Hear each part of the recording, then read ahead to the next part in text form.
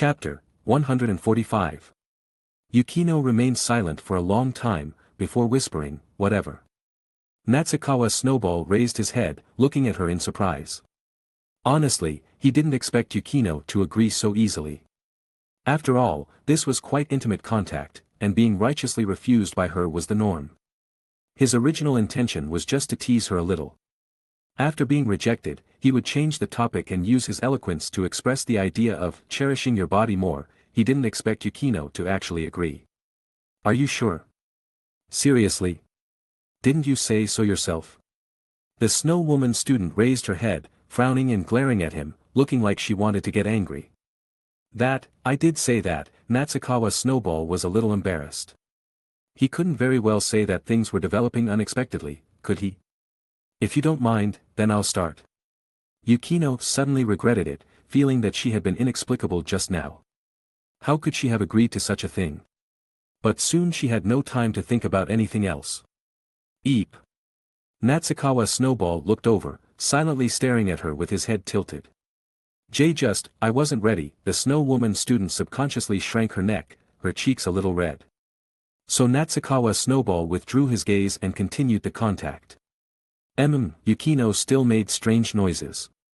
This time, Natsukawa Snowball himself couldn't help it. Looking at her eyes, he suggested, "Why don't you bite a towel?" Yukino widened her eyes and then glared at him fiercely, looking like she wanted to eat him alive. Natsukawa Snowball could only awkwardly withdraw his gaze, but he kept complaining in his heart. How was he supposed to continue? He guessed that Yukino must be quite sensitive, so when he touched her ankle, she felt a little itchy and involuntarily made strange noises. Originally, he was prepared to only rub it with his fingers, in order to reduce skin contact. Now, he could only press his entire palm against it. Perhaps her reaction would be smaller this way. The effect was pretty good. After he did this, Yukino really didn't make any more strange noises, so he didn't look up at her again, and continued to rub her injured area. Throughout the process, the two didn't speak again, and the whole room fell into silence. After a while, Natsukawa Snowball felt that it should be about time. He let go and observed, and found that, as he thought, the red and swollen area of Yukino's injury had visibly reduced, so he nodded in satisfaction. Indeed, the technique wasn't learned for nothing, he muttered, then turned his face to look at Yukino Shida, looking like he was ready to accept praise, but he was stunned. This. In his vision, Yukino's cheeks had turned completely red, like they were stained with the afterglow of the setting sun, her shy posture like a cute angel. He was a little dazed. Is it over?" Seeming to have just regained consciousness, Yukino lowered the hand covering her mouth after seeing him stop, and breathed a few times, slightly heavily. The heavy sound was particularly noticeable in the quiet infirmary, and Natsukawa Snowball could almost feel the moistness of the hot breath hitting his face. What's wrong?" Yukino looked at him blankly, her usually cold eyes now seeming like silk, delicate and alluring. "And nothing." Natsukawa Snowball slightly averted his gaze, unable to look directly at her. The usually aloof Snow Woman student revealed a delicate and cute appearance. This contrast was really too, wasn't it? Right.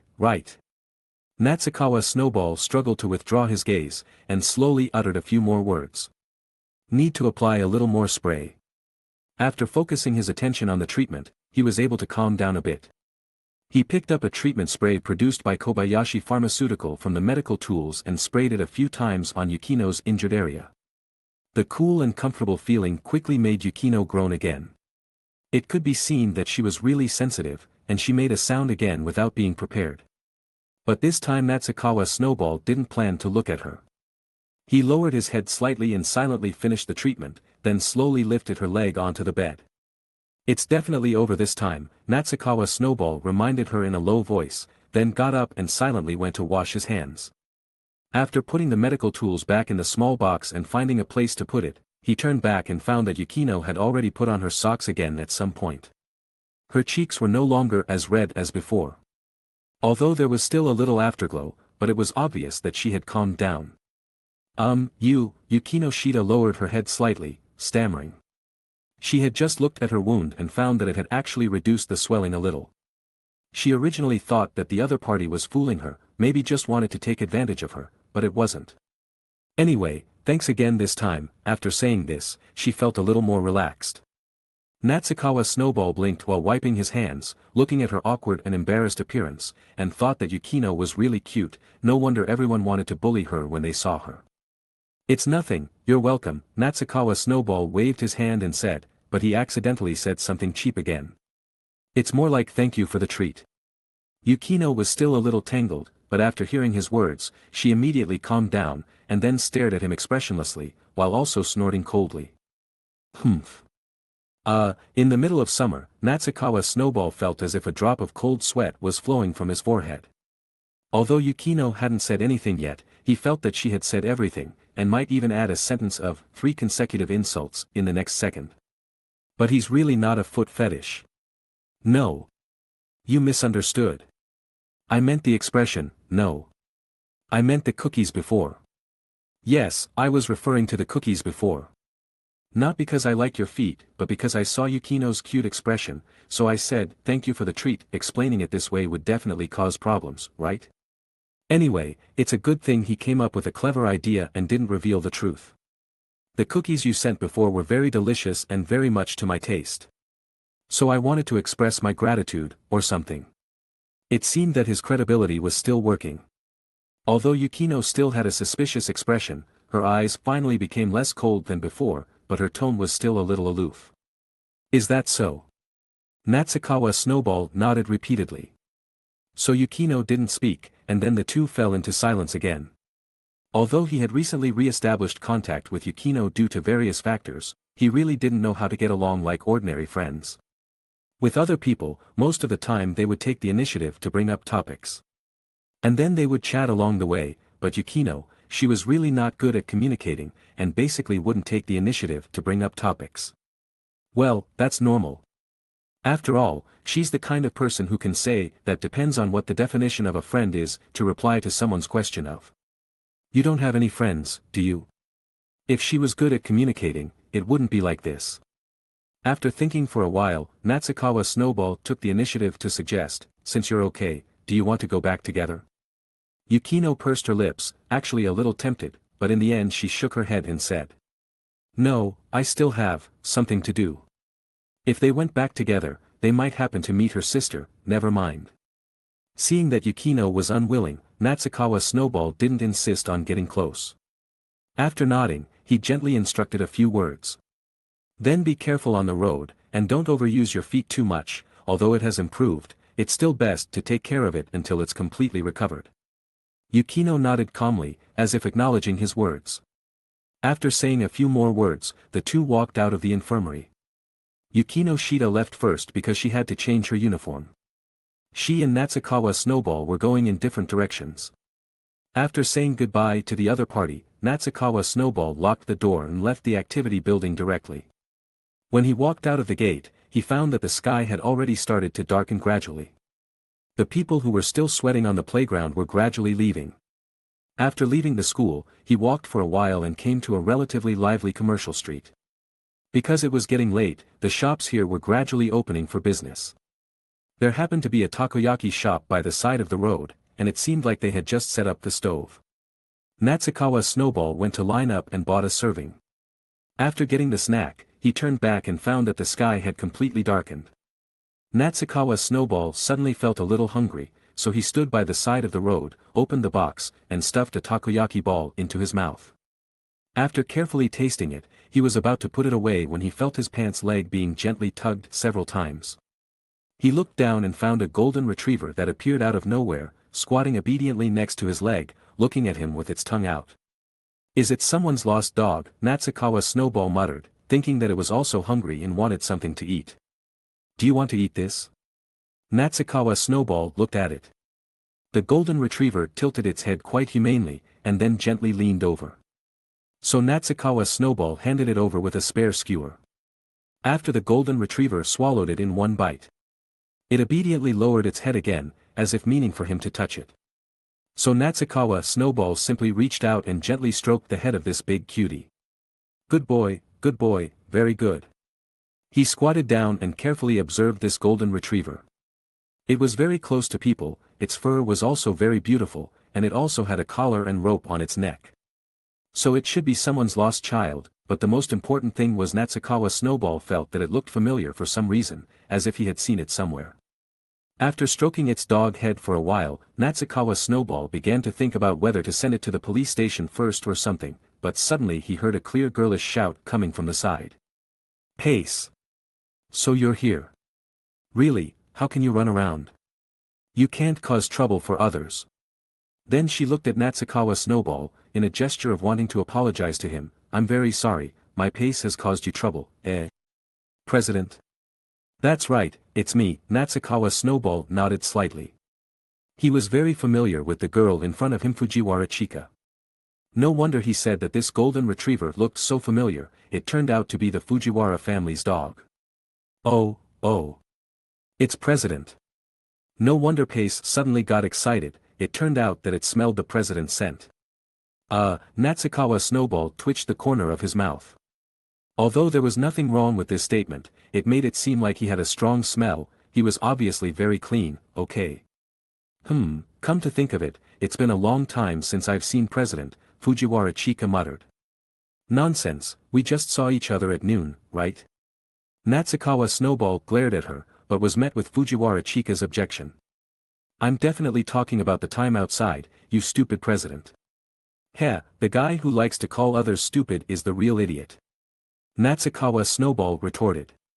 "What, President is obviously the idiot." Fujiwara Chika puffed up her cheeks and began to accuse him. "And I just saw it, what did President want to do to my Pace?" "You're not allowed to abduct Pace." "I didn't want to abduct it, okay?" Natsukawa Snowball complained, raised his hand, and gestured to the snack in his hand.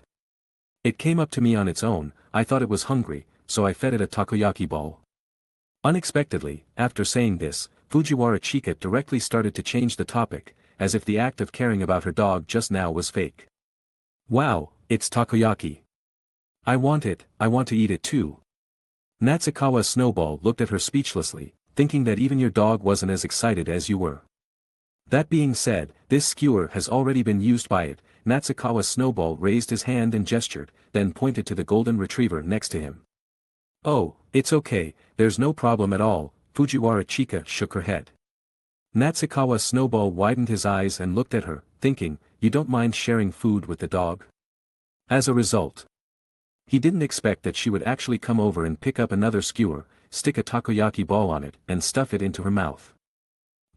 Delicious. She even had a happy smile on her face. Natsukawa Snowball.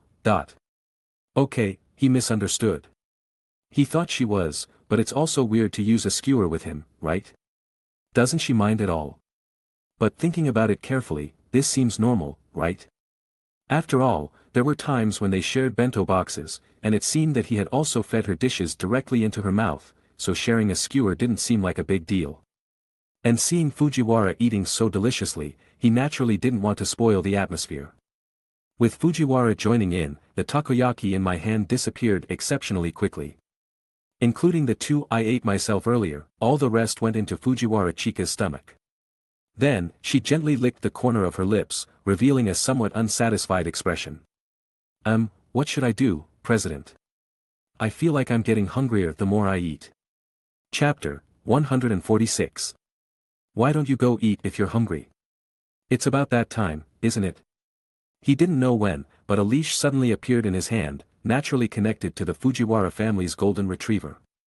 But the problem is, wasn't he the one who was supposed to be walking the dog? "Oh no, not today, Toyomine is coming home today, so I have to wait for her to cook. She'll be sad if I eat out." "So then why don't you just go home and eat?" Natsuki retorted. "What are you saying, President? How can I leave you and run off alone?" Natsuki had a dark line on his face. It was as if he were some kind of elementary school student who needed to be taken care of. After walking and chatting for a while, a vending machine appeared by the roadside. Natsuki happened to be a little thirsty, so he turned and walked towards it. "What do you want to drink?" Ramen. No, that's not good, it's not quite summer yet, or carbonated juice. But I really want to drink ramen or maybe both." "Too bad, there's only one option," Natsuki said expressionlessly, thinking that this girl really didn't know what it meant to be polite. It was one thing to choose, but she actually wanted everything. A president is so stingy, Chika muttered, and then, under his murderous gaze, finally made a decision. Then I'll have the carbonated juice, I'll save the first ramen of the year for the real summer. I don't understand where you get this sense of ritual from. Natsuki shook his head, then skillfully bought 2 cans of carbonated juice and presented them to Chika Fujiwara. Orange or green apple, which one do you want? Damn, you're using that move. Chika was a little troubled. Natsuki glared at her and urged, it's already nice of me to let you choose first, don't be silly, hurry up. Then I'll have the orange one. Chika hesitated for a long time before finally making a decision. But when Natsuki handed her the orange juice, as soon as she pulled open the ring pull, she stared at him with a pitiful expression, making it difficult for him to drink. Then you drink this? Natsuki sighed, glad that he hadn't taken a sip yet, so it didn't matter if they swapped. But Chika still hesitated and couldn't make a decision, still staring at the soda can in his hand with a pitiful look. Hey, don't go too far. I want to drink it myself too. I won't snatch yours. Chika puffed out her pink cheeks and said sullenly. I'm just a little curious about what it tastes like. Then you can just try it next time, right? Natsuki glanced at her, still holding the open soda in his hand. Oh, President, you don't understand, these things should be satisfied immediately. By the time the next time comes, the mood will have changed, and I might want something else. Then just buy one yourself now. I didn't bring any money. Chika put her hands on her hips and said matter-of-factly. To prevent being tempted by food, I never bring money when I take Pace out to play. But aren't you being tempted anyway?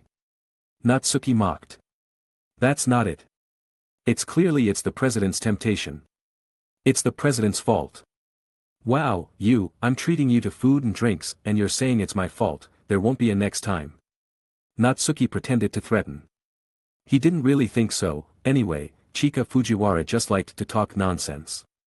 But it was quite effective, because he saw Chika's small face blushing, revealing a very embarrassed look.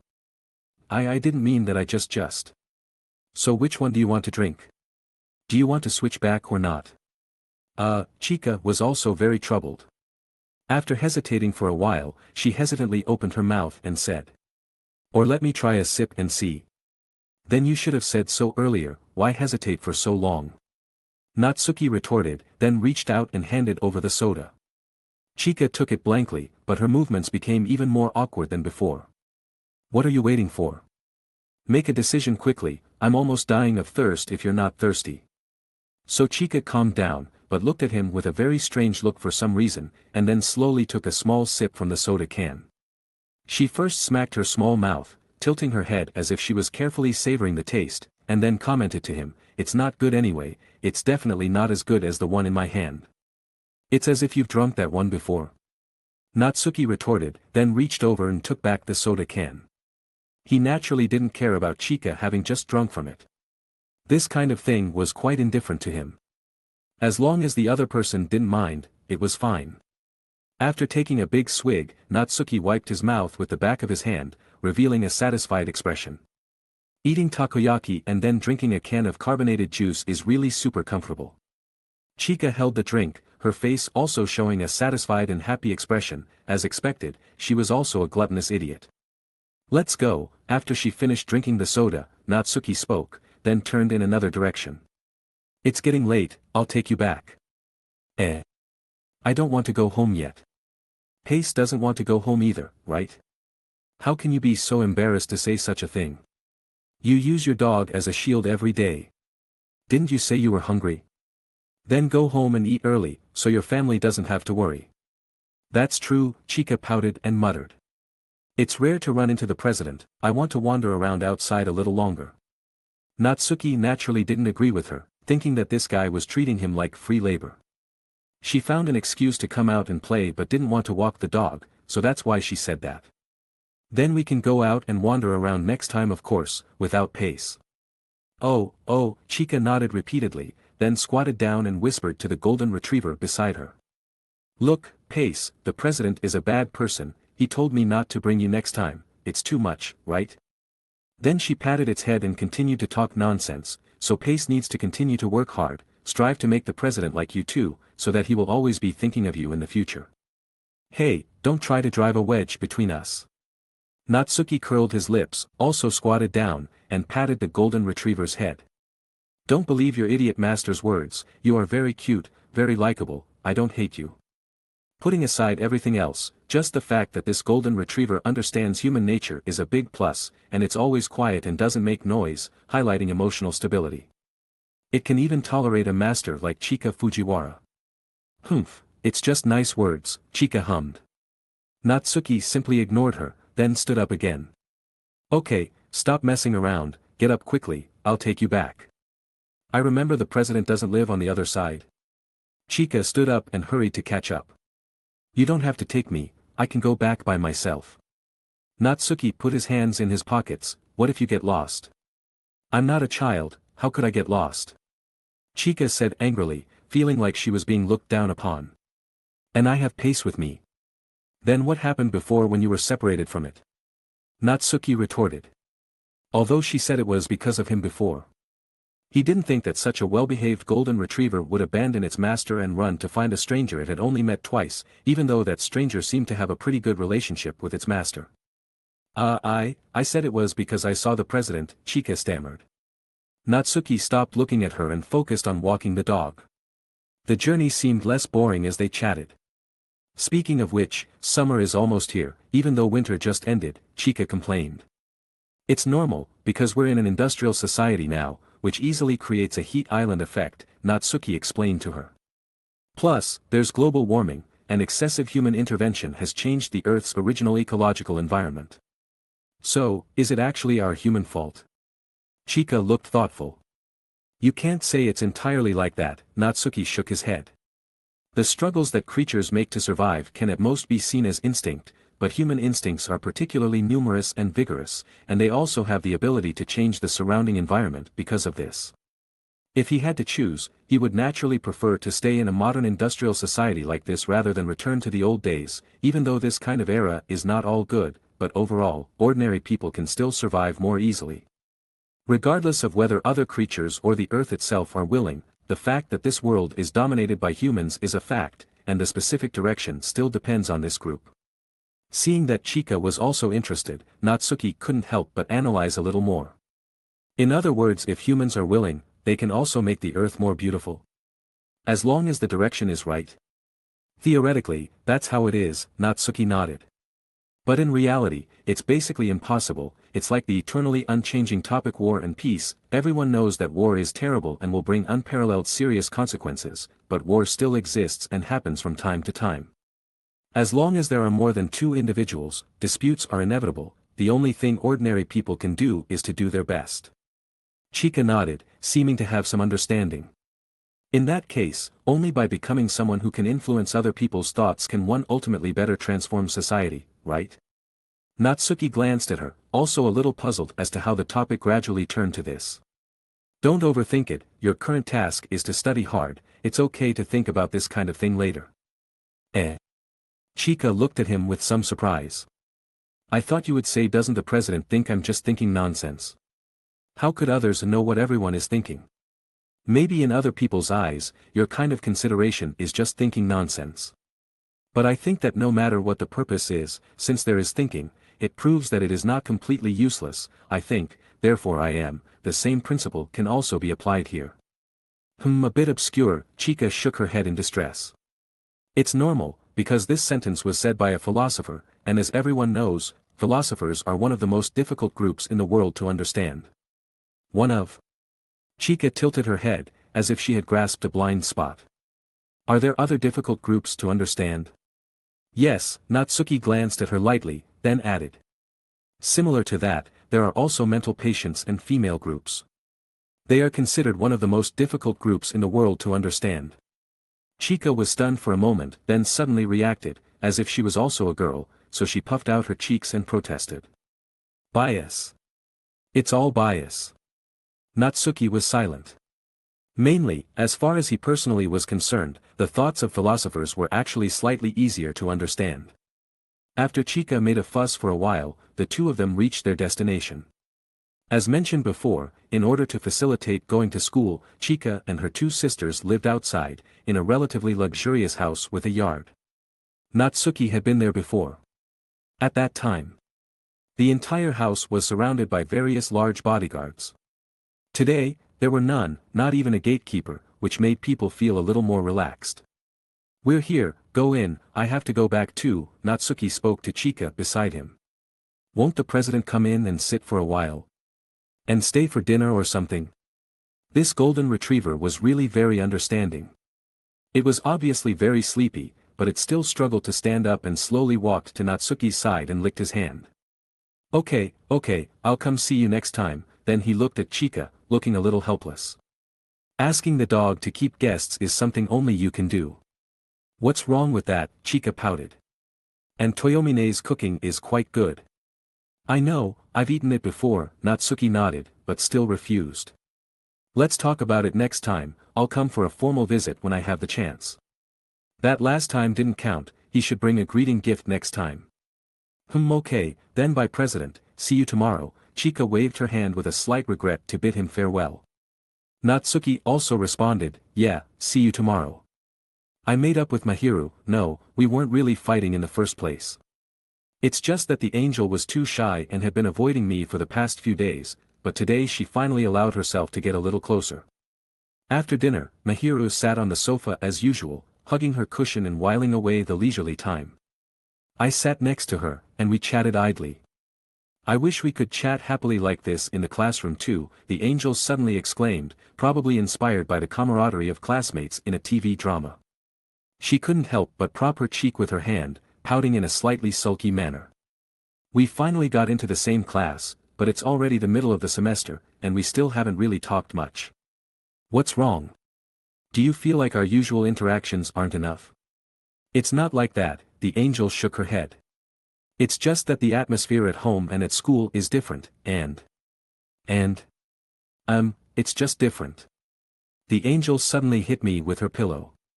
"Anyway, you're so oblivious, you wouldn't understand even if I told you." "I can't agree with that," I retorted, quickly reacting to her sneak attack and blocking her subsequent offensive. In my opinion, the angel was much more oblivious than I was. At least I could sense the strange atmosphere that had suddenly appeared in the class. But Mahiru seemed completely oblivious, still thinking that no one had noticed our interactions and that we were hiding it well. A slightly helpless expression crept onto my face. "That's what I said before, Mahiru doesn't need to hold back, if you want to talk to me, just come over, or should I take the initiative to find you?" "No, you absolutely can't come over," the angel shook her head vehemently. "If you do that, strange rumors will definitely spread about you again, right? I don't want to cause you any more trouble." I didn't know what to say. It seems like she's always been like this, caring more about my situation than her own feelings. And if I suddenly told her that our close relationship might have already been exposed to our classmates, it might upset her for a while. Well, maybe it's better to let her realize it on her own. Anyway, the classmates are already being obvious enough. During the forest school trip, the fact that Mahiru stayed behind to wait for me to wake up had already attracted the attention of other students. Only she herself is still clueless.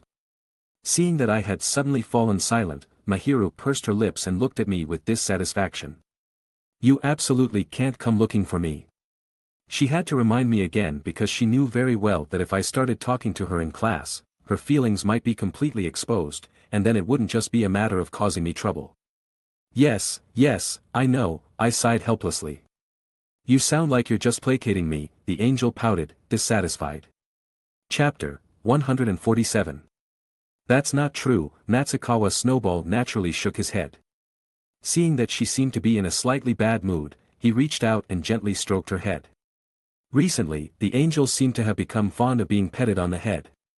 Ever since he had taken care of her hair before, she would occasionally take the initiative to ask for it.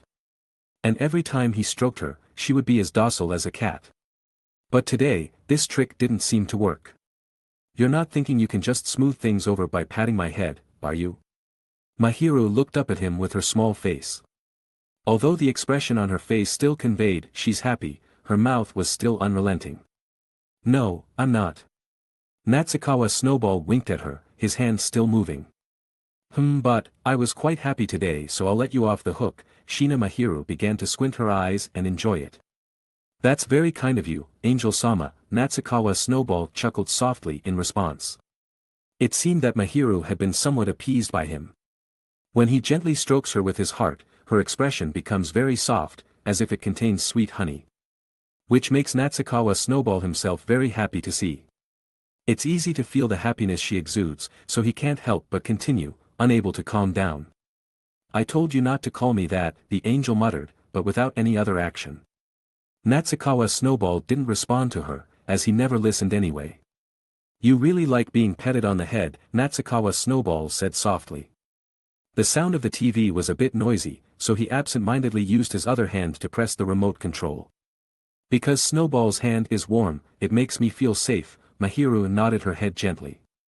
Well, how should I say it, my body temperature is indeed relatively high, Natsukawa Snowball scratched his head. Could it be because he was still in his development period? Or because he usually eats a lot and exercises constantly? I want you to pet me more. Don't always say things that could be misunderstood, Natsukawa Snowball sighed softly, then gently flicked Mahiru's forehead as a warning. But I'll do as you wish anyway. In other people's eyes no, in fact. He himself thought so too. This kind of statement was undoubtedly a dangerous remark implying that he should reach for other parts of her body. But because it was Mahiru who suggested it, he didn't want to misunderstand, but he had to remind her. Perhaps it was because the angel had just taken a bath, but he always felt that she exuded a very pleasant fragrance. Honestly, in such intimate situations, he would find it a little difficult to hide the throbbing in his heart. But he still endured it, carefully taking care of her beautiful hair, and occasionally saying a few words, wanting to cover up the sound of his own rapid heartbeat.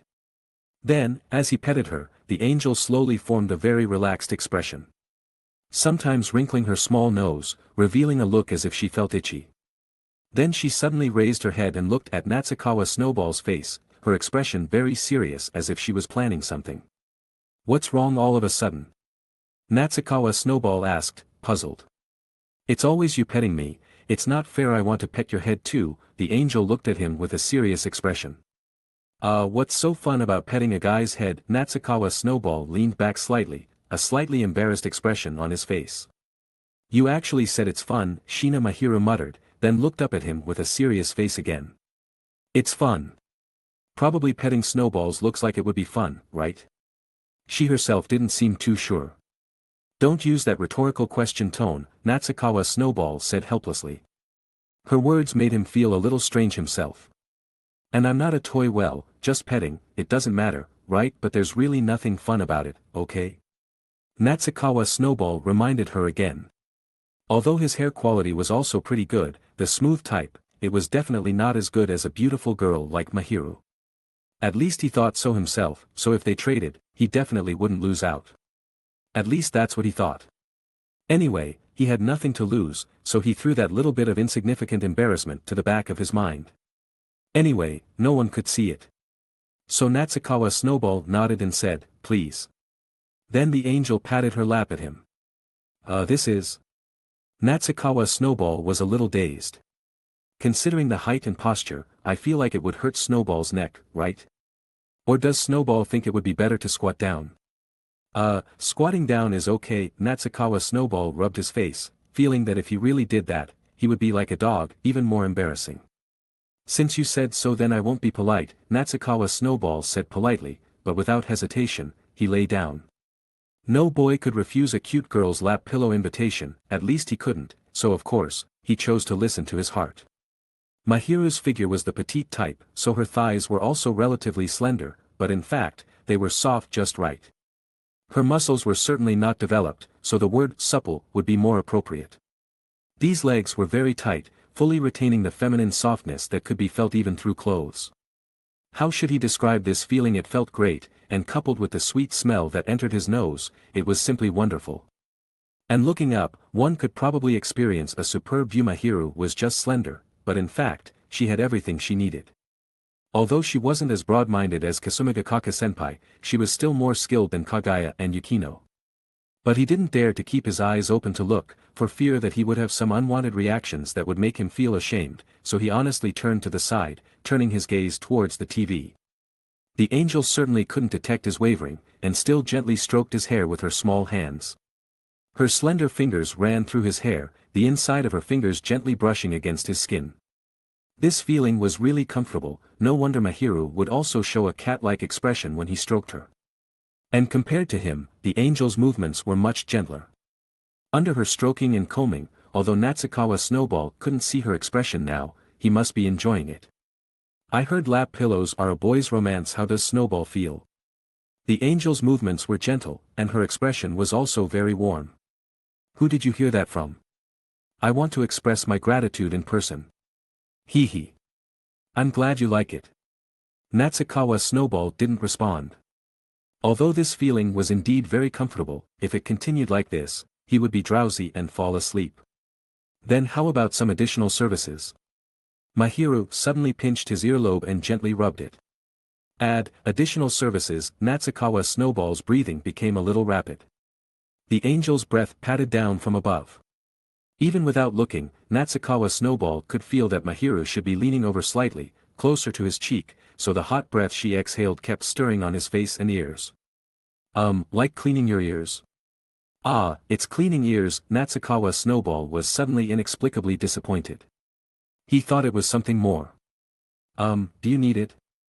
Although she was asking for his opinion, he could feel that Mahiru's hand hadn't stopped moving.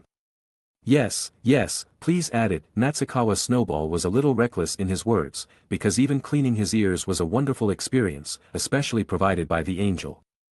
Okay, then I'll start. Mahiru laughed softly, then with a bit of excitement, reached for the ear pick and tissue that had been prepared on the table. Natsukawa Snowball suddenly trembled all over, his whole body stiffened, and his heart kept sending out indescribable wails. But the angel was unaware of his inner cries. She continued her movements, even lowering her body slightly so that her hand could reach further. She certainly hadn't noticed that Natsukawa Snowball had just tasted her soft touch and weight with his cheek, and she couldn't possibly know that his heart was constantly roaring at this moment. Now Natsukawa Snowball's mind was completely not on the matter of cleaning his ears, but he was held down by Mahiru, who softly reminded him, "Please don't move." He understood her meaning, because he was cleaning his ears, so he shouldn't move, but at this moment, he clearly wanted to roll around on the ground. The feeling of forcibly enduring it was really uncomfortable. But even so, he could only suppress his nature. Then, the next moment, he felt a hard object slowly drill into his ear canal. At that moment, his body trembled slightly. This was probably because of the sudden attack. After all, the ears were also very fragile places. But in fact, he wouldn't have this feeling when he cleaned his own ears. It was just that if the angel did it, it would not only create a strange mood, but also because it was done by a cute girl, it would also bring an indescribable sense of excitement. No wonder so many people like to get their ears cleaned, there's a reason for it. And the angel's personality itself was the very gentle type. When cleaning his ears, she was of course still careful. This light and gentle movement made him feel a little itchy. Both psychologically and physically. It was the kind of feeling that made him a little restless, but he couldn't say whether it was pleasant or would ignite his desires even more. But in this regard, the only thought that Natsukawa Snowball wanted to express was, "This is a superb view, please experience it. How's the pressure? It shouldn't hurt, right?" It doesn't hurt, it's actually very comfortable." Natsukawa Snowball squinted his eyes, enjoying it. "I see, that's good." Shina Mahiru's face not only showed a satisfied smile. "I heard that this is also a boy's romance, so was Snowball-kun's romance satisfied?" Maybe. So Snowball is a boy after all." Shina Mahiru's expression became even more gentle, and her fingers unconsciously gently caressed his cheek. "What else could I be?" Natsukawa Snowball retorted. If he wasn't a man, he wouldn't feel so depressed in his heart, and he wouldn't be so excited by the softness just now. Boys are really very simple creatures. As long as a cute girl is willing to take the initiative to get close to them, it's hard for anyone to refuse. Especially a girl like the angel who already has a delicate relationship with him, and a little slight crush, it's impossible not to make him feel a little flustered. Hee, because Snowball is always very gentlemanly, I thought he wouldn't be very interested." As Shina Mahiru spoke, her tone inevitably became a little resentful. Clearly, what she had heard was that boys are carnivores, and if you give them a little hint, they will start acting on their own. But she couldn't see any similar signs in him. Over time, the desire to convince herself of this couldn't help but become a little frustrated. But today, she was lucky enough to see a side of him that was different from usual. Even if I'm a gentleman, in this situation, it's difficult to unify words and heart, right? Natsukawa Snowball couldn't help but open his eyes. The angel had really misunderstood deeply, always thinking that he didn't care at all. With such a cute girl giving you a lap pillow, and adding ear cleaning services, it's hard for any boy not to be moved, right? So Mahiru herself should be careful. Men are like this, even if they usually have a good face, once there's no one around, they might really launch an attack. This was probably his personal statement, so it was particularly convincing. Humph. As a result, the angel just snorted softly, and then, as if venting her anger, suddenly stopped her hand movements and pinched his ear and pulled it lightly. This is punishment. I won't do this kind of thing to others. Is that the point? Natsukawa Snowball wanted to support his forehead. Isn't this important? Shina Mahiru also asked him in return. Natsukawa Snowball was speechless for a moment.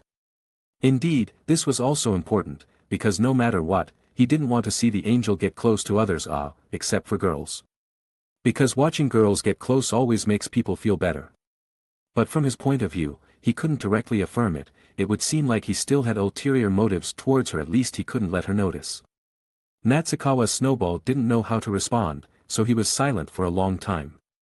Shina Mahiru didn't think there was anything wrong, and continued to slowly clean his ears. After serving for a while, she softly reminded him, "Snowball, you can change direction, it's time for the other side." After hearing this, Natsukawa Snowball subconsciously turned over. But after stabilizing his head, he was shocked to realize the terrible position had to look at the angel's small belly all the time, but what was even more concerning was a little lower. Because of the recent warming weather, and the fact that we're at home, the angel-like girl was dressed rather lightly. With only a pair of shorts on her lower body. Therefore, if he really flipped down a little more, what he saw would be hard to describe. So, he had to support himself a little and move his head slightly. As a result, the angel-like girl quickly pressed him back down. "Really, don't move around." S tone was slightly stronger, possibly because she was afraid her mistake might hurt his ear. Seeing that there was no way to do that, could only close his eyes again. But his other senses were still there, especially because he closed his eyes, the warmth coming from all around tightly enveloped him. Not to mention the softness on his thighs. Even more excessive was the pleasant fragrance constantly seeping into his nose, becoming much more intense than ever before, completely like a seductive crime. Was almost unable to distinguish whether this was heaven or hell. It was clearly a very fascinating feeling. But it was also exceptionally tormenting to his will.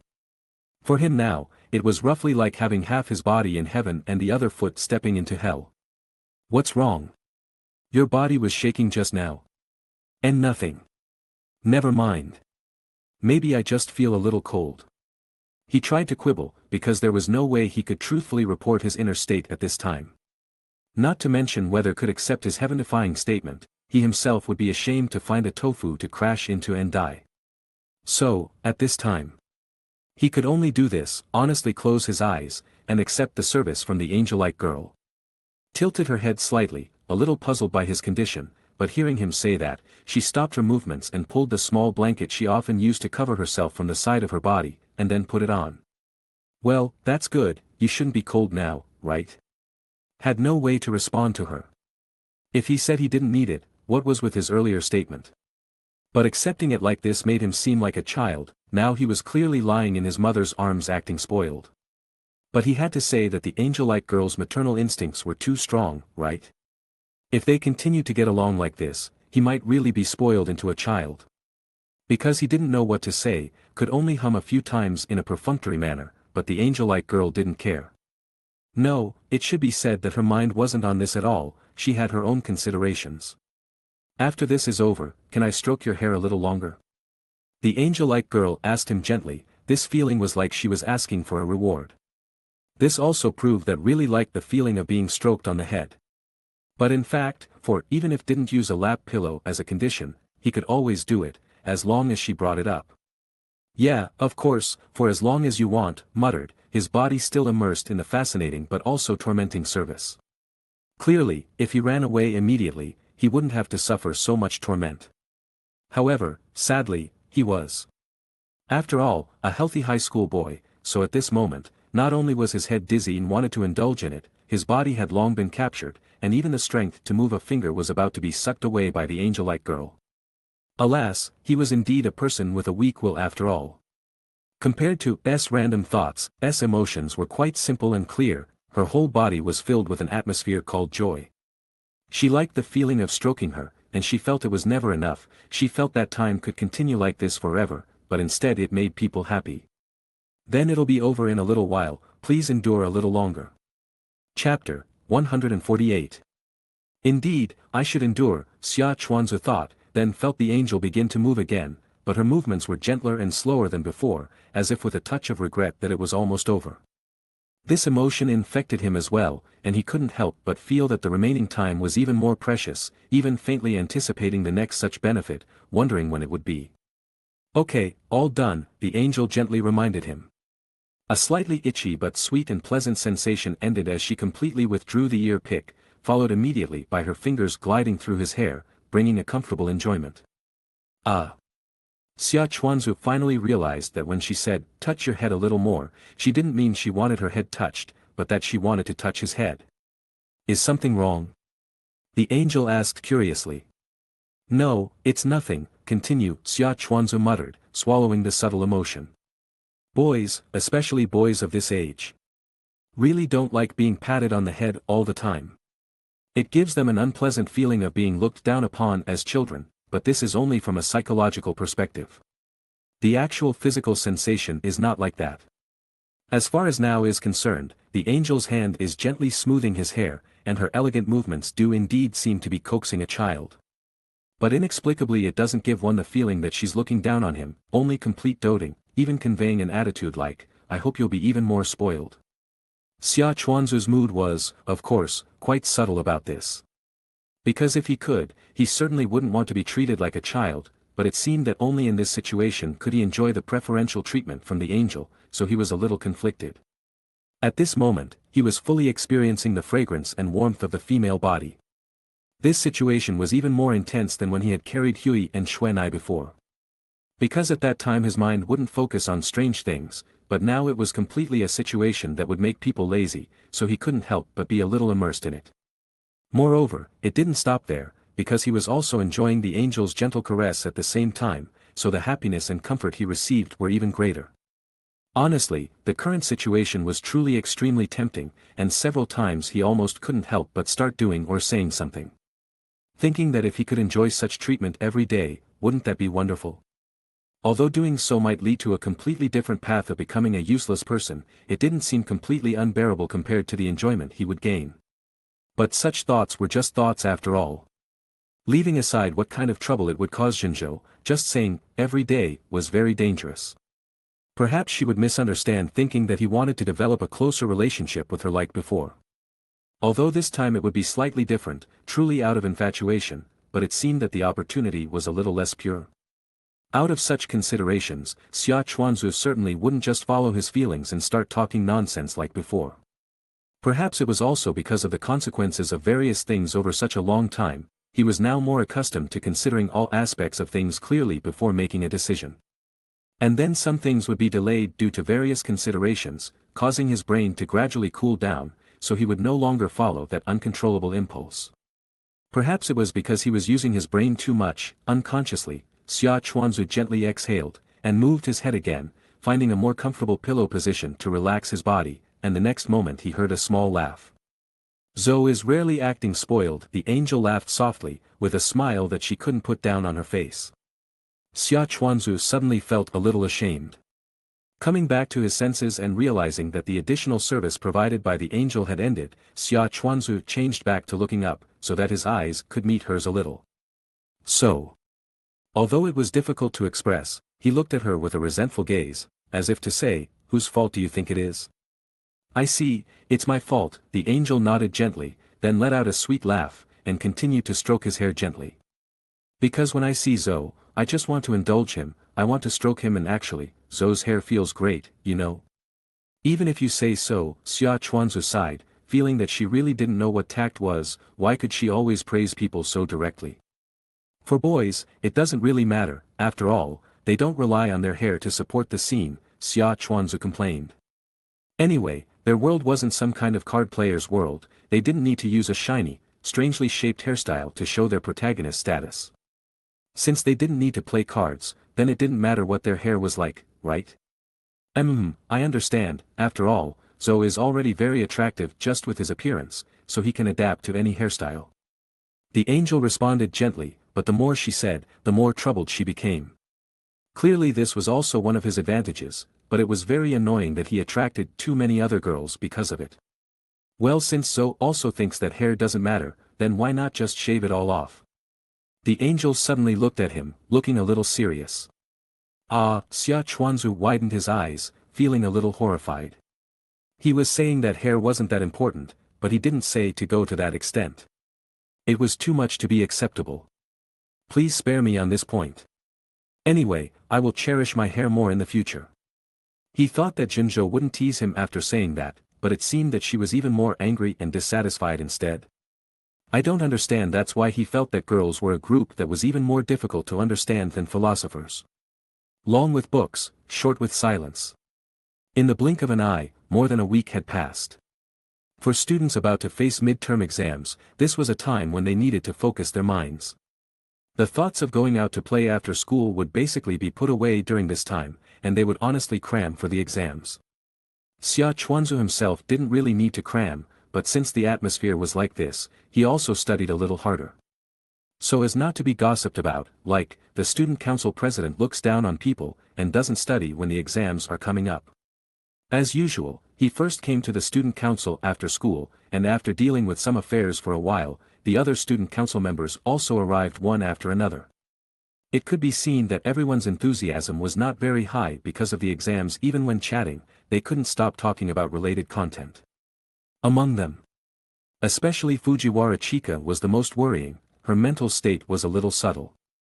It manifested as sometimes excitedly discussing where to go for a big outing after the exam days, and sometimes suddenly showing a sad and gloomy look, and then immediately becoming tragic, as if she was about to sacrifice heroically. Although the other people's behavior patterns were not exactly the same as usual, they were not as eye-catching as Fujiwara Chika. After seeing this, Xia Chuanzu couldn't help but complain a few words. It's just a midterm exam, there's no need to worry so much, right? This is an outrageous statement. All outrageous statements. An excellent student like the president definitely wouldn't understand. The feeling of disappointment after studying hard, but not being able to find your name on the list after the exam. Xia Chuanzu was a little speechless, because he had never experienced such a thing. Even before he decided to approach Huey, his ranking in the grade was also very high, and even if he missed one subject, he probably wouldn't fall off the list. As for what list actually, compared to other high schools, their Shizuyuan's examination system was slightly special. The usual exams didn't count, but for large exams like midterm exams and final exams. A grade list would be posted on the bulletin board after the exam, which would clearly list the names of the students from each grade from left to right, from the first place to the middle rankings, as well as the corresponding scores. That is to say, if you can't find your name on the list, it means that you can't even beat half of the students in this grade. It's fine for high schools with very high deviation values, because most students are very capable, and their usual rankings are you surpassing me and me surpassing you, but it's not the same in Shizuyuan. Although their school's teaching staff and infrastructure are also very luxurious. After all, the students here are mainly a group of wealthy children, and there are really not many people who have a serious attitude towards learning. Most people have a learning attitude of, that's about it, and their purpose is just to be able to give a good account to their parents. Therefore, their overall strength is not strong. And in this case, if you still can't beat half of the people, the only reason can only be that you usually don't pay much attention to learning, so it's completely okay to call you a fool. If you care so much, then just study hard and seriously at ordinary times, right? Xia Chuanzu said helplessly. Like in neon societies, in general schools, teachers will actually hide some things when teaching. The purpose is to let students who want to improve go to tutoring classes outside. But Shizuyuan is different. The teachers' salaries here are frighteningly high, and the only requirement for them is to teach the students all the knowledge corresponding to high school as much as possible while complying with professional ethics.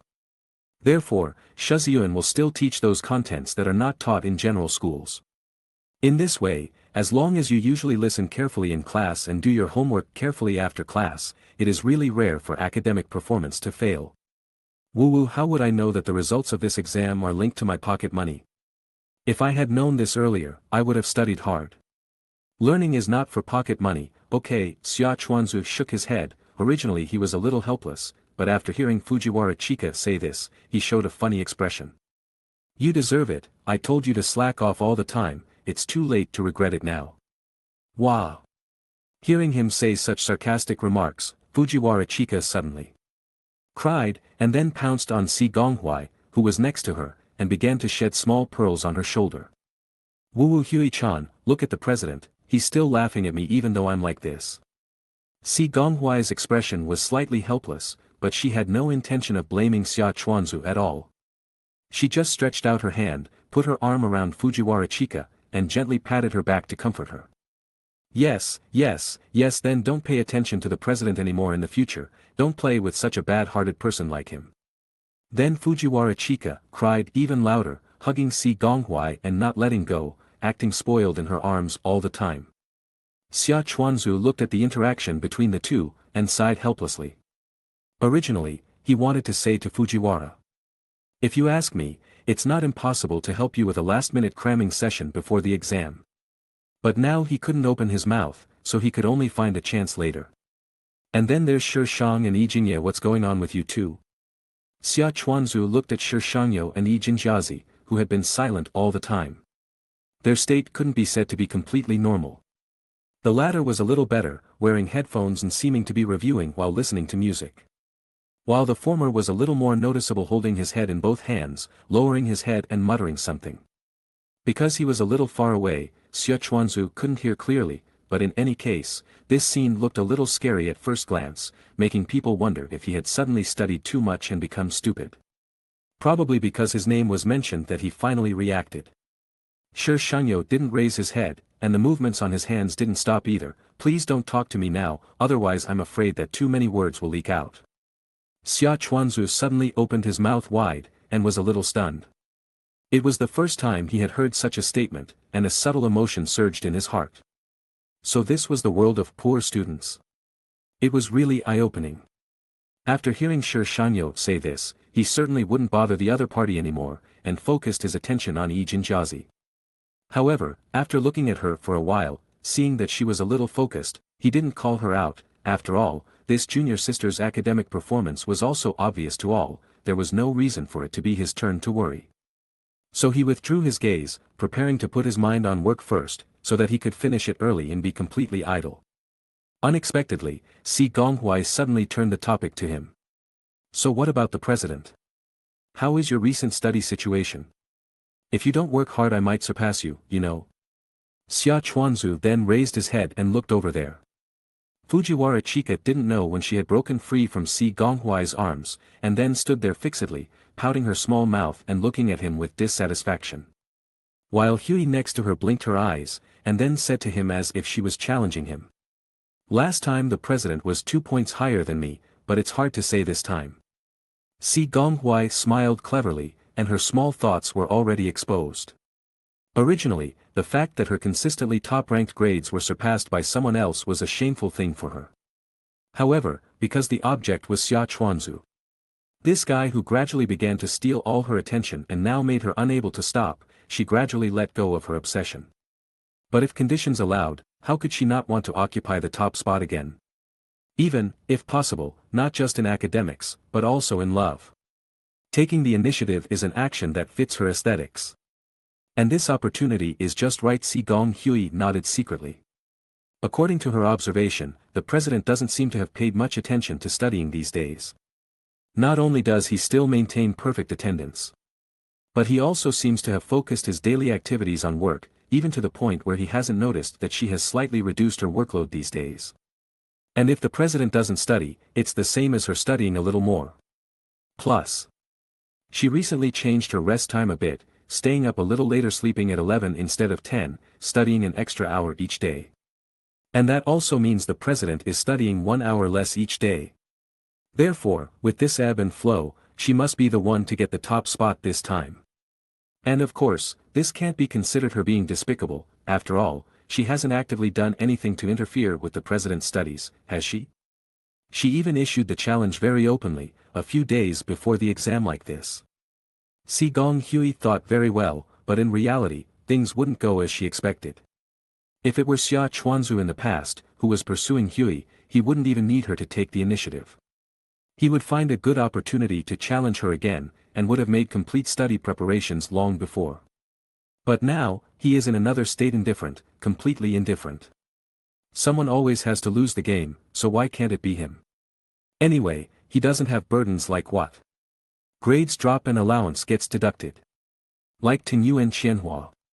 He himself has only been studying as usual out of past habit, but that doesn't mean he's obsessed with it. Therefore, no matter how much his grades drop, once a habit is formed, his study rhythm generally doesn't change. And in fact, because he took on the task of tutoring Ying Lily and Jia Hui, and it was close to the exam, he simply helped tutor them in their other subjects as well. Therefore, for him, the process of searching for information can be considered a review and consolidation, so the actual study time is actually more than in the past. And since Hui has said so now, how could he ignore her thoughts and refuse such a challenge? After all, no matter what, he is already standing in the position of not wanting to win, and as long as he doesn't want to win, then he will never lose. So Xia Chuanzu gladly accepted the challenge from Si Gong Hui. Okay, then I'll wait and see.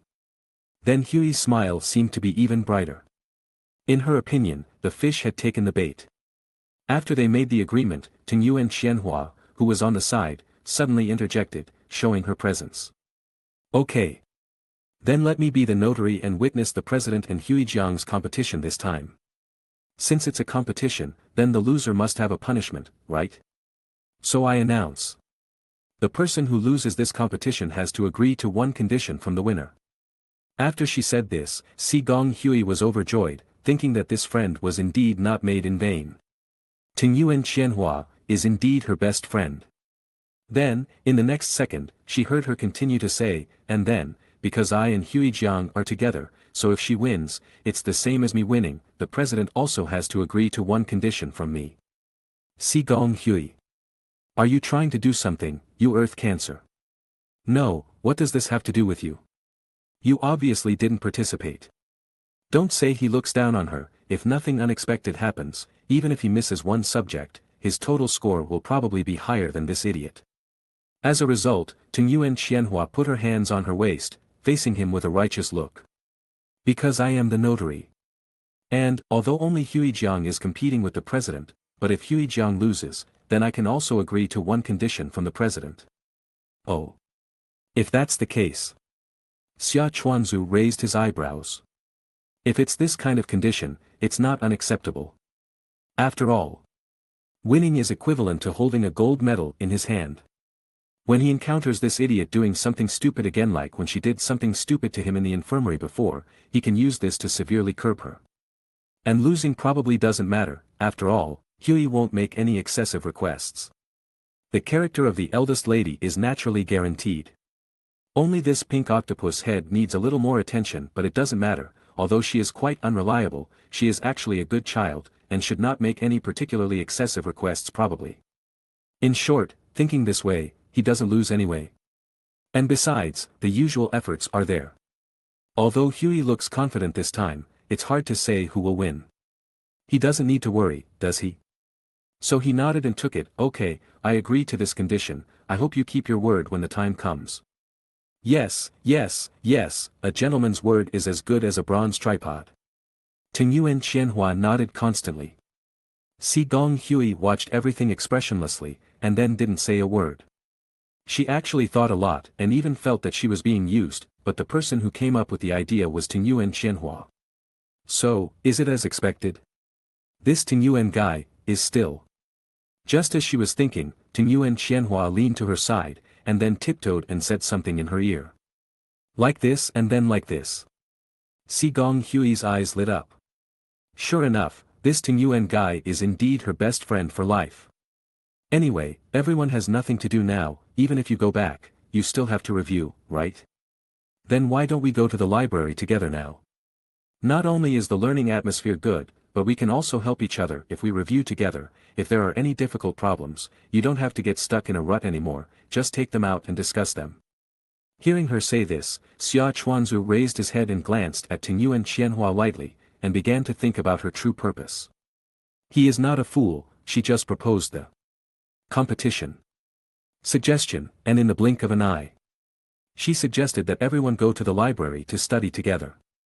It is obvious that she wants to do something. Combining this with her consistent approach, it is estimated that she wants to provide assistance to Huey by interfering with his study. After all, Tingyuan Qianhua herself said, if Huey wins, it's the same as her winning. Then with this guy's personality of always cheating when playing games, she will definitely not give up the option of cheating, but she can't control his time after he goes home, so she has to figure out how to waste his review time at school. Well, it should be such a line of thinking. Xia Chuanzu nodded secretly. He has almost figured out Tingyuan Qianhua's thinking, but what he doesn't understand is, since she suggested to study together, why did she choose the library as the destination? Obviously, places like family restaurants would be more suitable, right? After all, the library is originally a place where you need to keep quiet, and it is impossible to find time to play around. Then he can hardly think of other ways for the other party to interfere with his study. Forget it, if you can't figure it out, don't think about it. There's no need to get stuck in a rut like this. It seems like he cares about winning or losing. So Xia Chuanzu nodded and responded, I have no objection, I don't have any arrangements after that anyway. Take the soldiers to block, and the water to cover. Agree first, and then see how to deal with the situation, and in the end, who knows who will interfere with whom. Chapter 149. Oh, President agreed so decisively. Fujiwara Chika complimented perfunctorily, then looked at Shinomiya Kagaya beside her and said, Kagaya-chan certainly has no problem, right? Yes, it just so happens that I don't have any extra classes today, so it's okay to go back a little later. Shinomiya Kagaya responded with a smile. This was a planned event, so of course she couldn't drop the ball. As for anything else, she'd leave it to AI to worry about. After confirming that everyone would participate in the study session, they first looked at each other, and then turned their attention to the two lower-grade students beside them. Ishigami seemed to have recovered a bit and finally reacted to their conversation, so Fujiwara Chika took the initiative to ask for his opinion. Ishigami, how about you? Do you want to go to the library to study together? Study together. Yeah, the people participating now are me, the president, and Kagaya-chan. Fujiwara Chika kept nodding her little head, as the more people, the better for her. Study, Shinomiya-senpai, Ishigami you muttered a few words, then suddenly shuddered, and instantly woke up from his dazed state. Then he subconsciously looked up at Shinomiya Kagaya, seeing her looking at him with a kind smile. Eek! With just one glance, he froze completely, because he recalled the days when he was frantically whipped by his senpai to study. It was no exaggeration to say that he came from hell. Well, I think I'll pass. I have something to do. I'll go home first. Ishigami Yu stood up in a panic, then slung his bag over his shoulder and rushed towards the door. He finally managed to get out of hell alive, and he would rather die than go to any study session. He actually ran away. Fujiwara Chika stared blankly at Ishigami Yu's disappearing back, pouting in dissatisfaction. What a useless junior.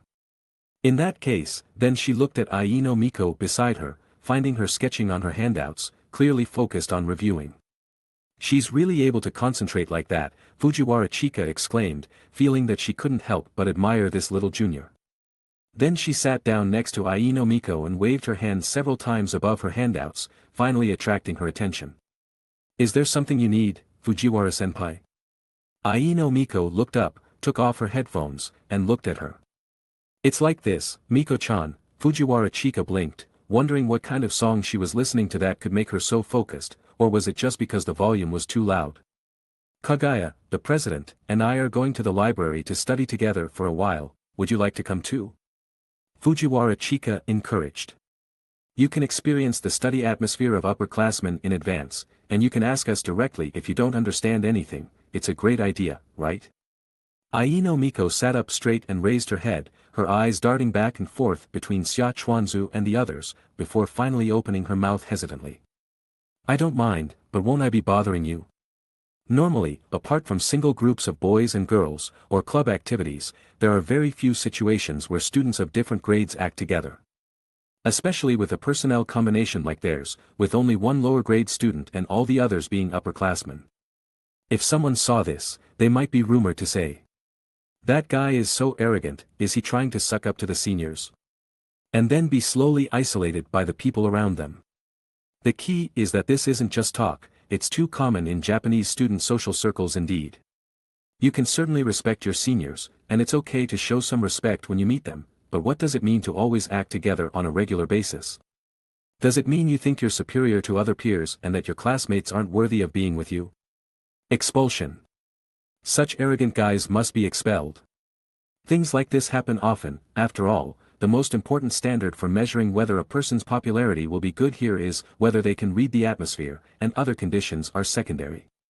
However, for Aino Miko, what she actually cares about is not this unspoken rule at all, because she doesn't understand it at all. The key is because of her personality and her identity as a disciplinary committee member. So she is usually already in a position of being rejected by others, so even if she really understands this, she wouldn't care much. What she is mainly worried about is, this is the first time she has been invited to participate in a study session. Will she not do well? And what should she do during the study session? Should she bury herself in study all the time? Or should she take the initiative to communicate with everyone about the study situation? She really doesn't know anything about these things. If it were before, she definitely wouldn't have cared so much. Even if she was really invited to participate in a study session, she would probably just execute her own study rhythm very stubbornly, but this situation is really different. Although she doesn't say it on the surface, she has been very happy in the student council during this time, and found that everyone is very friendly to her. Even Shinomiya-senpai doesn't have any hostility towards her, even though she had criticized her like that before. Therefore, she also took it to heart, and gradually realized the importance of friends. And slowly became a little reluctant to part, and began to carefully pay attention to her interactions with everyone, and occasionally worried about whether she was too clumsy and would say something wrong that would make others uncomfortable. This may be her growth, and this is another excellent opportunity for growth. She will definitely not miss it even if she is worried. So, Aino Miko strengthened her determination, that, actually, this is the first time I've been invited to participate in a study session. If there's anything I don't do well, please bear with me. Eek. I accidentally bit my tongue. The little junior showed an embarrassed expression, but the other people didn't mean to laugh at her at all. Fujiwara Chika even hugged her tearfully and stroked her head to comfort her. Woo-woo, Miko-chan, from now on, I will definitely ask you to study together often, and won't leave you alone. This was said very beautifully, but the other two looked at each other silently, and then turned their eyes away. Study hard? You're talking nonsense. Twice a semester is considered you've worked hard, once for the midterm sprint and once for the final sprint. If you can study at other times, he, the student council president, will let you be it. Xia Chuanzu silently complained in his heart, but he couldn't expose her at this time, because the little junior next to him looked very moved, giving people the feeling that she had found a home. Yes. Please be sure to invite me later, I will be prepared. But no matter how the process was, Aino Miko had agreed, so the others didn't stay any longer. After Fujiwara Chika returned to her usual silly look, they took their bags and went to the library. Zayazuyuan's library is very grand, covering a large area, and has a large collection of books. In order to facilitate students' learning, the library is specially divided into 2 floors. The lower floor is mainly for borrowing and reading books, and the upper floor provides a large number of empty seats for students to study on their own. The group went straight to the second floor and found a slightly remote and unoccupied corner to sit down. There are actually not many people on the second floor of the library. Students themselves are not a group that will honestly study hard every day, and the individuals who are serious and will make appointments to come here to study account for too little, so the entire venue seems a bit empty. And even the rustling sound of turning leaves is easy for people to hear, let alone more noisy sounds. Therefore, Xia Chuanzu can be said to be completely relieved. In this way, no matter how thick-skinned Fujiwara Chika is, she won't be embarrassed to make a lot of noise here to disturb people, right? Especially with the current seating arrangement. Shinomiya Kagaya is sitting on the innermost side next to him, and Fujiwara Chika is opposite her, and then Aino Miko is sitting opposite him.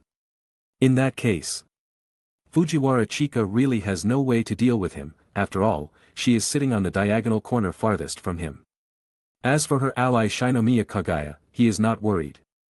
Because if Kagaya personally comes to make trouble, who will be responsible for the study task? Fujiwara Chika. Do you think she can learn more than him?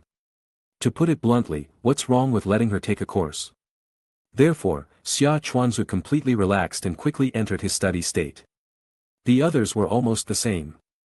As top-notch excellent students, Aino Miko and Shinomiya Kagaya are also people with good study habits, so they quickly entered the state.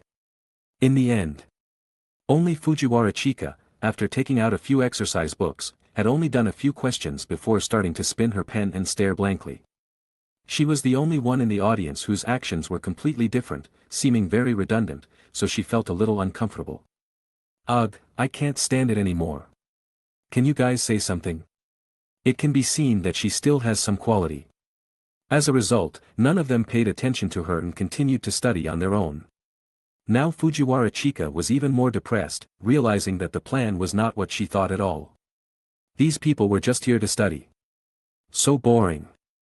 So she relaxed completely, stretched out her hands and lay on the table, looking at the others with her face sideways, pouting to express her dissatisfaction. Everyone only knows how to study, and no one talks to me. Aino Miko was the first to react, probably because she already had ideas in her heart, so she was able to break away so quickly. Then why doesn't Fujiwara-senpai study? Aino Miko tried to pick up the topic. Oh. Good question, Miko-chan. Because I don't like it. You shouldn't do things you don't like, this is the principal Kagaya-chan told me. Come on, I don't remember saying that, Shinomiya Kagaya interrupted without raising her head. Although she had been studying all along, she had also been observing the situation all along, just simply multitasking, no problem. Have you forgotten? You clearly said it at the beginning, if you don't like it, don't do it. Sad. I always thought Kagaya-chan was right, so I remembered it until now. Don't blame your responsibilities on others. Study hard for me.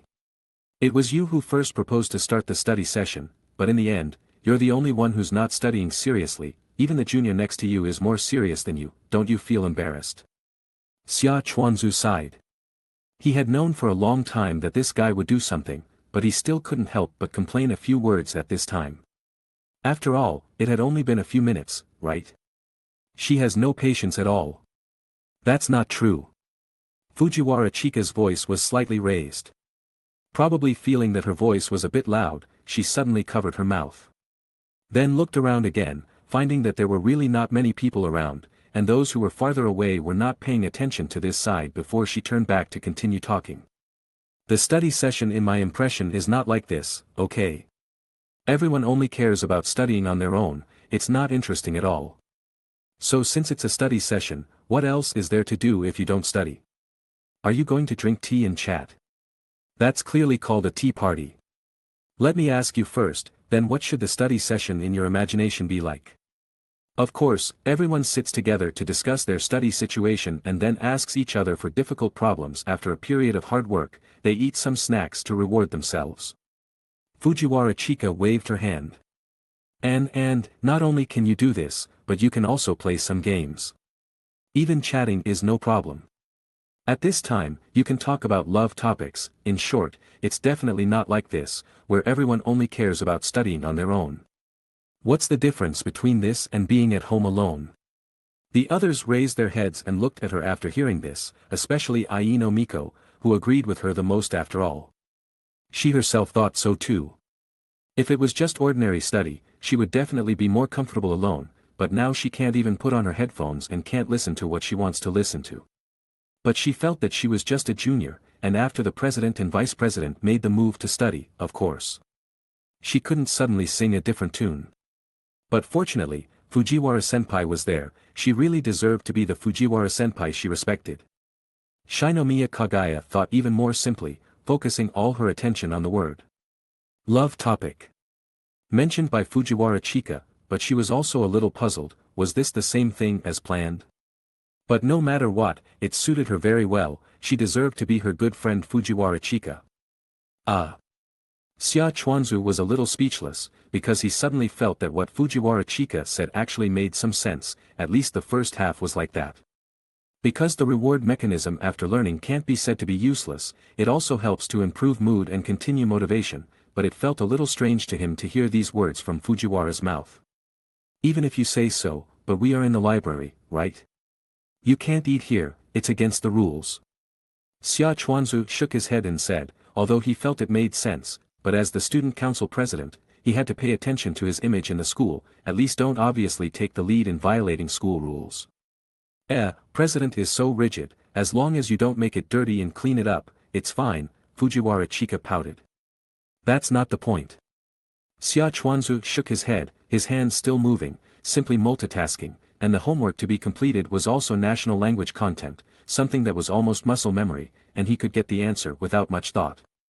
The library is a place for everyone to read and study after all. Even if no one pays attention to you. It would be very strange to start eating alone when everyone is serious, right? And not to mention the smell of food, it will ultimately affect others. As for playing games and chatting, I naturally won't object, but the premise is to pay attention to the place still. It will definitely affect others to fool around and communicate in the library, but other places don't matter, so it's better to have booked the place at a family restaurant or somewhere else. At least you don't have to be so timid like this. Xia Chuanzu spread his hands, expressing a helpless look of. You chose the wrong place. He also considered this point, so he agreed without hesitation, anyway. He felt that Fujiwara couldn't do anything in this place. Wait. Did he seem to have been dragged into this guy's rhythm? Unconsciously, he began to be distracted to chat and didn't care about studying. Then Xia Chuanzu subconsciously turned his head to look at Si Gonghui, and found that she had also stopped writing, put her hands on the table, and looked like she was listening to their chat seriously, and then he felt a little relieved. Although he knew in his heart that studying for such a short time should not have any impact on the result, but seeing himself goofing off and chatting while his competitors were studying hard would still make people feel worried. But he didn't expect Huey to be interested in this topic, and Ijinya Mitzi was also there, and had already stopped studying and joined the discussion. Although I don't have much experience, it seems that study sessions are really like what Senior Fujiwara said, right? That's what I saw on TV, Ijinya Mitzi raised her little hand and said. In her impression, Senior Xia Chuan and Senior Si Gong were both people with very good grades, so Senior Fujiwara should be the same. Right? Since everyone is so relaxed and started chatting, then she must actively participate, so as not to be considered an unromantic person again, she doesn't want to be said. You really can't read the atmosphere. Again. Even Ijinya thinks so, what does Huey think?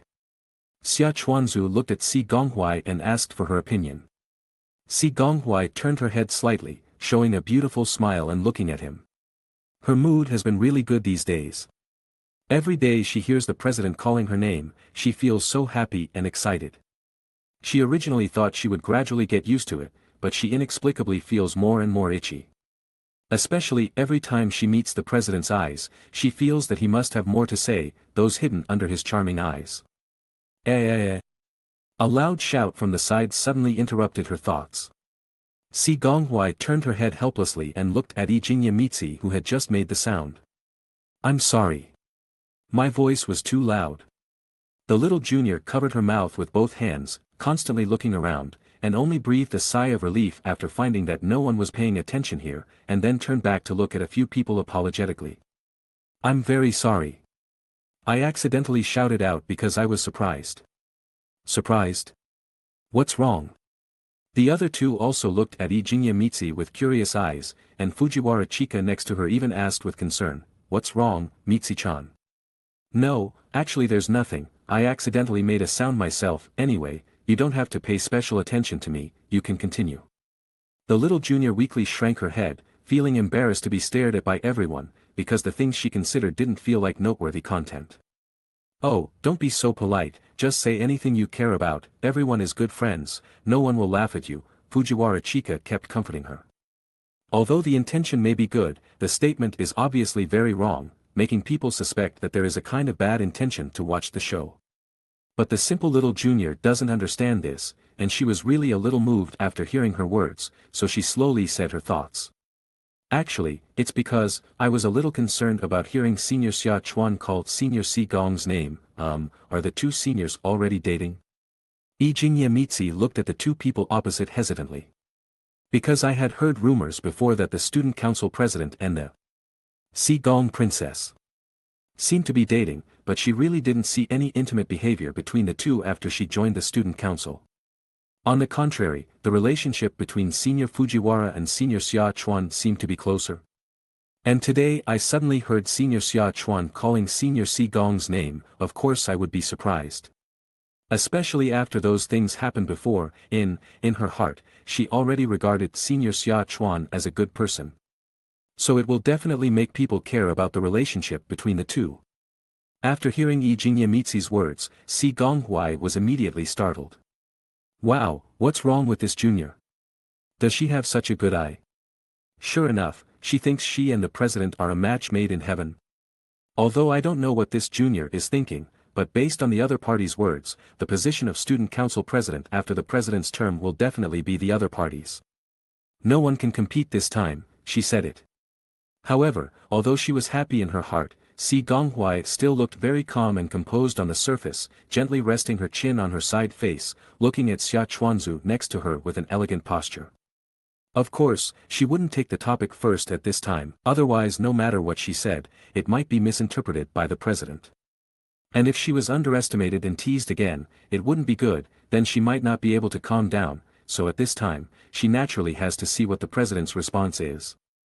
In short, after she didn't answer, Xia Chuanzu first glanced at Si Gonghui, and seeing that she didn't look very angry, he breathed a sigh of relief for this junior who made a shocking statement. She dared to joke about the Ice Queen. Super brave, junior. You misunderstood. Xia Chuanzu shook his head, which was a positive answer to the other party.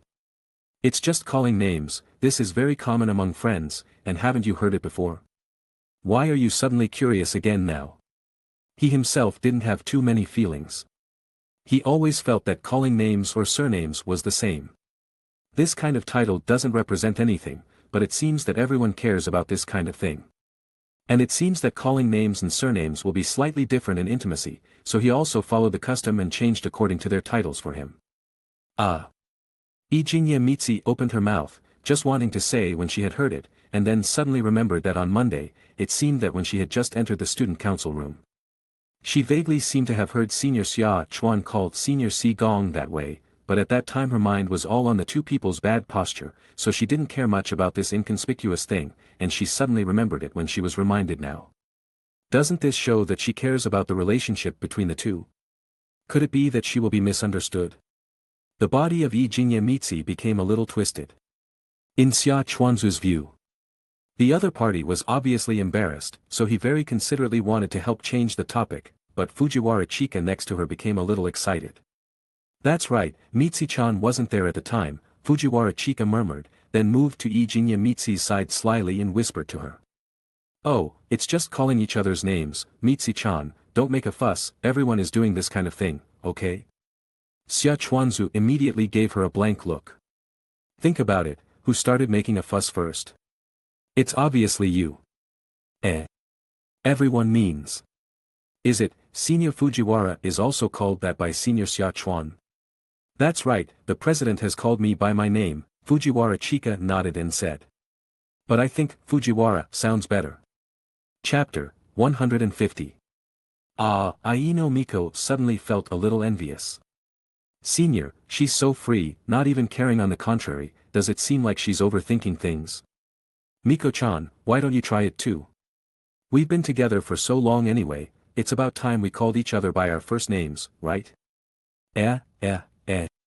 Me. Aino Miko looked very surprised. Wouldn't that be a little inconvenient? The junior seemed very reserved, and although she said that, she kept looking in his direction. So, Xia Chuanzu immediately understood that she clearly wanted to. This junior is too easy to understand. She probably also felt that this kind of behavior would make her relationship with her friends seem good. And for the junior who had to spend her birthday alone, this was completely irresistible. So, Xia Chuanzu understood and put on a gentle expression. No, I don't mind, if you don't mind either. His attitude towards such a pure junior was naturally gentler, completely different from his attitude towards Fujiwara Chika. Ah, then, Aino Miko nodded, looking quite happy. But after trying so hard, she couldn't take the initiative to speak first in the end. Xia Chuanzu had no choice but to demonstrate first. Miko? Is it okay? Yes. I'm here. It felt completely different from being called by Fujiwara-senpai, but it wasn't unpleasant at all, quite the opposite.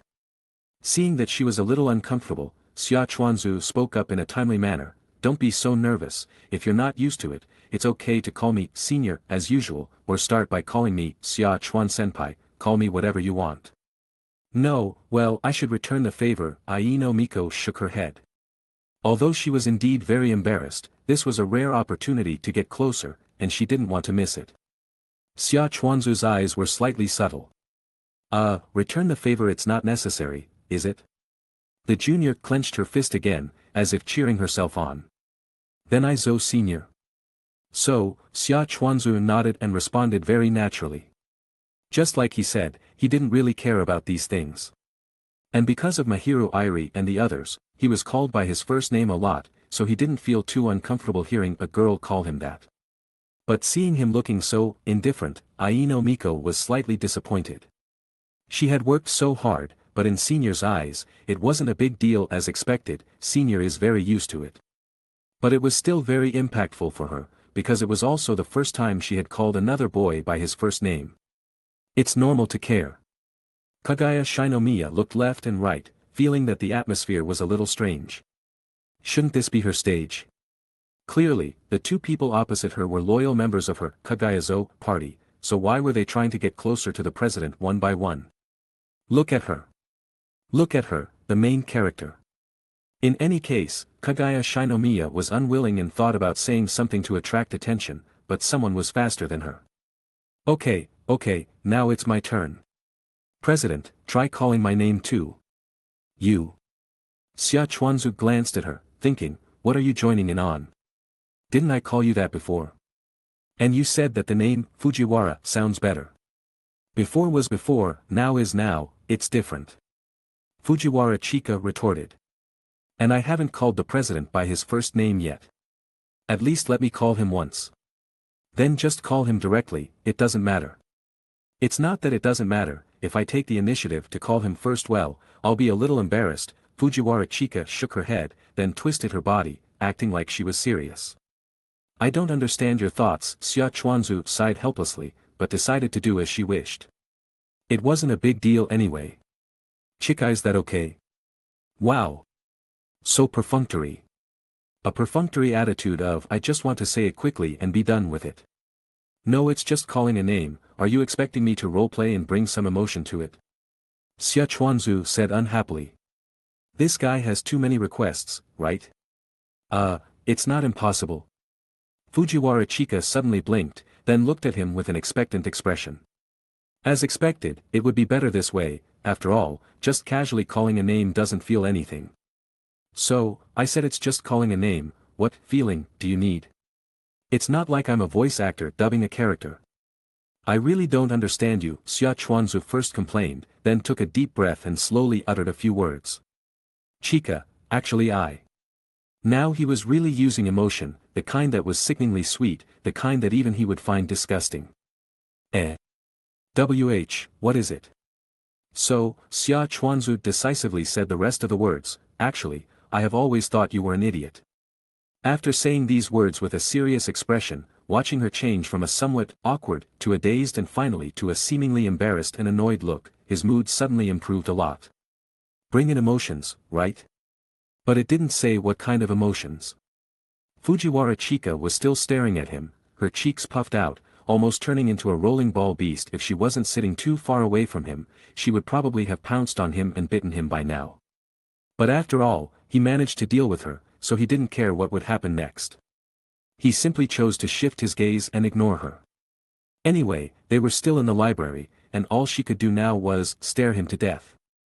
Okay, let's continue studying. Just as he was about to say this, he found the Kaguya-sama beside him pursing her lips, looking at him with a somewhat resentful gaze, her mouth opening and closing, as if saying something like, "What about me?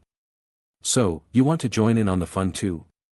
Xia Chuanzu was silent for a moment, feeling that this was probably a case of not worrying about scarcity but worrying about inequality. He didn't expect that Kaguya, who was usually so elegant and upright, would want to join in on the fun at this time. Could it be that she felt left out and was unwilling? So, he looked at her and very understandingly asked in advance, "What's wrong, Kaguya?" "No, it's nothing." Kaguya Shinomiya gently shook her head, then opened her vermilion lips slightly. "I just feel that I haven't called the president by his first name yet. I've always used the title president. Come to think of it, she not only hasn't called the president by his first name, but she has even rarely called him by his last name. Only during their first meeting did she call him Xia Chuanzu or Xia Chuankun once or twice. After that, it has always been president. Clearly, no matter how you look at it, her relationship with the president is very close. Everyone is also spreading that the two of them are the most well-matched people in the school. If they knew that the two of them not only didn't have an exclusive intimate name, but they even usually didn't call each other by name, wouldn't people mistakenly think that the relationship between the two of them wasn't that good?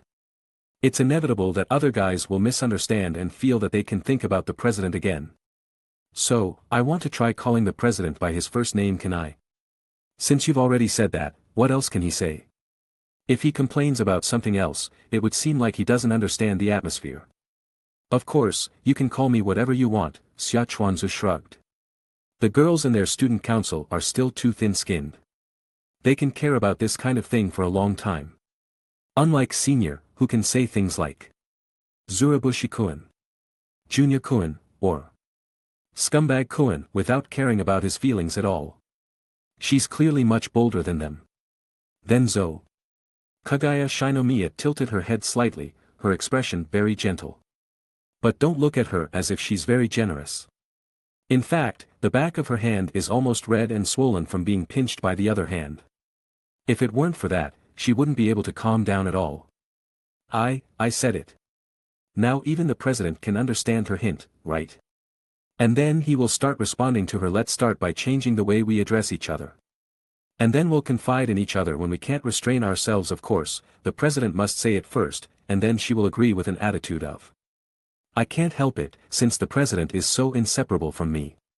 Ah. It's better to have more children. It will make her and the president look very loving, not allowing others to interfere. The rest will be left to Coco to think about. Compared to her brainstorm, Xia Chuanzu was much simpler. After hearing the young lady call him that, although he didn't think it was a big deal at first, he couldn't help but feel an inexplicable meaning in his heart when he saw Kaguya's shy expression at the moment. Mainly, boys, when facing a girl they already have a good impression of. Seeing her so shy and cute, and gently calling your name, it's inevitable that they will feel a throbbing in their heart. Otherwise, how can you say that they are the easiest creatures to conquer? After the two of them stopped talking, the atmosphere fell silent. Even Fujiwara Chika, who was the most active, looked at Kaguya Shinomiya and then at Xia Chuanzu, nodded thoughtfully, and then looked at the ceiling in a daze with her cheeks in her hands. After no one took the initiative to start a topic again, the study session finally returned to the right track, and the group began to continue reviewing at their own pace. After a long period of calm, Xia Chuanzu suddenly stopped writing, because he felt an restless foot shaking under the table, sometimes stepping on the back of his foot and sometimes rubbing against his calf, playing pranks non-stop. Needless to say, it must be Fujiwara Chika. This guy is up to no good. Kaguya is originally a dignified person, there is no way she could do such a rude thing, especially her position does not match. As for the junior sitting in front of him is even more impossible, a good and serious child is now listening to music while seriously doing the questions, cannot see any look in mischief, only Fujiwara Chika. This person, pretending to be lying on the table to sleep, in fact, is distracted to control the foot under the table to prank. So Xia Chuanzu raised his eyebrows, and then slightly moved his body back, hoping that this would make the other party cannot reach.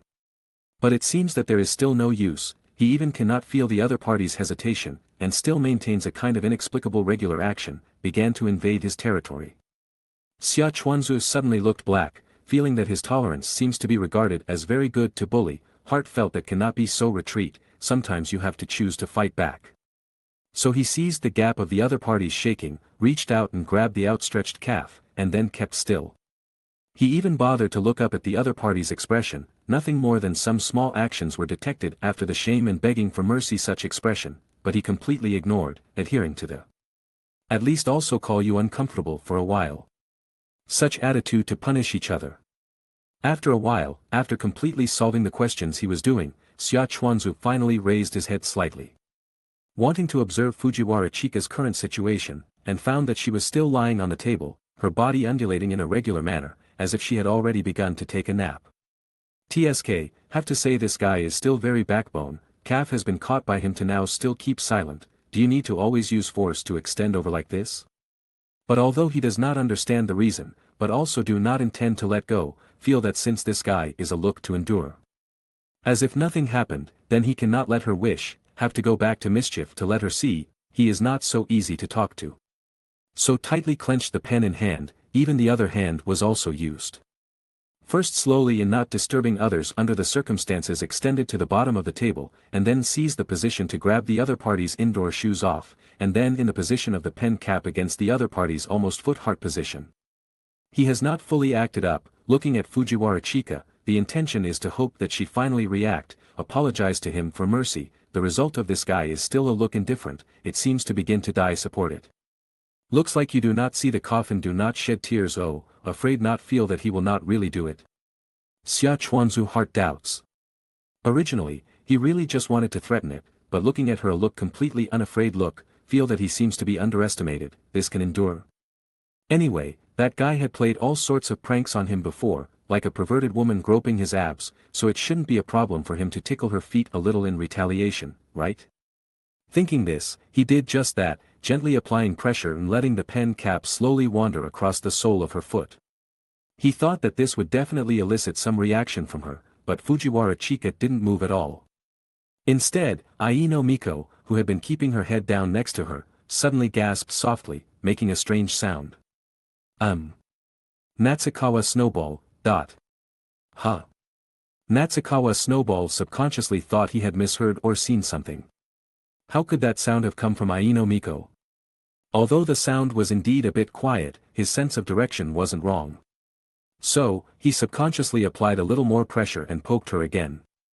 Yoo. Then, he saw the junior student reach out and cover her mouth, then slightly raise her head, her face flushed with a large blush, and look at him with a pleading gaze. Okay, now it's confirmed. He wasn't hallucinating. He was currently holding this junior student's leg. So, why is this happening? But there was no time for him to think. It was already an extremely quiet environment, and this sudden double exclamation had already attracted the attention of those around them. Even Fujiwara Chika, who seemed to be dozing off, had woken up, rubbed her eyes, and asked Aino Miko. What's wrong, Miko-chan? And nothing, Aino Miko quickly shook her head, but her expression seemed very flustered. But in fact, there was someone even more flustered than her naturally, Natsukawa Snowball. He originally thought that Fujiwara Chika was causing trouble under the table, so he wanted to retaliate, but inexplicably, he retaliated against the junior student. In this situation, would anyone believe him if he said he was acting in self-defense? Wouldn't he be seen as harassing her instead? Besides, he himself was a bit, and before confirming. He never even thought that the owner of the foot was this junior student.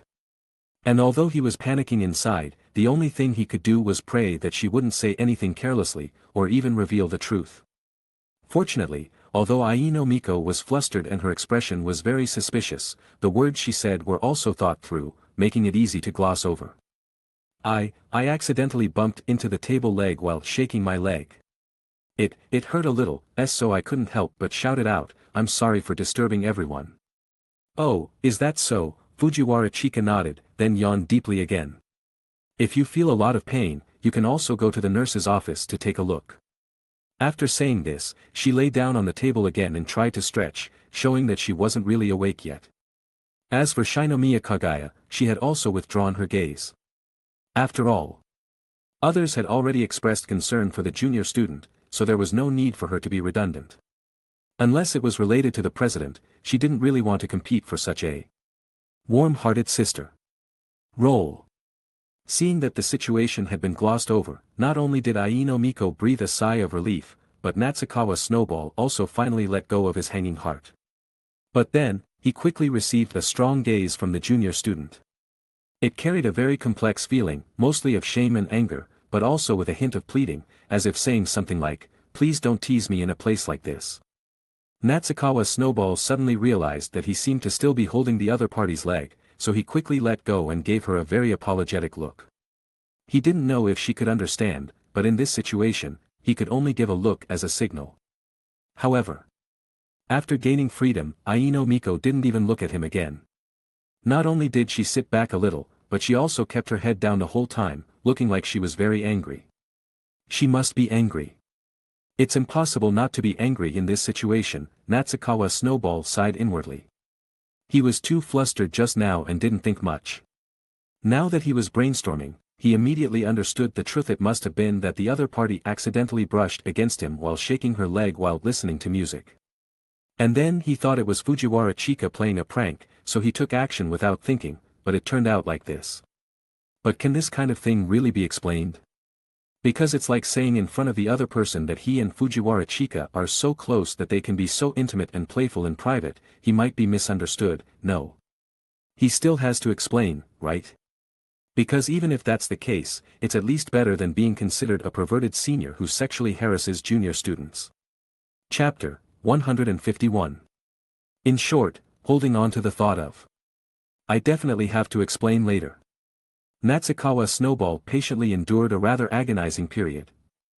Once the study session finally ended, Natsukawa Snowball hurriedly ran in the direction where Aino Miko had left, after exchanging greetings with Kagaya.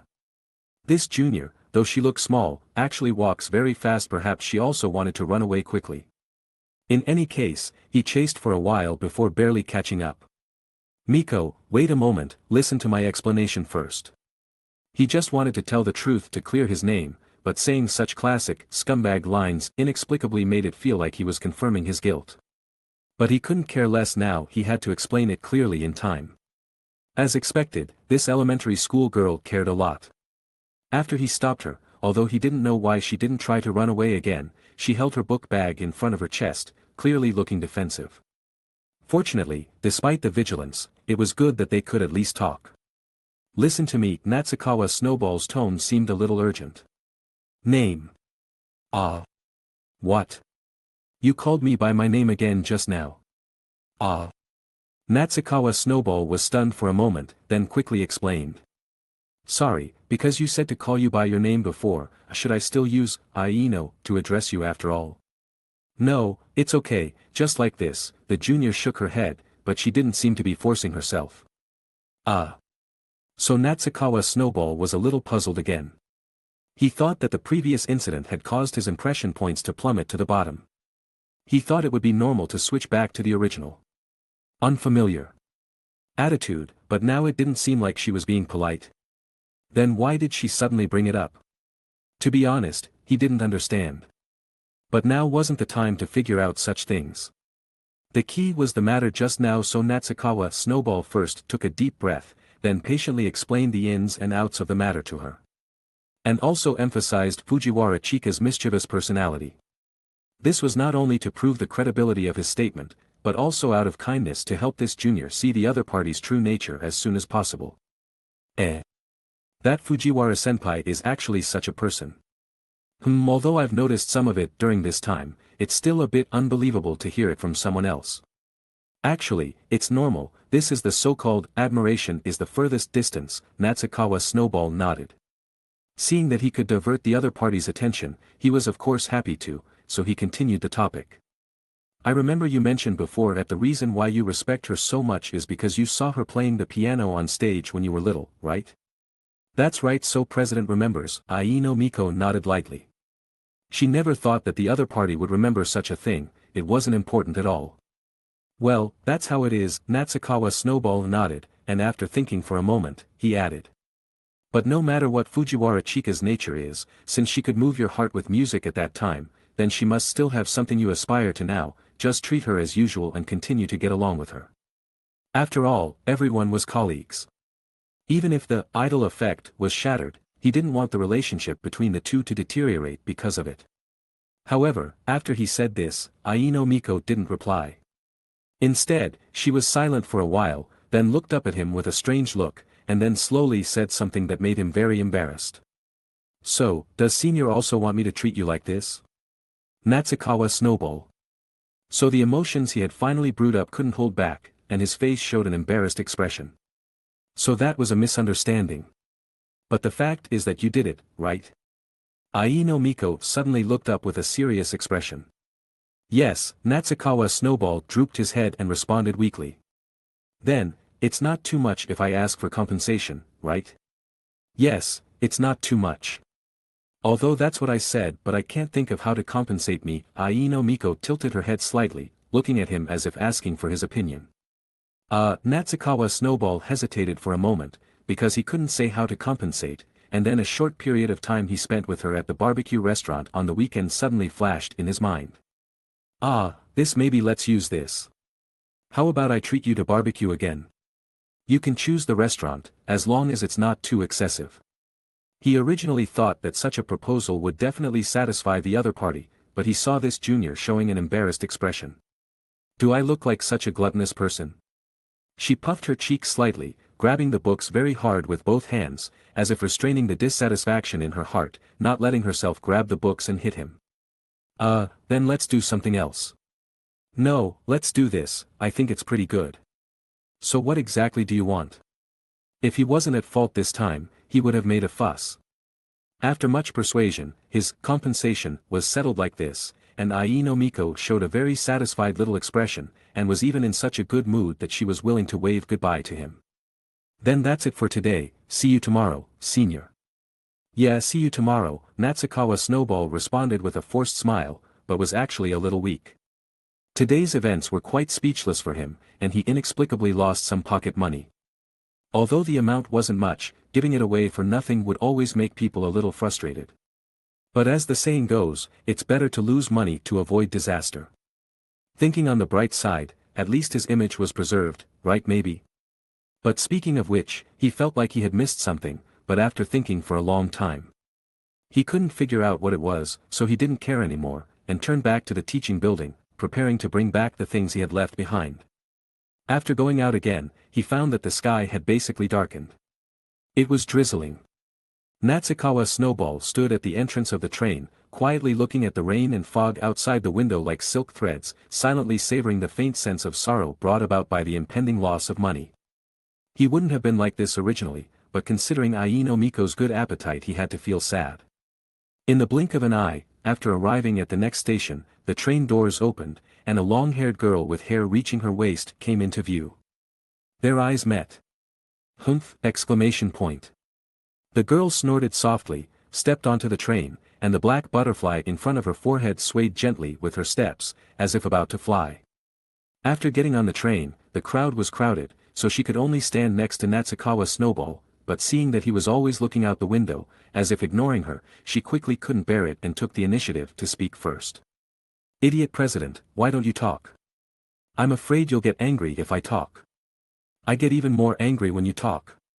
So Natsukawa snowball sighed and said, you'll get angry if I talk, and you'll get angry if I don't talk, I'm not a punching bag.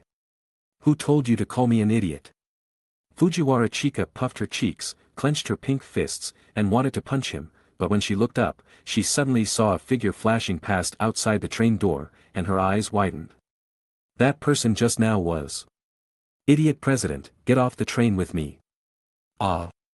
Natsukawa snowball was still a little dazed, but Fujiwara Chika had already grabbed him, pulled his wrist, and rushed out of the train.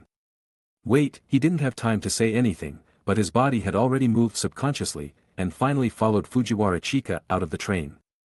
So pulling me off the train so urgently shouldn't be just to delay my time to go home, right? Natsukawa snowball rubbed his temples, feeling a little headache. That's not it. I'm not that childish, okay? It's Moe. I seemed to see Moe just now, and there were other people with her. So then what? Natsukawa snowball said helplessly. Since you also go out shopping, it's normal for your sister Moe to go out shopping, right? It's not a big deal to be with friends. It's not what then? Fujiwara Chika shook her head, then with a solemn expression. I have a strong premonition, this is definitely a big event. So you're going to cosplay Fujiwara detective, right? Hey, he really wants to go home now. After being pulled off the train by Chika, a cold wind mixed with drizzle came from time to time, especially after leaving the station sign, but Fujiwara Chika didn't care, looking a little reckless. Moi is across the street, let's follow her quickly. Fujiwara Chika grabbed Natsukawa Snowball, preparing to run across the road. Wait a moment, Natsukawa Snowball shook his head, preparing to take out an umbrella. We can't wait any longer. Fujiwara Chika said anxiously.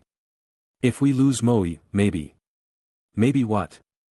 Fujiwara Chika originally looked worried, but after hearing his dull sentence, she couldn't help but glare at him. President, don't ask so much. Maybe she will become a child who experiences the adult world before her. But she doesn't want to be a second aunt so early. Anyway, let's go quickly. Fujiwara Chika turned around, about to step forward. Pa, Natsukawa Snowball grabbed her hand and pulled the idiot back. Then, in front of the two, a speeding motorcycle drove past with rainwater. Don't run around, Natsukawa Snowball's expression darkened, and he said calmly. No matter when, you must abide by traffic rules. What if there is an accident if you cross the road like this? Fujiwara Chika was obviously a little scared, grabbing Natsukawa Snowball's arm a little harder. After calming down a little, she silently bit her lower lip, looking at the red light across the street, revealing a trace of worry. But I can't see Moi's figure anymore. The sound of rustling came to her ears at the same time. The next moment, she felt herself covered in shadow, and then an umbrella was held above her head. It's okay, I saw where they went just now, I remembered the route, we'll follow them later. Natsukawa Snowball comforted her softly. He couldn't understand the feeling of worrying about his sister, but he should also take care of his own situation. You shouldn't have brought an umbrella, right? Noticing Fujiwara Chika's gaze, Natsukawa Snowball explained to her. Because you live quite close to home, and I see you usually walk back, you're taking the train today to avoid the rain, right? Mere President, Fujiwara Chika muttered first, then turned her head slightly with a proud look.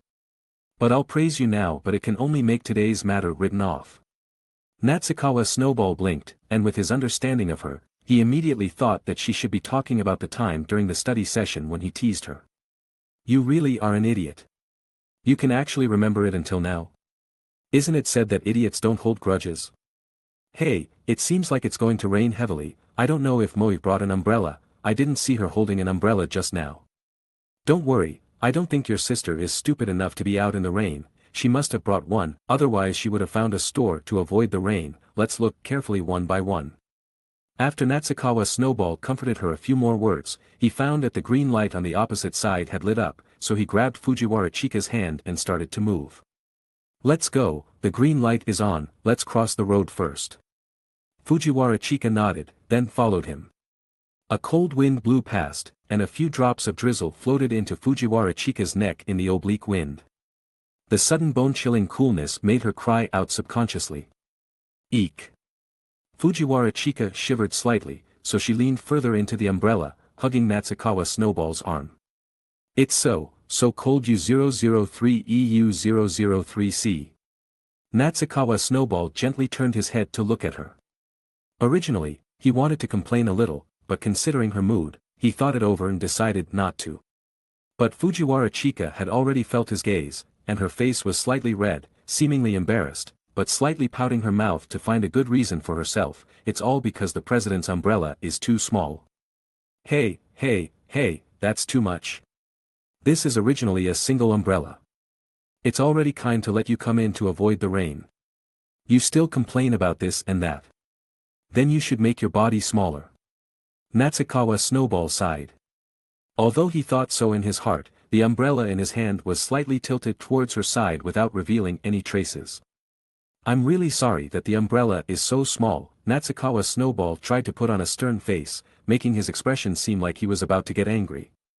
He was willing to compromise, but he didn't want to do nothing. So I've decided to be even more sorry. Then, under Fujiwara Chika's questioning gaze, Natsukawa Snowball slightly moved the umbrella, acting as if he only cared about his own life. He was just trying to scare her, but Fujiwara Chika seemed to really believe it, and she was so frightened that she began to cover her head with her hands as if preparing to shield herself from the rain. It took her a while to realize that he was playing a trick on her, and she puffed out her cheeks in anger, poking her finger into his waist as she protested, "Stupid president, stupid. Hey, stop it, the umbrella will fall."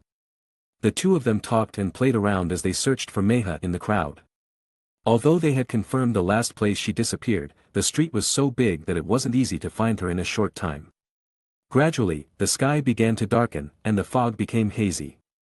Chapter 152. Neon signs twinkled, their colorful lights shimmering in the rain and mist, creating a hazy, dazzling beauty. Countless umbrellas formed a vibrant, colorful river on the damp streets. The world is vast, and life is quite small. Every person you pass by might be the only encounter you'll ever have with them, then they disappear into the crowd, never to be seen again. I can't find her. Where did Meha go? I can't find her anywhere. If only I had followed her sooner, I would have found her for sure. If that were the case, you'd be lying in the hospital emergency room right now, Summer River Concerto sighed, then gently comforted her. Calm down a bit and think of another way. Ugh. What about your phone? Do you have it with you? If you're worried, you can send your sister a message and ask. No, how can we reveal that we're following her? It would be bad if she misunderstood us as overly worried sisters. Summer River Concerto didn't say anything, thinking, aren't you already? Let's look around some more. After all, the person with Meha might not be a boy, maybe it's a girl. Fujiwara Chika bit her lip, her expression still a bit worried, clearly unable to fully convince herself. I checked my phone just now, there are no parking lots nearby, and the train station is right next to us. Meha not going there means her purpose definitely isn't transportation, Summer River Concerto analyzed. Now is also dinner time, and there are many restaurants nearby, so it's most likely that your sister came here to have dinner with a friend. Ah, is that so? Fujiwara Chika wanted to believe it. After all, Toyomine doesn't come home today, and she herself was originally planning to come out for food. Yes, but it's just the most likely guess, Summer River Concerto nodded, then added. But it's also possible she's working part-time, like being a server at a hidden little bookstore or something. Although, with her family's financial situation, she shouldn't need to work for pocket money, but what if?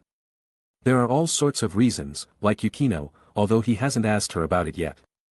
These are all relatively normal and friendly developments, unlike those slightly darker things like being tricked into attending a KTV party full of delinquents or seeking excitement and engaging in so-called sugar daddy dating after school. For Neon society, it's actually quite common, but Chika definitely can't accept it, so he naturally wouldn't say such outrageous guesses out loud. Then she should be eating somewhere, Fujiwara Chika nodded, finally calming down. It's unlikely she's working part-time. Meha has the most pocket money among us sisters, and it's unlikely for a middle school student to be working part-time, right? Summer River Concerto didn't refute, but tilted his head slightly, using the corner of his eye to size up Fujiwara Chika. How should he put it? Others might be exposed immediately, but for the three Fujiwara sisters, Meha could indeed be considered a middle school student, after all. In short, it's not impossible, so it's good to check appropriately while searching. In any case, let's check each store one by one. If there are no accidents, she must be somewhere on this street. Summer River Concerto suggested, and Fujiwara Chika nodded in agreement, so the two began to take action.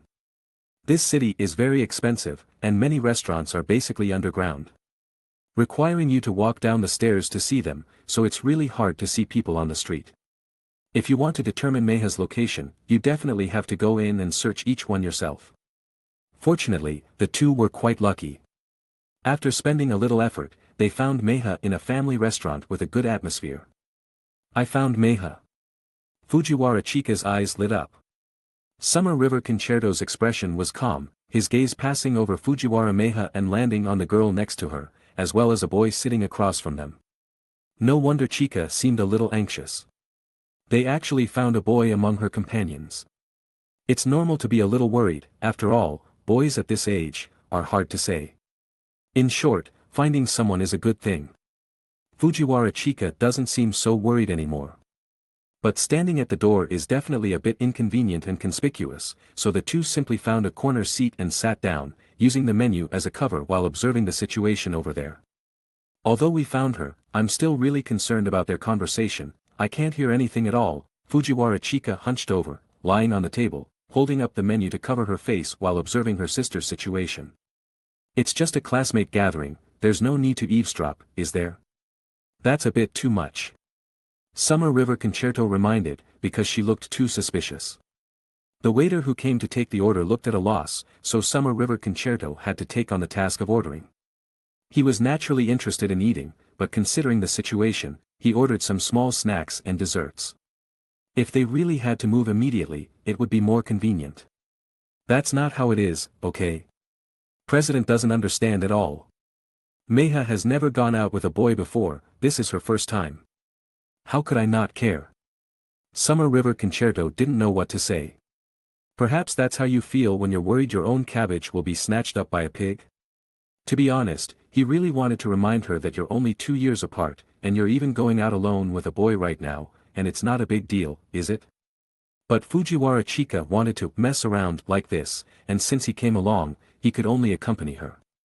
However, reality doesn't seem to be like novels and manga. None of the developments they expected unfolded. In their observation, Fujiwara Meiha and the others simply had a meal and chatted, and even until the end, they didn't notice anything unusual. Even, in Summer River Concerto's observation, the boy's interest in the girl next to Meiha was far greater than in Fujiwara Meiha herself. It was obvious that it should be another situation. But he doesn't understand such things and isn't very interested either.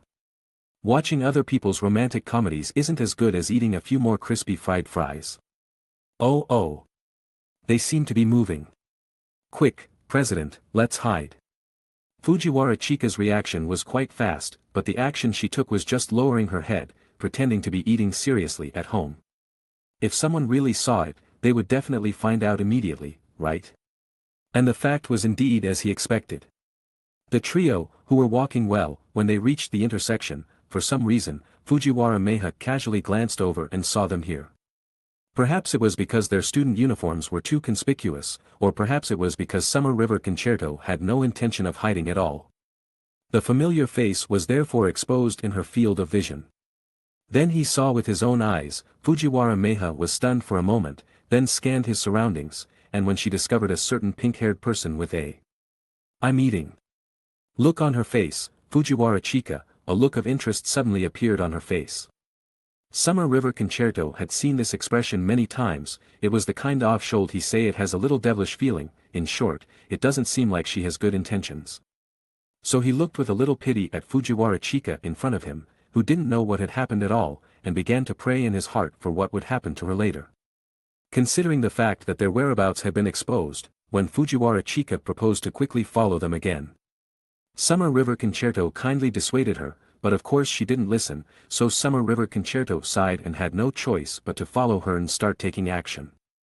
Their movements weren't slow. They only came out after a little time, but when they walked out of the restaurant, they didn't see Meiha and her group. Just when Fujiwara Chika was wondering where they had gone, Summer River Concerto saw Fujiwara Meiha and the girl next to her slowly coming out of the small goods store across the street, and even started waving and greeting him from afar. Ah, could it be that we lost them again? Otherwise, let's split up and look again this time. No need, they've already appeared. Looking at this, they were obviously already ambushed, just waiting for you to come out. Ah, it's sister. What a coincidence, I didn't expect to meet you here, and Senior is here too. Now Summer River Concerto was finally able to take a good look at them. There's no need to say much about Fujiwara Meiha, she's almost completely a smaller version of Fujiwara Chika, but compared to her sister, she has more spirituality and less silliness. The girl next to her is a little more ordinary. And not one of his acquaintances. Although she looks a bit pure and cute, after seeing so many beautiful girls, he can tell at a glance that she has background character attributes, so there's not much worth his attention. However, compared to his calmness, Fujiwara Chika was obviously very caught off guard. After being spoken to, she almost froze, her mouth opening and closing for a long time, but in the end, she just touched her little head and showed a little expression of, "Oh, what a coincidence. Why are Sister and Senior here? Could it be?" Summer River Concerto didn't know how to respond, because in his opinion, this was clearly Reading from a script. Although her acting was pretty good, because he knew they had been exposed before, this was obviously a fake reaction. However, Fujiwara Chika next to him didn't have this thought. Now she was in a state of panic, of course, not panicking about being discovered going out alone with a boy, but afraid of being discovered tracking her sister. Ah. That. We came out to. It's a date, right? So envious. I'm very envious. A date? Ah, yes. It's a date, that's right. Oh dear, you found out, President invited me, insisting that he wanted to go out and play together no matter what. Summer River Concerto, ? Okay, you're putting all the blame on him now, are you? You were the one who insisted on following, right? Really, then don't blame him for watching the show. It was obvious that Fujiwara Chika was being led by the nose now, but Summer River Concerto wasn't going to remind her. Who told her to say that just now? It would be quite relieving to see her being teased. After a few polite words, they quickly figured out each other's purpose for going out. Summer River Concerto's side naturally used the excuse of, on a date, while the other side was because of Sakura Aino, that is, the girl next to Fujiwara Meha. Just like he guessed before, the boy who was still there until they walked out of the restaurant was actually pursuing Sakura Aino, but she wasn't happy to accept this relationship, but was troubled because she couldn't find a suitable reason to refuse. So in the end, she thought of asking Meha for help, pretending that she was dating Meha, so that the other party, after seeing this sincere affection between girls, should retreat in the face of difficulty. Putting aside everything else, Summer River Concerto was a bit speechless listening to it. After all, normally, you would at most find someone of the opposite gender to help. But finding someone of the same gender was really the first time he'd seen it, but after all, it was someone else's business, so he couldn't say much. The only thing he cared about was that this girl named Sakura Aino, after meeting them, would occasionally cast her gaze on him. Although he was just a sidekick and hadn't even participated much in the topic, she did so, and even when he accidentally met her gaze, he could clearly feel a hint of dodge in her eyes and a slightly obvious little hostility, which was very puzzling. By the way, the group had returned to the restaurant from before, found a seat and sat down again. As for the reason, it seemed that they weren't very happy with the meal just now, so now they wanted to regroup, and it had become dessert time. The girls had many topics to talk about, but Summer River Concerto basically couldn't get a word in, but he still pretended to listen attentively to show politeness. And occasionally expressed a word or two of his own opinion, but the overall atmosphere was quite tiring, so after sitting for a while, he made an excuse to go to the bathroom to slack off. Just after washing his hands and stepping out of the bathroom, he ran into the girl named Sakura Aino. Summer River Concerto was stunned for a moment, but still nodded friendly to say hello. He didn't expect the other party to suddenly lean in and tug at his sleeve, saying, "Come with me." Summer River Concerto was completely confused, not knowing what was suddenly going on. He subconsciously wanted to refuse, but suddenly heard the other party add, "It's about Meha." Xia Chuanzu became interested. He thought there might be some hidden story, so he nodded and followed her to a secluded corner. "What's wrong with Mengye?" Xia Chuanzu asked curiously, speaking his mind directly. The girl didn't answer him. Instead, she reached out and unbuttoned a few buttons on her collar. Xia Chuanzu's eyes widened subconsciously, and then he staggered back a few steps. He almost growled. "What are you doing? Are you suddenly going crazy?" He couldn't help but overthink. This inexplicable development was a first for him. Even the enthusiastic maids in Akihabara who were recruiting people wouldn't be so bold. Inexplicably coming up to a strange man they had just met and unbuttoning their collar. What was she trying to do? Was she trying to defy the heavens? Xia Chuanzu was a little worried that he was going to be slandered, so he slowly retreated with a solemn expression, slightly raising his hands in a harmless gesture of surrender. "Calm down, we can talk things over, just tell me slowly, I'm all ears, but button up your clothes first." But after he said that, not only did it not stop her, but it also made her mutter to herself, as expected, "I'm too small, it has to be someone like Mengye." What is all this? It's not a matter of size, girl. Do you even know what you're doing? Perhaps his shouting had some effect. Although the girl was a little disappointed, she still obediently buttoned up her clothes, finally relieving him. But Xia Chuanzu still didn't dare to relax completely. Who knew what outrageous things this person could do, so he kept a vigilant posture. Okay, now you can tell me what you want to do, and I will listen carefully. So, under Xia Chuanzu's gaze, the girl slowly uttered a sentence that shocked everyone. I hope you won't make a move on Menya anymore. As a substitute, I can be your ex. Wait. Wait. Don't talk yet. No, ignore the last sentence. To be honest, I didn't quite understand the first part. What do you mean by, don't make a move on Menya? Isn't that the case? The girl suddenly asked him back, and then began to explain on her own. In just a short period of time, Menya has either peeked at you or looked at you openly almost 20 times. She's clearly very concerned, right? Xia Chuanzu looked blank, thinking that they were sitting face to face, so what was the problem with looking at them? And Menya clearly looked at her sister, Fujiwara Chika, a lot too. Why didn't you mention that? But she looks at her sister much more often, right? So what? There's nothing wrong with looking at her own sister. Huh. Humph, boys are all the same, they're all big pigs, even if they're already dating someone else, they'll happily accept any girl who's willing to throw themselves at them, right? The girl snorted coldly, and then began to criticize. Not to mention a sister combination like that, men. Especially that last cold snort, it was really quite sarcastic. The key was that Xia Chuanzu really couldn't refute her, so he could only explain through another way. No, you've really misunderstood, I never thought of making a move on Menya, after all, she's just a middle school student. You mean it's okay now, but it'll be okay when she becomes a high school student, right? Men. Xia Chuanzu, . Damn it. Can this conversation even continue? There was no other way. Xia Chuanzu had no choice but to tell her the real purpose of his and Fujiwara Chika's trip. Her mood wasn't important at this time. His character was what needed attention. So that's how it is, I thought you were really. No, you can't really tell, right? After all, we're not close at all. Well, I'm a little relieved, the girl nodded, looking much happier. Then I'll leave you to it, enjoy your meal. Really, Xia Chuanzu was too lazy to complain. Whatever. But just when he thought things were over, she suddenly turned back and looked at him with a serious expression. Although I really want to believe you, let's exchange contact information first, just in case, if you really make a move on a middle school student, come at me, don't bully Menya. This time, Xia Chuanzu finally couldn't help it, it's impossible to make a move on a middle school student.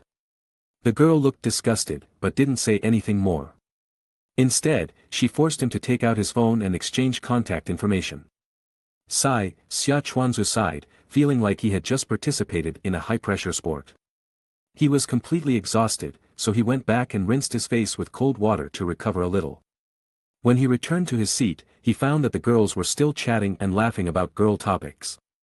This Sakura Aino was also like that, completely unable to tell that she had just had that strange conversation with him. It had to be said that girls were really talented in this aspect. They could be said to be natural actors, making it impossible for people to see any flaws. When he returned to his seat, Fujiwara Chika looked at him curiously and casually said, "President, you're so slow, we're almost done eating." "I had a bit of a stomach ache," Xia Chuanzu replied with a calm expression, then focused his eyes on his nose and his nose on his heart, trying to clear his mind. "Speaking of which, shouldn't we be leaving soon?" Fujiwara Menya turned her eyes and suddenly suggested. "But we haven't completely finished eating yet, what should we do?" Xia Chuanzu's eyebrows twitched, and he suddenly felt a bad feeling in his heart. Sure enough, the next second he heard her say again. Chapter 153. "Well, then I'll have to ask you, senior, right?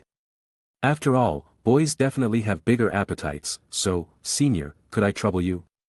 Fujiwara Meha had ordered a fruit parfait, and although she had managed to eat some of it, she had clearly left too much. Now she wanted him to help her out. If it had been before, he wouldn't have minded, since she was Chika's sister and not a stranger. He had even met her before, and she had even taken advantage of him. But after what had just happened, he didn't dare provoke her. That Yuri girl next to him was watching him like a hawk. There was no way he could agree. However, unexpectedly, before he could even refuse, Fujiwara Chika couldn't sit still any longer and was the first to stand up and object. No way. How can you let the president eat something you've already eaten? You idiot, Meiha, pay attention to your image. So, Xia Chuanzu looked at her with a complicated expression, thinking that these words could actually come out of her mouth. This trip was truly indescribable. What's the big deal? Anyway, Senior definitely wouldn't mind, right? Although you're right, I'm sorry, but he definitely wouldn't agree to this kind of thing. That's not the reason at all. It was obvious that Fujiwara Chika was a little anxious, and she even directly ordered him. President, you absolutely can't agree to it, you hear? Wow, sister is so controlling, Fujiwara Meiha exaggeratedly covered her mouth and said. Then I'll ask Senior out alone next time, so sister won't be able to control me. That kind of thing is definitely not allowed either. Fujiwara Chika immediately retorted, then glared fiercely at Xia Chuanzu, as if warning him not to agree. This isn't allowed, that isn't allowed, sister is so annoying, isn't this just normal socializing? If you're going to be so petty about such small things, boys will quickly start to dislike you, you know. Fujiwara Meiha shook her head, giving Chika an expression that said. Sister really doesn't understand anything, then turned her gaze to him. Hey, Senior, if it were me, I definitely wouldn't ignore your feelings. So, Xia Chuanzu silently picked up his teacup and took a sip, but still didn't say anything. Fujiwara Chika, on the other hand, revealed a slightly puzzled expression, wondering why her sister was suddenly saying such inexplicable things. What are you talking about? What do you mean by being too controlling? Huh? But sister, didn't you say you were dating Senior? Could it be that I misheard? Dating? When did that happen? I don't know anything. Sister, you were the one who said it, saying you were on a date with Senior. Fujiwara Meiha wore a puzzled expression, then suddenly seemed to understand. Oh. I get it. So, sister is the kind of person who can go out on dates even if they're not dating. As expected of an adult. Such a mature feeling. So, Fujiwara Chika widened her eyes and suddenly remembered that she had indeed used being on a date with the president as an excuse earlier, but she had subconsciously forgotten about it because things had gone too smoothly. This is, she stammered, unable to say anything. Seeing her so weak and helpless, Xia Chuanzu sighed in his heart and took the initiative to help her out. We haven't started dating yet, I'm pursuing Chika, but she hasn't agreed yet, but today, she finally agreed to come out on a date. From his observation, Fujiwara Meiha had probably realized that Chika was lying, but she probably wasn't too clear about the specific reason. Since the person involved still wanted to hide it, he had no choice but to think of a way to help. Because I haven't been able to pursue her, I feel a little embarrassed, so Chika is considering my feelings and hasn't said it directly, right? Xia Chuanzu looked at Fujiwara Chika with a warm smile, but found that she had no intention of taking the cue. Instead, she seemed to be thinking about something with her head lowered. Seriously? I'm carrying so hard, you should at least support me. Helpless, he had to reach out and gently pat her several times under the table before she came back to her senses. Oh. Yes, that's how it is. Subconsciously feeling that she was useless, Xia Chuanzu simply took over the topic. It's getting late, it's not very convenient for you two girls to be out, so you should go back early. As a big city, the security here was of course guaranteed, but even so, Japan's nights always had some drunk people. It was very possible for two weak girls to be stopped and harassed on the road. Can't Senior escort us? Fujiwara Meiha seemed a little unwilling. Normally, it wouldn't be a problem, but in front of the girl I'm pursuing, I definitely wouldn't agree to this kind of thing, especially since we might have other plans later. Xia Chuanzu shrugged, indicating that he was powerless. Of course, to express my apology, I'll treat this time. You can pack your things and go back directly. Oh, Senior is so generous. Then I'll gladly accept it. After packing their things, the two quickly got up and left. They didn't forget to politely say goodbye before leaving. Xia Chuanzu sat for a while longer, and when he found that Fujiwara Chika still hadn't moved, he had no choice but to push her shoulder to remind her to get up. What are you spacing out about? Don't tell me you're really thinking about what to do next. Get up, we should go back too. Of course, what he had said about having other plans was fake. The purpose was just to separate the two. Otherwise, they might continue to make a fuss until who knows when. But he didn't expect Fujiwara Chika to actually believe it. Could it be that she really took this as a date? After pushing her a few more times, Fujiwara Chika quickly recovered, but she still hadn't gotten up. Instead, she turned her head to look at him with a slightly apologetic expression. President. What? What's wrong all of a sudden? It must be hard for you to tell such lies, right? Fujiwara Chika pursed her lips, looking at him with some concern. I'm sorry, it's all my fault, I should have told the truth earlier. Ah. Xia Chuanzu was stunned for a moment and didn't react for a while. It's just helping you cover up a lie, what's so hard about it? Alright, don't make such an apologetic expression, it's making me feel a little embarrassed. After all, he really didn't do anything, and even surrendered early, telling the girl beside Meha the purpose of their trip. Although he had also asked her not to reveal it to Fujiwara Meha, he couldn't know how things would develop.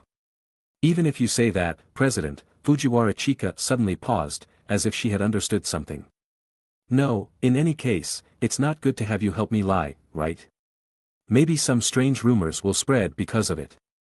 At this point, a blush gradually appeared on her cheeks, because the thought that rumors might spread in the middle school, or even to the high school, such as the student council president of the high school is pursuing the student council secretary of the same grade, made her unable to calm down. Although she knew very well that this was definitely just a rumor, she realized that if the rumor really spread, she wouldn't know what to do. And if she caused the president to not be able to find a girlfriend because of this, it would be too much. Xia Chuanzu seemed very calm, as if he didn't care. After all, this kind of thing was already very common. As the saying goes, lice don't itch when there are too many, and debts don't weigh you down when there are too many. If he didn't hear any news about his recent love affairs at school one day, he would feel unusual. You should know that these hormone-filled, energetic high school students were almost always either dating themselves or on the way to watching others date. They were too concerned about this kind of thing. It's okay, this kind of thing will be fine if you just leave it alone for a while, Xia Chuanzu waved his hand and explained. But having said that, actually, I think it would have been okay for you to just tell the truth from the beginning. I'd even say that would be best after all, no matter how you think about it. I don't think there's anything wrong with being seen as an overly concerned older sister. On the contrary, it would make you seem like you care about your sister. And your status in Meha's heart would definitely rise straight up. After all, you really are a qualified good sister.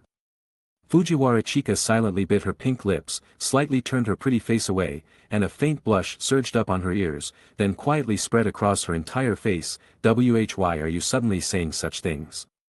It actually made her a little tempted. The idiot president was cheating.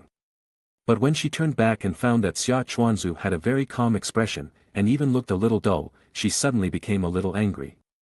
President is an idiot. Fujiwara Chika puffed up her pink cheeks, her face round and round, unexpectedly resembling a hamster. Humph, if you had seized the opportunity to confess just now, I might have really agreed. But now it's too late. So, Xia Chuanzu gave her a very disdainful look. And was even too lazy to complain about her. This guy was talking as if it were true, but pursuing a girl wasn't that easy. Did she know how hard he had worked along the way? Don't underestimate the real pursuit process, you idiot. Fujiwara Chika was a little stimulated by his eyes, so she decisively reached out and kept poking his waist. After the two played around for a while, they quickly paid the bill and left the restaurant. Just as they came out, a gust of wind suddenly blew, and Fujiwara Chika next to her exclaimed. Oof! What's wrong? Xia Chuanzu looked at her in confusion, thinking she had forgotten something. My eyes, it seems like sand got in them. Fujiwara Chika rubbed her eyes, looking pitiful. Xia Chuanzu was speechless. It's still drizzling, where did the sand come from in this weather? I'm not lying, okay? Anyway, there is. Or it's something else, something really got blown into my eyes. But even if you tell me, I don't have any good solutions, right? Xia Chuanzu said helplessly. He could at least help pat off the dust on her head, but if there was a foreign object in her eyes, she could only rub them herself, right? Other people definitely couldn't help with this kind of thing. There are many things in life that you have to do yourself, although there are some things that you need to do yourself but you can't determine the location, for example. A foreign object accidentally stuck in your teeth. Even the most sensitive tongue will suddenly lose its sense of location and direction, and you can't find the thing that has fallen into another dimension no matter what. President Fujiwara Chika suddenly grabbed the corner of Xia Chuanzu's clothes and leaned over, looking pitiful. Quickly help me blow in my eyes, or I'm going to die. Xia Chuanzu's eyes twitched, and he couldn't help but complain. A mere grain of sand in your eyes, how could you die? Don't underestimate a person's will to survive.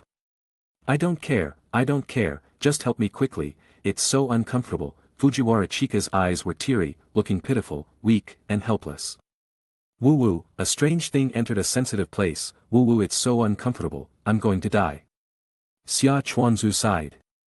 He always said that college students were the most fragile group of people, but he didn't expect that female high school students were just as bad. Stand still. Fujiwara Chika nodded obediently, then stood up straight. You have to tilt your head back too. Oh, like this?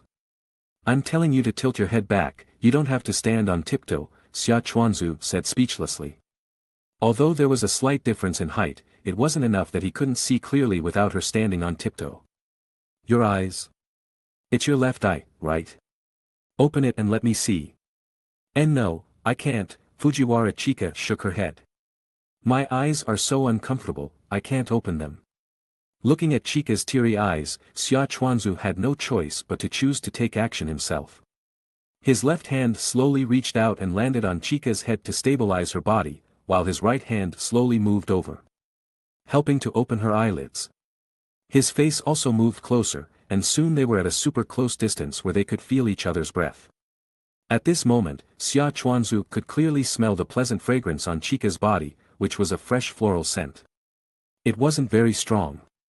But it wasn't so faint that it was imperceptible. Specifically, it was roughly between that of Kasumigakaka-senpai and Yukino. Although it was somewhat similar, he could distinguish the difference between them if he felt it carefully. So, what exactly is the reason for this? Is it because everyone uses similar shampoos, or is it due to natural physiological factors specific to girls? He's clearly very clean. But the fragrance from things like shower gel dissipates overnight, leaving no trace. Besides that, he could clearly see his own clear reflection in Chika's eyes. Her slightly reddened eyes, the hazy mist, her gently trembling eyelashes, and her petal-like moist, pink lips at this moment were actually radiating an unusual charm, making his heart flutter slightly. Damn it, you pink octopus head, don't even think about messing with my Tao heart. A slight resistance came from his hand. At some point it was Fujiwara Chika struggling to turn her head. Don't move, Xia Chuanzu ordered directly. She's getting shy now. But the arrow is already on the string, does she think she can take it back? Too late. Huff. After Xia Chuanzu helped blow for a while, he asked Fujiwara Chika about her condition. How do you feel? Still a little uncomfortable, Fujiwara Chika replied softly, her pretty face quietly flushing red again. And more, blow a little more. Okay, Xia Chuanzu nodded. Since the patient said so, he would definitely want to take responsibility to the end. So he blew for a little longer. How about now? A little more. And then? Just a little longer. Xia Chuanzu originally wanted to continue, but the corner of his eye suddenly caught sight of a passerby looking at them with a curious expression, and then turning back to whisper to their classmate from time to time. Then he finally came to his senses. They were still on the street. What was with these intimate actions? He was about to die of embarrassment. That's it, if it still doesn't work, solve it yourself. After a hasty ending, Xia Chuanzu quickly retracted his hands, and even stood a little further away from Fujiwara Chika as if to avoid suspicion. You're not going to take responsibility to the end. Yay, it really doesn't hurt anymore, President is amazing. Xia Chuanzu really didn't understand her logic, but he was too lazy to say anything since she was happy. Then what? Where are we going next? Go where? Of course, we're going home, where else would we go? Xia Chuanzu shook his head and said. This girl was really getting into the spirit of playing, and actually treating this outing as a date. Seeing that she seemed a little unwilling, he added. Alright, let's just call it a day today, it's really late, if you really want to go out and play, we can find another time. They had already spent a lot of effort finding Menyu's group, not to mention eating almost 2 snacks outside. Now it was completely dark and of course, Xia Chuanzu didn't want to leave her alone outside, so he offered to send her back. He opened the umbrella in his hand and gestured to her, "Come in, I'll send you home first." Okay, Fujiwara Chika responded and jumped under his umbrella, and then, like before, simply hugged his arm with both hands. As the saying goes, practice makes perfect, Xia Chuanzu didn't react this time, and naturally started acting as a guide. Just taking a walk would be a bit boring, especially for someone as active as Fujiwara Chika. Because it was raining, she couldn't move around, so she had to focus on chatting. Chapter 154. Speaking of which, the plum rain season seems to be approaching soon. It's been raining on and off these past few days, and quite frequently too. Yes, the weather forecast also shows that, but these few days are still okay. Starting next week, it'll be hard to see a sunny day. Natsukawa Snowball nodded. He didn't dislike rainy days that much anymore, as they were perfect for staying home to play games and read manga. However, he would occasionally feel the loneliness that rainy days brought. What's wrong? Do you hate the rain? The plum rain season can be said to be an unshakable long-term season in Japan. It usually starts in mid-May and lasts until mid-July. During this period, frequent rains will gradually spread inland from coastal areas like Kyushu and Okinawa, eventually forming a nationwide phenomenon lasting more than a month. Because it's unavoidable, most people choose to adapt to it, and many best-selling products have emerged, such as umbrellas, rain boots, and raincoats with beautiful patterns. But for most people, dislike outweighs liking, as it lasts a long time and troubles those who want to live well with things like dealing with dampness. I do a little, Fujiwara Chika nodded and said. Mainly because my hair gets very damp when it rains, and it's inconvenient to move around, right? She was the type who liked to play around. She usually couldn't stay still and would wander around the school, but when the continuous rainy season arrived, she couldn't do many things, so it was normal for her to dislike it. That's true, Natsukawa Snowball nodded, somewhat agreeing with her. After all, Mahiru seemed to have answered the same way before. It seemed that girls with long hair cared about this. That's why, before the plum rain season arrives completely, I need to find a way to go out and play a few more times. Fujiwara Chika nodded, and some ideas emerged in her mind. Speaking of which, I haven't gone out with Kagaya for a long time. I'll find some time to ask her out later. Oh right. Why don't you ask the president too? There's strength in numbers. Ask her several times, and there's always a chance you might get Kagaya to agree, right? Natsukawa Snowball was a little helpless, thinking, even you, her best friend, might not be able to get her to move. What am I? But thinking about it carefully, it seemed that he had never seen Kagaya active outside. It seemed that, as he had imagined, her daily life was just a line between school and home. This monotonous lifestyle was a bit concerning. The key was that he himself had noticed that Kagaya didn't seem to like this lifestyle. She clearly longed for friends and normal interaction, but there weren't many people who could become her friends. Fujiwara Chika was definitely one of them. As for him, perhaps he could barely be considered a friend now. Okay, I understand, I'll try to invite her. Natsukawa Snowball nodded, thinking seriously. This wasn't pity, it was just that as a friend, he felt he needed to have the courage to break the routine and not give up because he was afraid of being rejected. Oh, I'll wait for your good news, President. Fujiwara Chika's face showed a very bright smile, looking very happy. Honestly, compared to all the girls around him, Fujiwara Chika was too energetic. Simply the representative of a young energy character. On the way to take her home, she kept chattering non-stop, but what she said didn't really make much sense. It seemed like she was just restless and couldn't stop. After sending her to the door, as usual, they exchanged a few polite words. Fujiwara Chika again invited him to sit in her house for a while, but Natsukawa Snowball felt a little tired, so he declined again. Okay then, but you're not allowed to refuse next time. I'll drag you in even if I have to. Tough appearance. Yeah, next time for sure, Natsukawa Snowball nodded and waved goodbye to her before turning to leave. The way back wasn't too far, and because it was completely different from the direction of the train station. Natsukawa Snowball simply chose to walk back. Because it was raining, the weather had become slightly cooler, so the way back didn't feel so stuffy. After returning home, he felt a little sticky all over. He originally wanted to take a bath first, but he felt inexplicably sleepy, so he simply took off his clothes and went to bed, planning to take a nap first. When he opened his heavy eyes again, what came into view wasn't the familiar ceiling, but the familiar flaxen long hair. Looking up along the ends of her hair, he found the angel sleeping quietly beside him, her sleeping face serene, her full chest rising and falling with her even breathing. Ugh, Natsukawa Snowball subconsciously exhaled, a little confused as to why Mahiru was sleeping next to him. When he struggled to get up, he found his body terribly heavy, and he didn't even want to move a finger. "Ah, you're awake," the angel seemed to have been awakened by his movements, opening her sleepy eyes and gently rubbing them for a while. "Is your body feeling any better?" Natsukawa Snowball was a little slow to catch on, but after moving his head slightly, a towel on his forehead suddenly fell off, almost blocking his vision. "This is... Ah. Sorry, I accidentally fell asleep myself. Am I sick?" Natsukawa Snowball finally realized something and asked in a somewhat hoarse voice. "Yeah, you seem to have a fever," the angel nodded to him, then put the towel back into the basin next to her, soaked it, wrung it out, and put it back on his forehead. "When I sent you messages before, you didn't reply, so I was a little worried and came over to take a look, and found that your temperature was very high." "What time is it?" "It's almost 10 o'clock, Shina." Mahiru sat down beside him and reached out to touch his neck slightly. "Your temperature still seems a little high. How's your body? Do you feel any better now?"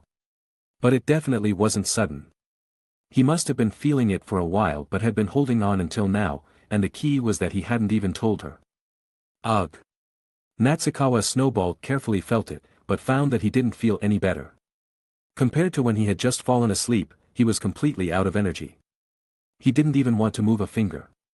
His head was dizzy and he didn't want to think, and his throat was dry and uncomfortable. "Water." "Ah, wait a moment." Shina Mahiru quickly turned around, wanting to hand him the water that had been prepared on the bedside table, but found that he seemed to have difficulty even getting up, so she put down the glass and instead went to help him up first. As a result, she accidentally saw an unexpected scene. "Ah." Natsukawa Snowball turned his head slightly to look at her, his eyes a little puzzled. "And nothing," Shina Mahiru shook her head and responded in a low voice, then, bearing the stimulating image, carefully helped him lean against the headboard. After helping him settle down, she turned around again to pick up the glass of water, even directly holding it to his lips, as if wanting to feed him. Natsukawa Snowball didn't refuse. Because he was indeed dizzy and didn't have the energy to think about anything else. Taking small sips, preventing him from choking by moving too quickly, she fed him some water slowly and carefully. Only then did Shina Mahiru finally have the mind to mention other things. This doesn't seem conducive to recovery. I'll go find you some clothes." The clothes that had been casually thrown on the chair couldn't be worn, of course. They still felt a little damp to the touch. She could only open the closet to look. But after searching for a long time, she couldn't find anything like sleepwear. Helpless, she had to settle for a long-sleeved shirt that she had seen him wear before. Coming to the bedside, she originally wanted to just hand it over and let him put it on himself, but seeing him squinting his eyes as if he was about to fall asleep again, she hesitated for a while and finally chose to come forward to help. "Can you raise your hand a little?" Seeing that he still didn't have much reaction, Shina Mahiru couldn't help but purse her lips, feeling increasingly worried. It was the first time she had seen Snowball so weak. She felt that the severity was almost exceeding the problem caused by the fever. Could something have happened? Although there was no cooperation from the patient, she was an ambitious girl. She still relied on her own efforts to very laboriously help him put on his clothes. But inevitably, there would be more skin-to-skin contact. She was a little concerned at first. But seeing that Snowball still didn't have any energy, her mood suddenly fell, and she didn't have the mind to think about anything else. "Is your spirit any better now?" Shina Mahiru sat beside him, holding his hand and asking softly. "A little sleepy." "If you're sleepy." Shina Mahiru pursed her lips, wanting to tell him to lie down and sleep for a while. But the medicine she had prepared was the kind that needed to be eaten with something first. It was best not to take it on an empty stomach, so she had to gently persuade him to hold on a little longer. Let's eat a little something first. Otherwise, you can't take the medicine. Yeah. Snowball in a weakened state was like a little baby. Seemingly unwilling to do anything himself, even letting her do the work of feeding him porridge. This couldn't help but make Shina Mahiru's heart inexplicably surge with a strong sense of satisfaction. And it was only after feeding him that she realized that being a feeder could be so interesting. No wonder Snowball was so excited that day. She was almost unbearable, but he wouldn't listen. Want a little more? Shina Mahiru asked softly. Although Snowball still didn't have much energy, his appetite seemed to be good. The bowl of porridge she had brought over had all been eaten by him alone. Perhaps it was because she had put in pickled plums. But she had actually considered the burden on his stomach, because doing so would be better for someone who was sick. It wasn't really to make the taste better. But if he liked it, that would be great. Yeah, want more? Natsukawa Snowball nodded slightly, his voice not as hoarse as before, seeming to have recovered a little. Okay, leave it to me. Observing his condition, the angel also nodded happily, feeling that her efforts had not been in vain. She turned around and deftly refilled the porridge into the bowl, then gently stirred it back and forth with a spoon, and blew on the edge of the bowl to let it cool faster. Natsukawa Snowball tilted his head slightly, watching her gentle movements. Watching the pickled plums in the bowl slowly spread out in the porridge, and then the pits were carefully taken out by her, only letting the red pulp slowly mix into the rice grains. Drink it, it shouldn't be hot now. The angel held the bowl, scooped a small spoonful, and put it to his lips. Natsukawa Snowball responded and opened his mouth to swallow it. After repeating this for a while, another bowl of porridge was drunk dry by him. This time he felt a slight sense of fullness, so he actively told the angel, full. Okay, then I'll take the things out first. Wait for me, okay? Shina Mahiru nodded, then turned around, put the bowl back on the tray, and carried the pot out with it. Natsukawa Snowball watched her figure disappear from the room, silently wondering what he was thinking. When the angel returned, she was carrying a thermometer in her hand, and then she sat back on the bed. He thought she was going to hand it over, but this time she actually reached out directly to him, and started unbuttoning his buttons without any hesitation. Although in his vague memory, it seemed that she had also helped him put on his clothes, he still felt a little at a loss now. What's wrong? Shina Mahiru blinked at him, looking a little puzzled. No, nothing, Natsukawa Snowball muttered, then raised his head slightly, preparing to keep his eyes away from the chaos. The angel clearly didn't realize it at the moment, and didn't notice the state of their posture, although in terms of position, it was she who was unbuttoning his clothes. Which was different from the general situation. It didn't seem like something that wasn't worth paying attention to at all, right? But he didn't want to say it now, and he didn't have much mind to pay attention to these things. His head was still a little inexplicably heavy. Thinking about things a little would cause a stinging sensation, so he had to force himself to relax. The angel's movements didn't stop, and as Natsukawa Snowball carefully watched her, he realized that she wasn't completely indifferent. Her cheeks were faintly flushed with a rose color. And her eyes were fixed on the side, unblinking. Her ears seemed to tremble slightly with her movements. Perhaps it was his imagination, but he felt that she must also be quite shy, forcing herself to remain calm for his sake. It might be a little late to say this, but the thought that emerged was still unstoppable. The angel was indeed a beautiful girl. Undeniably beautiful and cute. Not the kind of cuteness that one could dismiss as commonplace after seeing many cute girls. Perhaps it should be described as an artificial, artistic beauty. The reason he said it wasn't innate was perhaps because of the slightly shy expression she was now showing, making her flustered appearance feel more human, and thus creating an unbelievable sense of cuteness. So, Natsukawa Snowball unconsciously said, Mahiru is so cute. Ugh, the angel's delicate body visibly trembled slightly. Just as she had finished placing the thermometer on him, she moved hastily, distancing herself slightly. Suddenly, what nonsense are you saying? Natsukawa Snowball didn't explain further, because his mouth had really moved on its own. The angel's face was still a little red, but this time it was difficult for her to retreat, all because of the guy in front of her. She lowered her head slightly, unsure of where to look, and her hands unconsciously made small movements, sometimes with her fingers pointing at each other, sometimes with her palms together. The atmosphere fell silent for a moment. After waiting for a while, calculating that enough time had passed, Shina Mahiru leaned in again, preparing to take the thermometer from him. Don't say nonsense this time, okay? Don't tease me." Natsukawa Snowball didn't react, and only opened his mouth again after she took out the thermometer. "What's the temperature?" 38.1, still a bit high. Shina Mahiru frowned, and the worry in her heart surged again. As expected, a cold compress alone wasn't enough. He still needed to take medicine to relieve the symptoms. So, she leaned down slightly, closer to him, and held his hand, wanting to transmit strength to him. "But it's a little better than before. Taking some medicine and sleeping should make you feel better, right? But the medicine from the pharmacy only targets the symptoms and can't completely eliminate the virus itself, so you still need to rest well and actively activate your body's immune function," the angel earnestly instructed him. "So, don't run around tomorrow, understand? Tell me if anything happens. If I'm not around, send me a message. In short, don't be a hero alone." Natsukawa Snowball nodded in silence. Although her tone was a little rough, the feeling of being scolded warmed his heart, because he knew Mahiru was worried about him. With the angel's help, he took the medicine and slowly lay down again.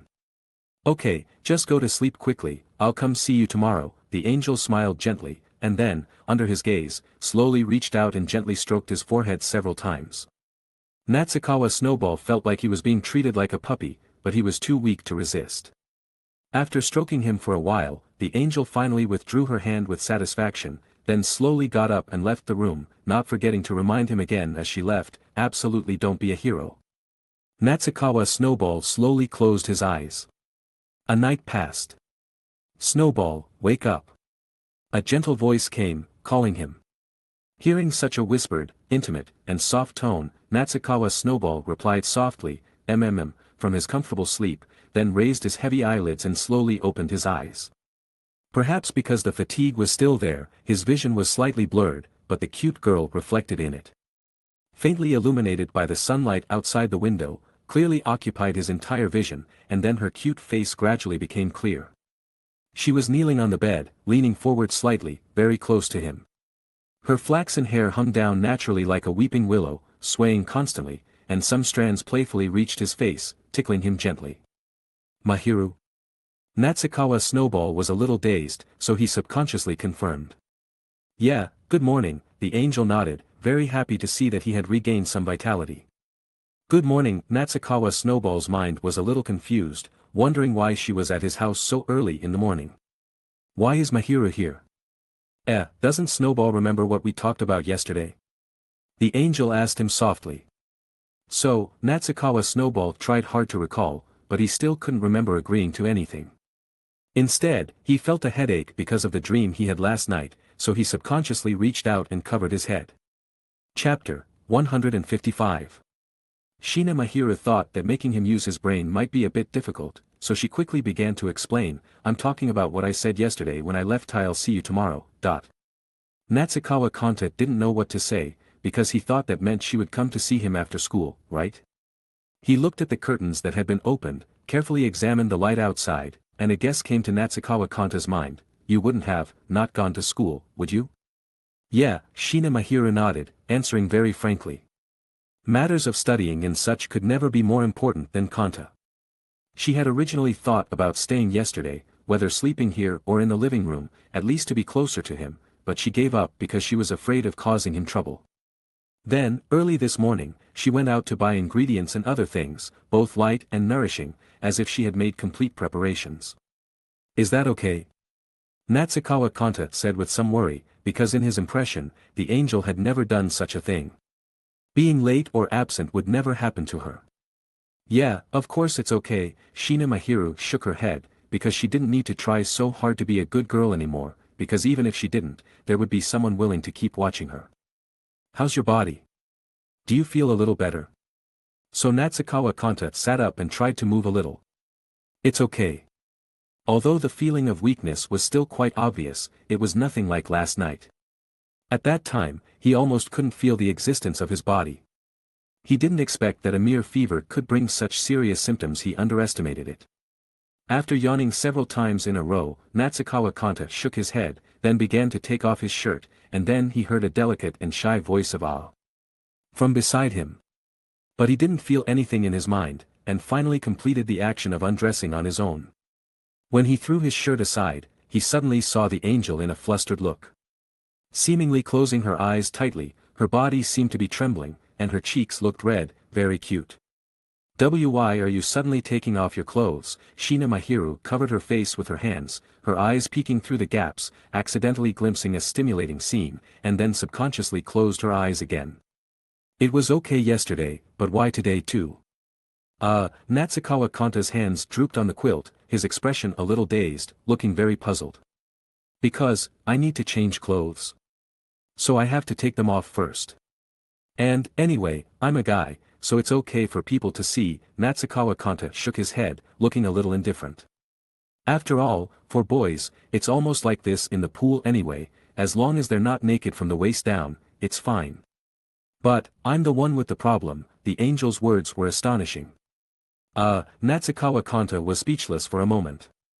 Thanks to Mahiru's reaction, he was now a little more awake. Even if you say so, but you have to get used to it, right? And summer is coming soon. If you're not comfortable with this, I'm afraid you won't even be able to go to the pool. Natsukawa Kanta thought that since Miss Angel was so uncomfortable seeing the bodies of the opposite sex, how did she spend every summer? Could it be that she never went to the pool or anything? Well, that's possible. She usually doesn't go to the pool to play. As for school classes, after all, their Shuchen Academy High School's swimming classes are separated by gender, so maybe the middle school is similar. But speaking of summer and pool, this scene must be indispensable, right? At least he would look forward to it, and he would naturally feel even better if he could be with the angel. But if she is too conscious of his semi-naked state, not to mention that there will definitely be other men in the pool, then he doesn't know if she can bear it. If it really comes to that, he can only consider the possibility of chartering the place. Pool, I'll try my best, Shina Mahiru stammered, looking a little nervous. She never thought that Kanta had already planned to ask her to go to the pool in the summer, but her current situation was too embarrassing.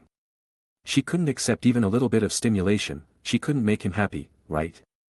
I've decided. Before summer comes, I have to ask Kanta to help me train properly. The angel's eyes were firm, and she made up her mind. Although he was much better than yesterday, since his body hadn't fully recovered, Natsukawa Kanta decided to rest for another day and go back to class when he was almost recovered. Standing in front of the mirror in the bathroom, Natsukawa Kanta stared blankly for a while. Thinking about it carefully, this was the first time he had shown his bare face to a girl. His hair was also a little messy because he had just woken up, and he was not in a state to be easily seen.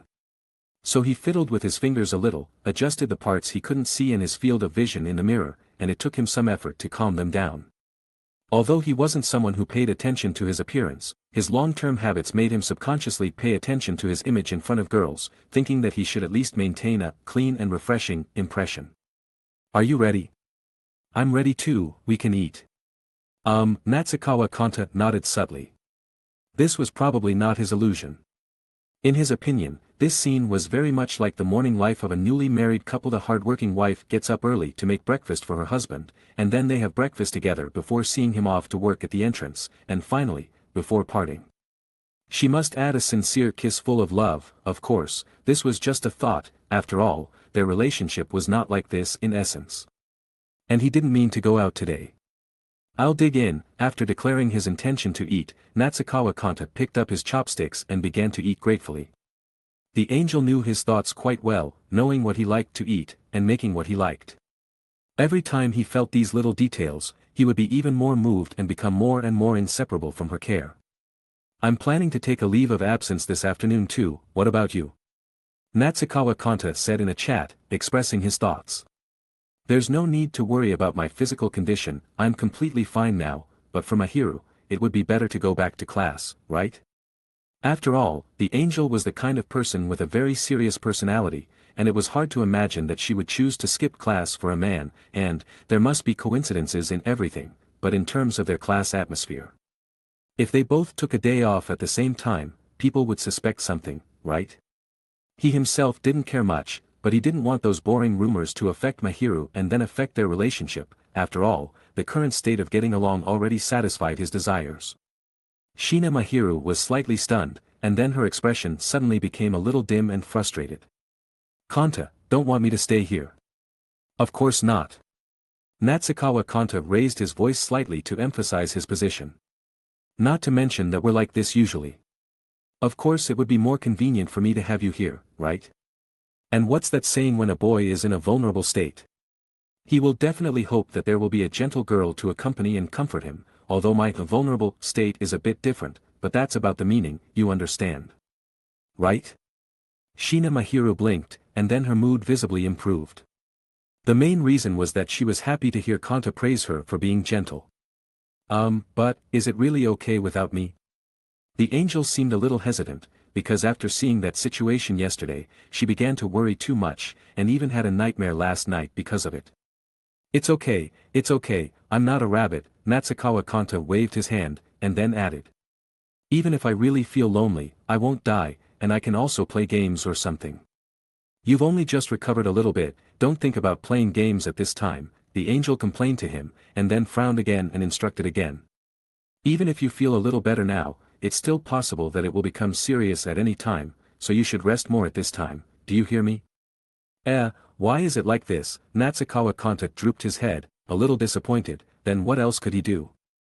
He didn't want to watch movies all day either. The main reason was that he didn't want to lie to Mahiru. If he really promised not to play games, then he definitely wouldn't play secretly anymore, even if she couldn't see him, he didn't want to deceive her. Seeing his frustrated look, the angel smiled helplessly, and then tried to put on a straight face, but, it's okay if I supervise you. Supervise? Natsukawa Kanade was a little puzzled. That is, after eating and resting for a while, you can play for a while, okay? Of course, I will be watching you carefully, and I will definitely not let you play too much. Miss Angel explained to him, but in Natsukawa Kanta's opinion, this statement was clearly an invitation to play games together, right? And it's said to be a while, but it's hard to say what this a while is like, right? After all, once you start playing games, it's really hard to stop unless you reach a certain point, at least that's how he is. But since Mahiru said so, she must have considerable confidence and awareness to supervise him, so what can he do? Of course, he will pull her to play together. Choosing the kind of two-player game, and unconsciously attract her attention, maybe he can successfully muddle through. The most important thing is that it fits his expectation. She has long wanted to play games with the angel, otherwise he would not have bought It Takes Two and never played it. In fact, he has watched a lot of videos, so he is not completely ignorant of this game. Because of this, knowing that this game has no toxic points and is full of sincerity, he has always wanted to clear it with Mahiru once, and today is an excellent opportunity. Because the opening plot of the game had the part of husband and wife quarreling and divorcing, which made the angel a little unacceptable and failed to play it successfully. This time he learned to be good. Thinking that it would be better to let the story unfold at the cost of reducing a little surprise, so he simply spoiled it a little, telling Mahiru that it was actually a beautiful ending of husband and wife sharing weal and woe and thus repairing their relationship, so she was finally able to accept it and was willing to play with him. There was nothing to say about the process of playing, but because Mahiru usually didn't touch games much, it would take a little effort to teach her how to operate, and in terms of recognizing the keys. She would occasionally have to look down to confirm the keys on the controller to know how to operate, which was completely a beginner situation, but because Mahiru's troubled look was very cute, so the process was actually very enjoyable and happy. And as he planned, after pulling Mahiru to play together, she was also a little fascinated, as if she had completely forgotten about supervising him well. Which led to the entire morning being spent playing games with him, and even almost missing the best time to make lunch because of it. In terms of the game, they actually didn't make much progress, because the angel's operation was clumsy, but this game was the kind that had to be pushed forward together by two people.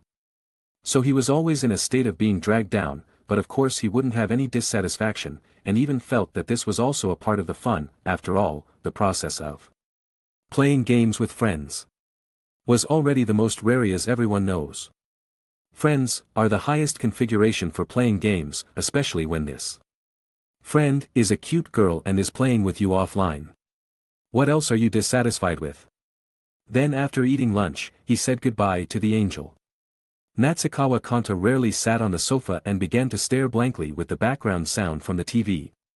Originally, he was a person who would make full use of his time, no matter what he was doing, but recently he often liked to start staring blankly meaninglessly. But in fact he was not thinking about anything, completely in a state of emptying his brain. He felt that this might be related to the recent frequent dreaming, because he didn't get enough rest at night, so he would subconsciously seek to relax his brain during the day. After all, those dreams were quite real.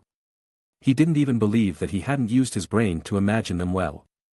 In short, after staring blankly for a while, he watched TV for a while, but because he couldn't find any good programs, he sighed and simply turned off the BGM, choosing to go back to lie down and sleep again. When he woke up again, or rather, felt awake, it was already evening. The angel appeared in his bedroom once again, looking at him with a rather satisfied smile, as if saying, "Not bad, you're resting well. Are you awake? How's your body now?" Natsukawa Snowball carefully felt himself and felt that he had recovered almost completely. He thought there would definitely be no problem going back to school tomorrow. "Is school over?" "Yes," Shina Mahira nodded. "I went to the supermarket to buy some things and then came back." "I see, so, how's school, anything happening?" Natsukawa Snowball was suddenly a little curious, mainly because the two of them had indeed missed a morning of classes together, and this situation would become more conspicuous because they were in the same class. "School?" The angel tilted her head slightly, a little puzzled, not understanding why he suddenly asked about this. Nothing's changed. But I found that everyone is quite concerned about your condition, even though I also didn't go this morning. Not many people came to ask me about the situation." Shina Mahira's expression was a little subtle. Of course, she didn't mean she was jealous. After all, compared to the meaningless thing of getting more attention, she only wanted to get one person's attention. Therefore, she felt happy that Snowball was popular, even though it would seem that she would have many competitors. She was mainly also a little strange.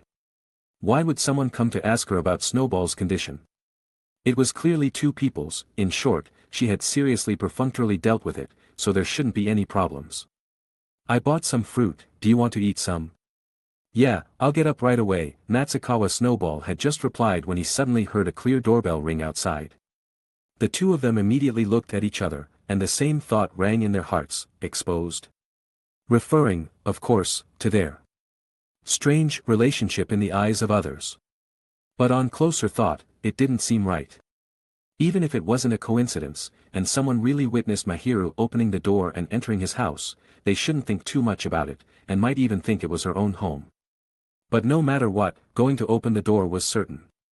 But before that, Natsukawa Snowball chose to get dressed first and then check the identity of the person through the peephole on the door.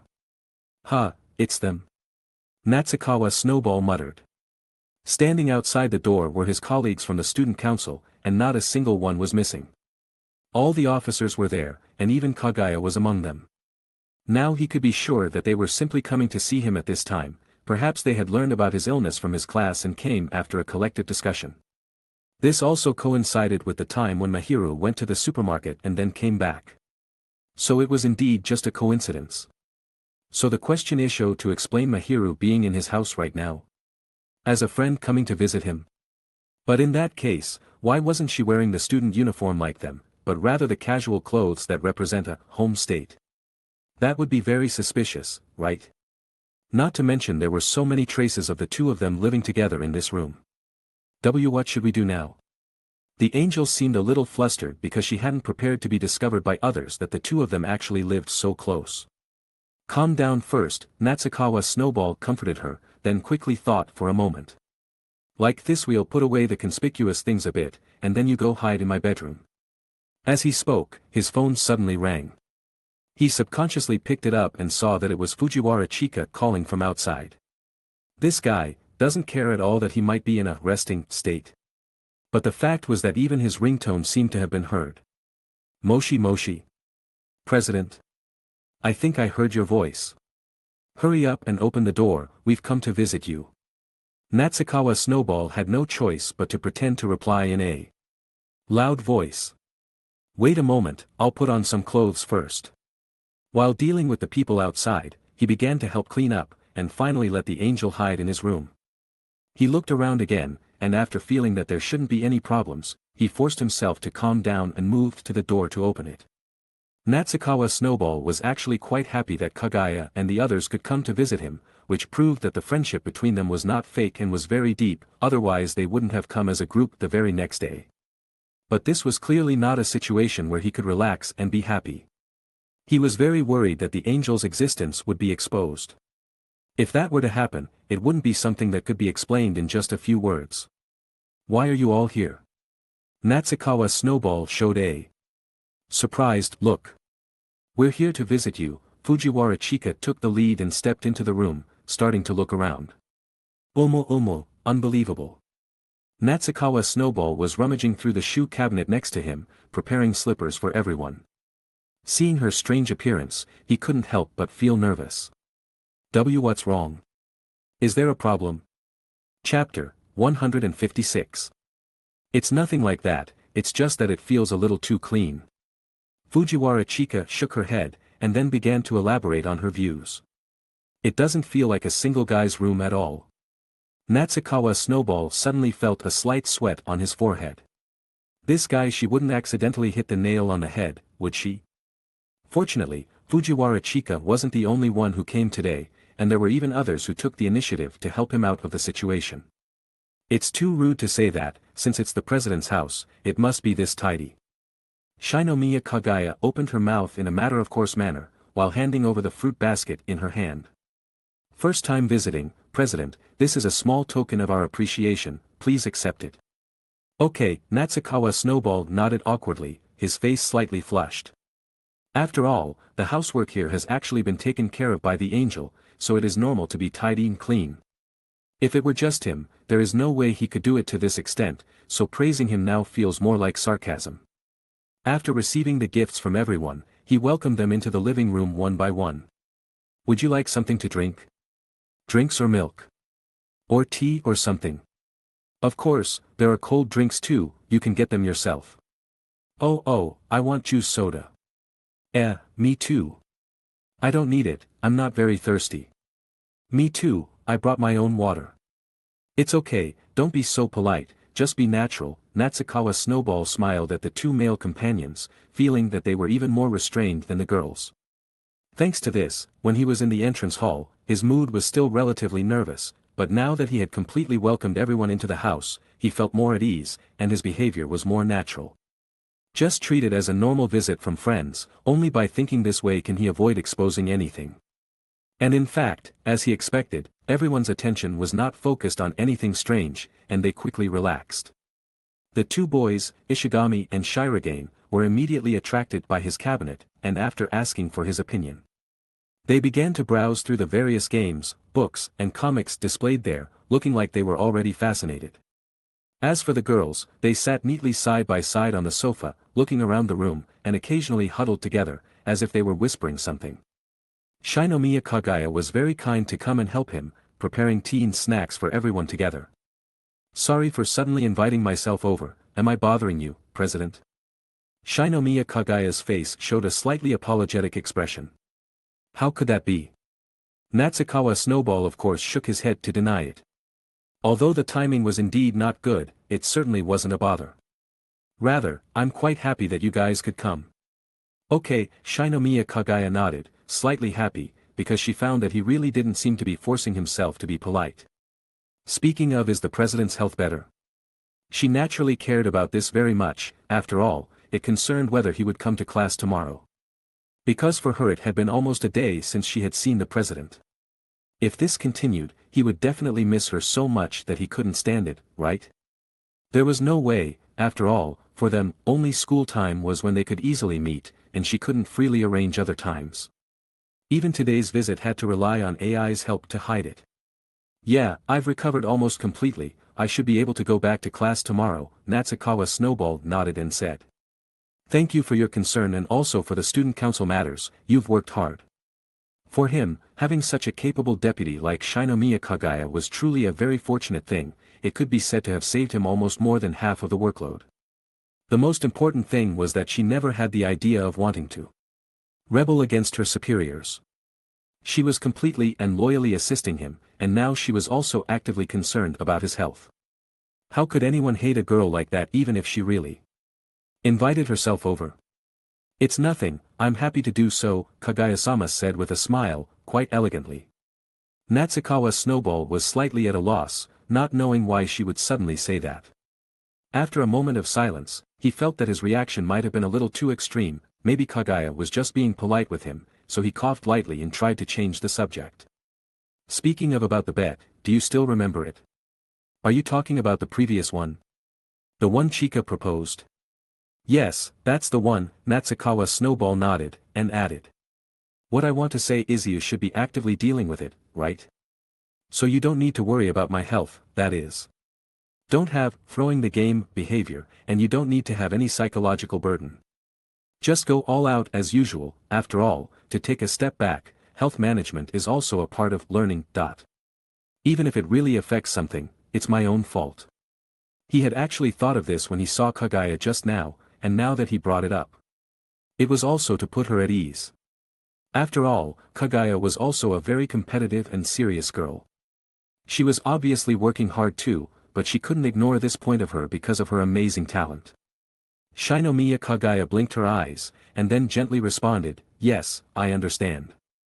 She didn't expect at all that the president would also pay attention to her mood at this time.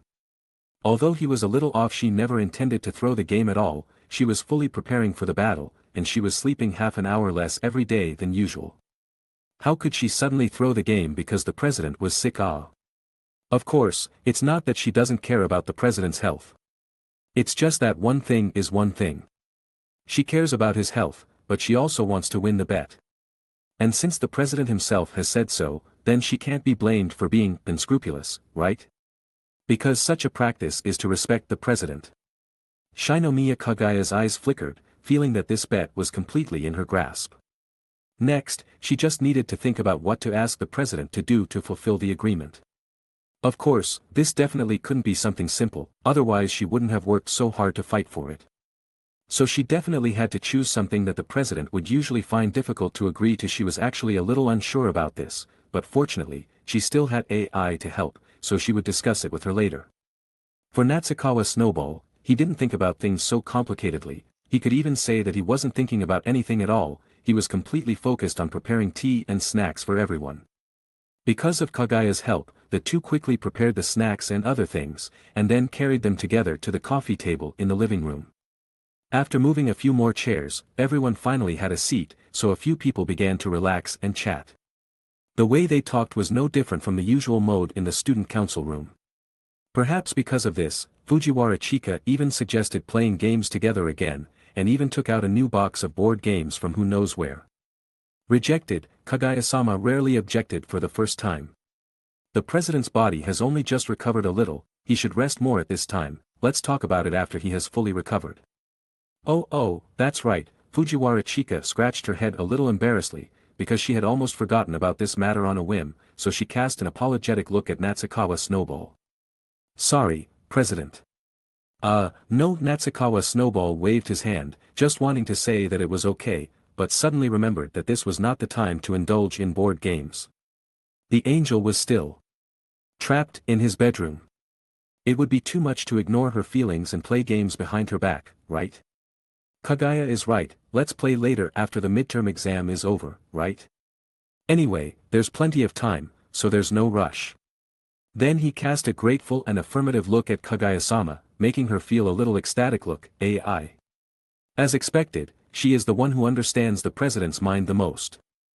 Fujiwara Chika was also a little happy, because she got the promise. So she didn't mind not being able to play today. Anyway, the president had agreed, and she couldn't escape. When the time came, she would secretly change the board game and let him become the guinea pig for their game department's newly developed work perfect. And besides these two girls, the two boys next to them were also in a pretty good mood, because they had found many works that they had long coveted. As expected of a senior. You actually have so many collections. Could it be that you have played all of these games? Ishigami Yu counted the game discs on the cabinet, showing a somewhat admiring expression. Not only were there various masterpieces, but the number of gal games was also quite a lot. And they were displayed so openly on the cabinet, it was simply a model for men, senior. Yes, Natsukawa Snowball's face was slightly unnatural, feeling like his little secret had been discovered. Although these games were not bought by himself, they were given by others, but when they were displayed in front of someone who knows the goods, he would naturally feel very embarrassed. Because they were all given by friends, so I would play most of them. He had obviously tried hard to explain, but Ishigami suddenly gave him a "I understand" look, making him even more embarrassed.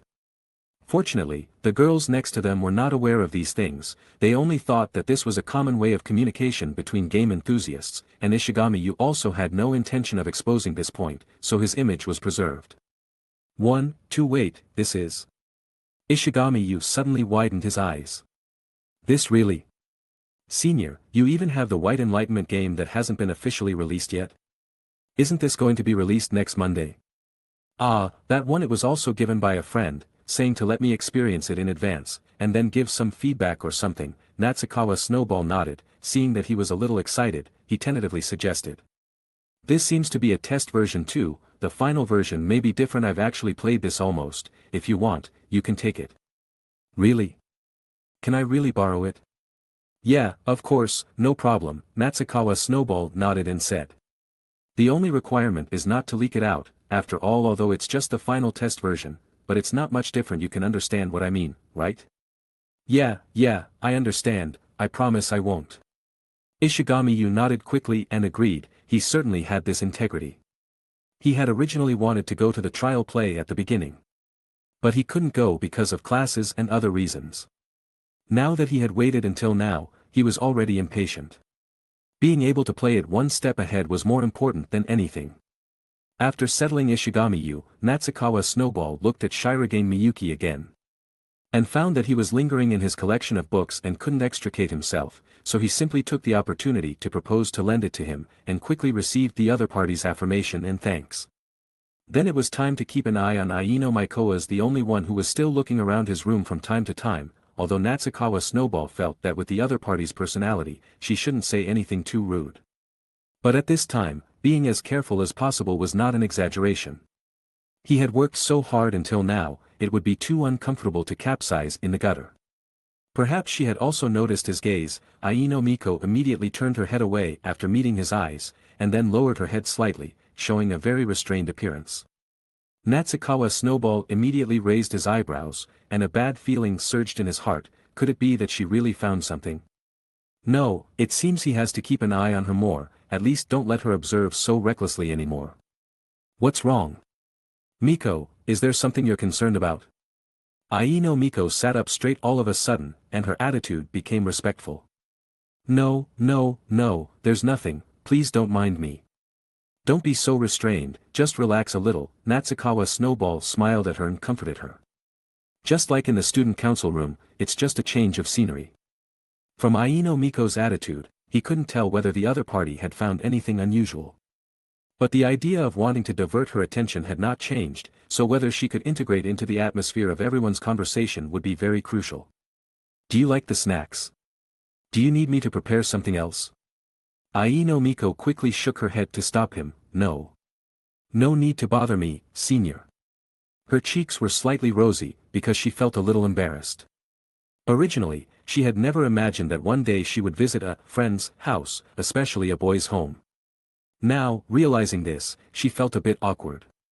Plus, she was a little hungry, so she eagerly wanted to divert her attention with something.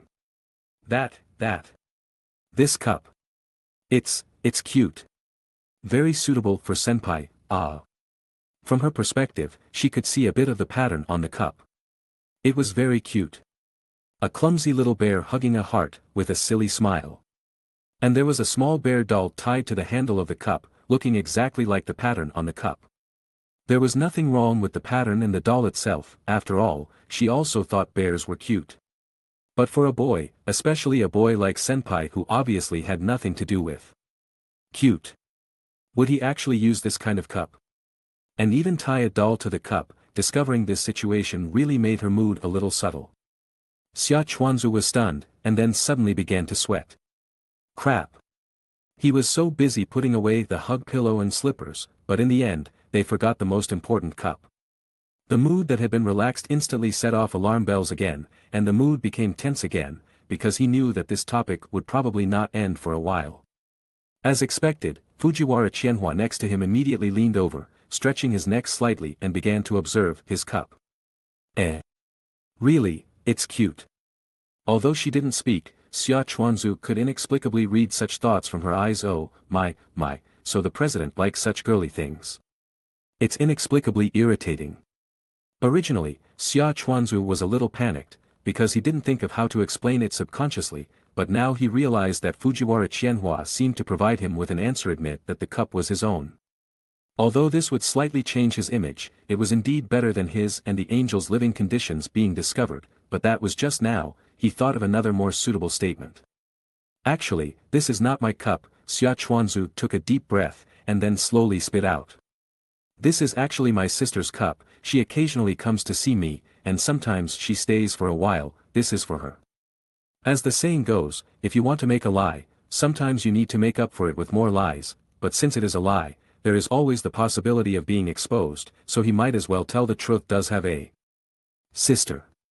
And just start treating Mahiru as his sister from now on, so that even if they find something else tricky later, he can use the same statement to cover it up. And this statement is almost impossible to be exposed because he really does have an extra, although that guy never comes to him. After he explained this, several people showed surprised looks, because he had never mentioned this kind of thing before, so it was normal for them to be surprised. But what he didn't expect was that the biggest reaction after learning about this was not Qianhua and the two people who were talking to him, but Huey, who had not spoken much next to him. Does the president actually have a sister? Biological? Yes, Xia Chuanzu turned his head and nodded slightly to her.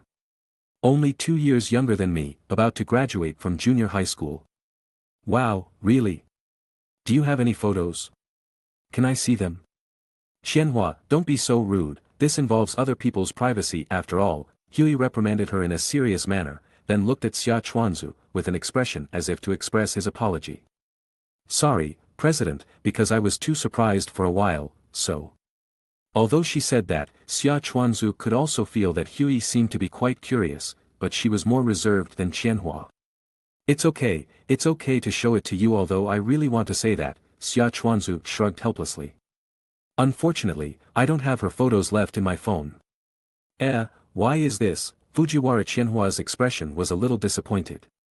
The same was true for Sigu Huey next to him, but she would not show it obviously, and for her, the news she heard today was enough for her to enjoy, and even immediately the idea of must win over the president's sister one day came to her mind.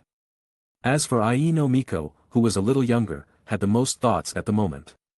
She felt that she already understood why the senior had always taken care of her more, perhaps because the senior had a sister who was about the same age as her, that is to say, the senior might also regard her as a sister. Although it seemed that this would make their relationship closer, she felt a little uncomfortable in her heart for no reason, as if she was not satisfied with such a relationship. Miko? What's wrong? He had been paying attention to her situation, although he also felt that he would definitely not be exposed, but looking at this appearance of this accident maker, he felt a little panicked for no reason, thinking that he must not let her be idle again. Are you hungry? I'll go prepare something to eat.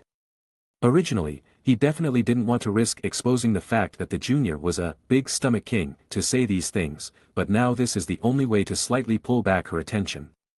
In fact, Ai no Miko was indeed attracted by his sudden action, and then quickly waved her hand to refuse. No need, senior, no need to be so troublesome. Although she was also a little worried about exposing the fact that she had a large appetite, she didn't think about the possibility that senior did it on purpose. After all, she had just thought senior is treating her as a sister, and now she felt that senior was definitely just worried about whether she would be hungry. After all, it was indeed time for dinner. Oh. Speaking of which, it's really time for dinner. Then let's call it a day.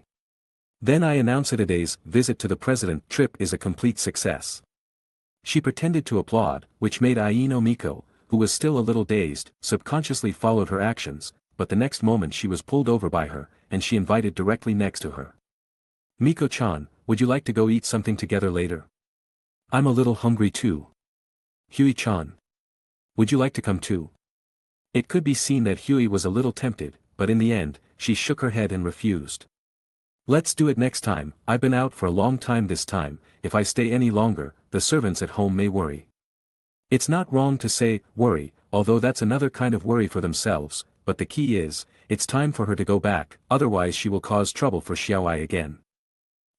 What a pity, Fujiwara Qianhua looked quite disappointed, but she also knew the situation in her friend's family, so she couldn't say anything. Then Miko-chan. You can't abandon me again. If senior doesn't mind. Ai no Miko was a little restrained. It was the first time she had been invited so enthusiastically to eat something, and the object was Fujiwara Qianhua, who she was more concerned about. Although she realized Fujiwara-senpai's true face, it was not easy to change her opinion of her for a while, so she thought she might as well take this opportunity to learn more about her. Yay!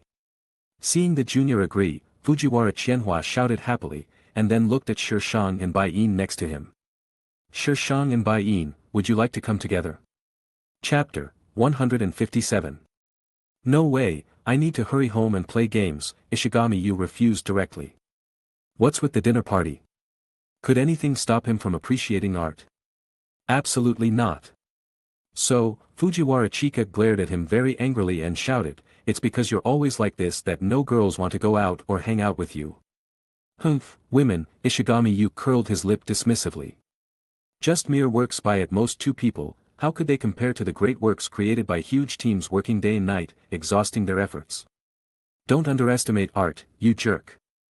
Fujiwara Chika stared blankly at him for a while, then she turned her head and said to Ai no Miko next to her with a very serious expression. Did you see that, Miko-chan? Let me tell you, if you're looking for a boyfriend in the future, this type is absolutely not allowed. Yes, I understand, Ai no Miko nodded, replying to her just as seriously. Seeing her junior's well-behaved appearance, Fujiwara Chika finally nodded in satisfaction. Then, she turned her attention to Shirogane Miyuki, asking for his opinion. I'll pass, I have a part-time job later. Shirogane Miyuki shook his head and refused quite naturally, but in reality, even if he didn't have work, he would probably refuse, as he had always adhered to the principle of not eating out. As for Xia Chuanzu, no one even bothered to ask his opinion. Even Fujiwara Chika understood that suddenly inviting someone to go out to eat after visiting them at home was strange no matter how you looked at it, so she naturally passed him over. Fortunately, Xia Chuanzu himself didn't have that intention, and even felt relieved when he saw the others discussing their upcoming plans. Great, they're finally leaving. On one hand, he was finally relieved, but on the other hand, he also felt a little regretful. It was rare for friends to visit his home. And he should have been more enthusiastic, even simply inviting them to eat at home and proactively making a table of dishes for them to directly experience his cooking skills. But because of the angel, he naturally couldn't do that today, so he had to consider the next opportunity. The following developments were smooth and without twists. After seeing the others out, he bid farewell to them one after another. Just as he closed the door and was about to go back and call the angel out, he heard the doorbell ring again. Who is it this time? Xia Chuanzu muttered, then suddenly felt a pang of panic, realizing that the neighbors might have seen the house number and discovered something. He hesitantly opened the door again, only to see Ishigami-yu standing alone outside the door, greeting him. Oh, senpai, I forgot something. Without further ado, he stepped into his house again, looking around furtively for a while. Realizing that he was already inside, he finally scratched his head, chuckled, and turned his backpack over, unzipping the top while saying to him, I almost forgot to give you this. Xia Chuanzu lowered his head slightly and took a closer look, discovering it was a swimsuit photo book. The date on it clearly indicated it was the latest magazine. Ah, this. It's okay, don't be polite with me, senpai, after all, I also got something good. Ishigami-yu gave him a knowing look. So, Xia Chuanzu nodded, then glanced at the bedroom behind him out of the corner of his eye without revealing any emotion, and whispered back. Then thank you. Hee, that's it then, see you tomorrow, senpai. Yeah, see you tomorrow. What a scolding. JPG. After seeing Ishigami off again, the house immediately became quiet, and the chirping of birds outside the window could be heard clearly. This time, there were no more accidents. Xia Chuanzu went straight back to the bedroom, preparing to call the angel who had been hiding for a long time out for some fresh air. After slowly opening the door, he found it was silent inside, and even the angel's figure couldn't be detected for a moment. At first, he thought that Mahiru was worried about being discovered by others, so she found a corner to hide in or something. But after scanning around a bit, he saw the angel lying on his bed, with her eyes closed as if she were fast asleep. This didn't seem like she was pretending to be asleep at all, because she had clearly turned over, leaving some traces on the bedding beneath her. Her beautiful hair was spread out randomly on the bed like a river, and her body was slightly curled up into a ball, making her petite and cute appearance even more prominent. Hearing her cute breathing sounds like hoo, Xia Chuanzu's movements immediately became gentle. He leaned over slowly and stood in front of the bed, squatting down slightly to observe her adorable sleeping face. Actually, the angel was already very cute usually, but this innocent and adorable appearance when she was asleep was magnified again. And perhaps because she was always on edge at school, she usually had a rather aloof expression when he saw her. So, every time he came home and saw her softened appearance, his heart would become especially satisfied, as if this adorable contrast was something only he could enjoy. And now, he had unlocked a new see the angel sleeping soundly in bed. At this moment, she was more like an extremely cute little animal than a beautiful girl. Thinking of this, Xia Chuanzu couldn't help but want to reach out and gently stroke her smooth hair again, and couldn't help but want to try poking her soft cheeks. And he did indeed do so. The feeling of the smooth face transmitted to his fingertips was almost exactly the same as the softness he had experienced before. And just gently pressing on it would make it deform a little. And when he pulled back slightly, it would slowly spring back up. It was truly soft and squishy to the extreme. Undoubtedly, this smooth touch would naturally make people want to linger on it forever, so Xia Chuanzu couldn't help but poke it gently twice with his fingertips. "She's too cute," Xia Chuanzu murmured. Because it was so soft and comfortable, he had only intended to take a small taste, but now he couldn't stop himself and began to wander around gently with movements like stroking a cat. Although he was already trying to use less force, the result was that the angel, who was sleeping peacefully, made a seductive sound that was hoarse but sweet, like Then, just as he was about to pull his hand back, the angel's originally closed eyes began to open slowly. At first, they were a pair of moist eyes with unfocused pupils. Her caramel-colored pupils were reflecting his mischievous appearance. Her expression was still a bit loose and dazed, and her face retained the childish afterglow of waking up. Her consciousness should still be in a daze at this time. So he wanted to take the opportunity to pull his hand back, perhaps he could fool her. But as a result, in his vision, the angel tilted her head slightly, revealing a confused look, then quickly lowered her eyebrows and closed her eyes again gently. He thought that this might be the best time to withdraw his hand, but she began to actively lean her face against his fingers and rub against them gently. At the same time, she also made a spoiled sound in her throat. Xia Chuanzu's pupils suddenly dilated, and he doubted whether he had seen it wrong. But the fact was so, she took the initiative to rub her face against him as if she was saying, "Please don't leave." Perhaps, perhaps, he could probably be sure, Xia Chuanzu thought. The angel was clearly still sleepy, otherwise she would never have been able to make such intimate movements so naturally. It was like a little cat that was usually proud, aloof, and ignored people, suddenly learning to meow and act spoiled and frequently showing it in front of you. He could only explain her cute actions as sleepy. So, what about him? Obviously, he wasn't sleepy, and he knew very well what bad things he was doing. He was even quite clear that when the angel woke up completely, she would definitely point her finger at his nose and scold him for being too much. How could he play pranks on her while she was sleeping? So, was he going to choose to stop? No, of course not. How could he just stop like that?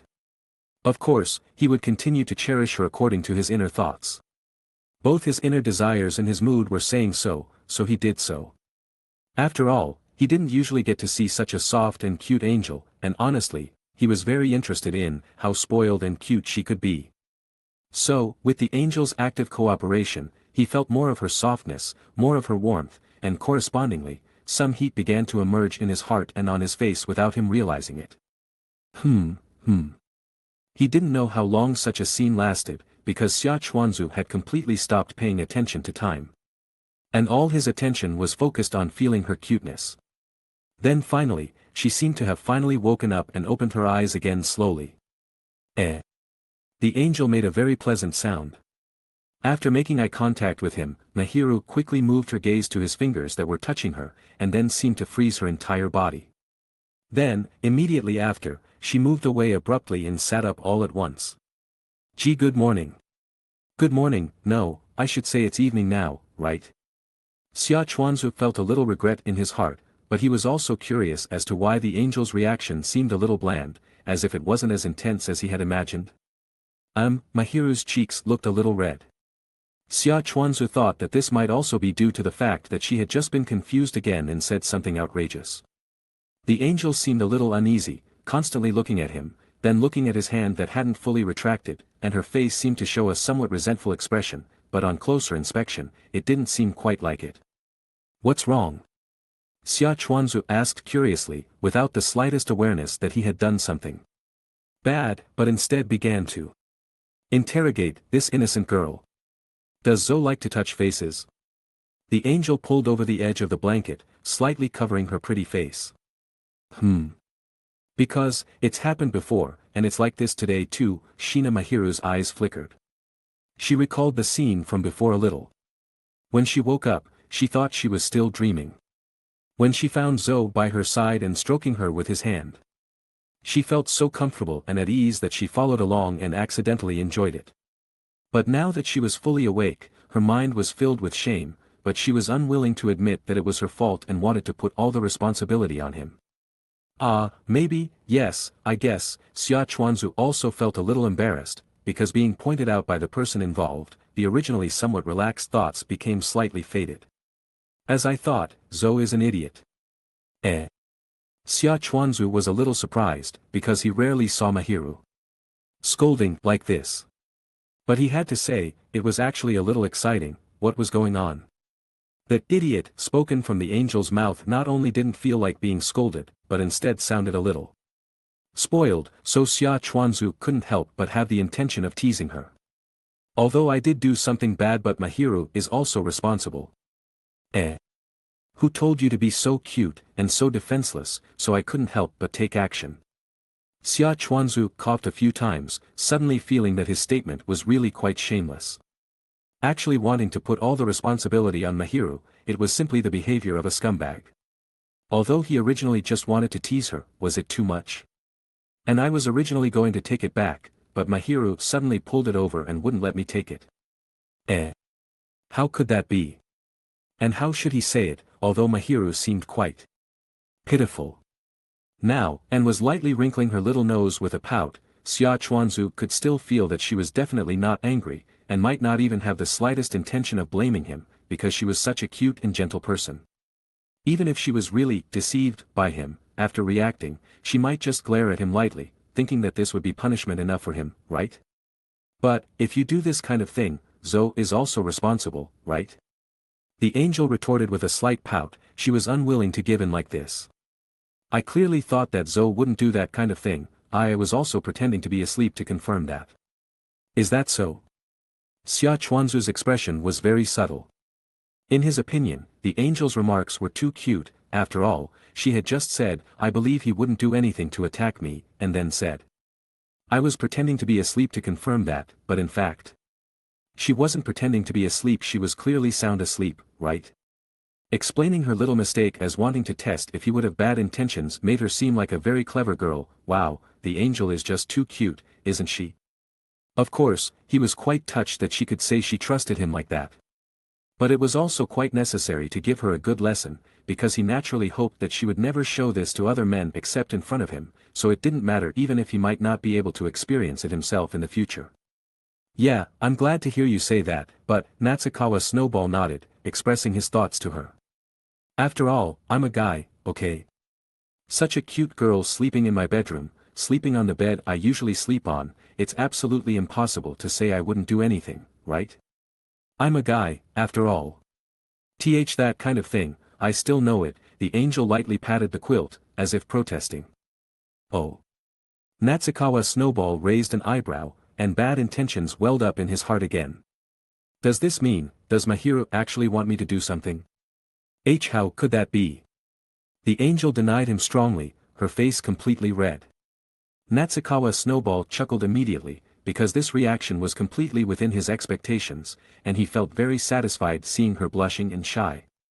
But seeing him like this, the angel seemed to misunderstand that she was being ridiculed, and suddenly made a you sound of shame, but the power of just a light glare was not enough to make him restrain himself, so she made another small beast-like wail of go. Finally, having no other choice, she simply covered her face with the quilt and then burrowed into the covers. Glug glug, indistinct sounds came from under the covers. Natsukawa Snowball opened his mouth, watching her act like an ostrich, and forcibly swallowed the retort. This is my bed, isn't it? After all, it was the result of his mischief.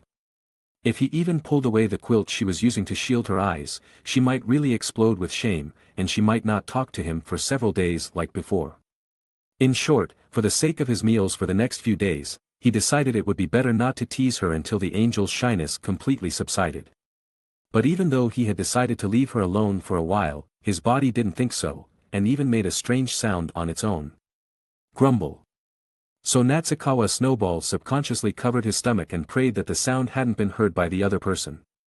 Unfortunately, things didn't go as he expected, and the angel's movements stopped suddenly, and she quickly emerged from the covers.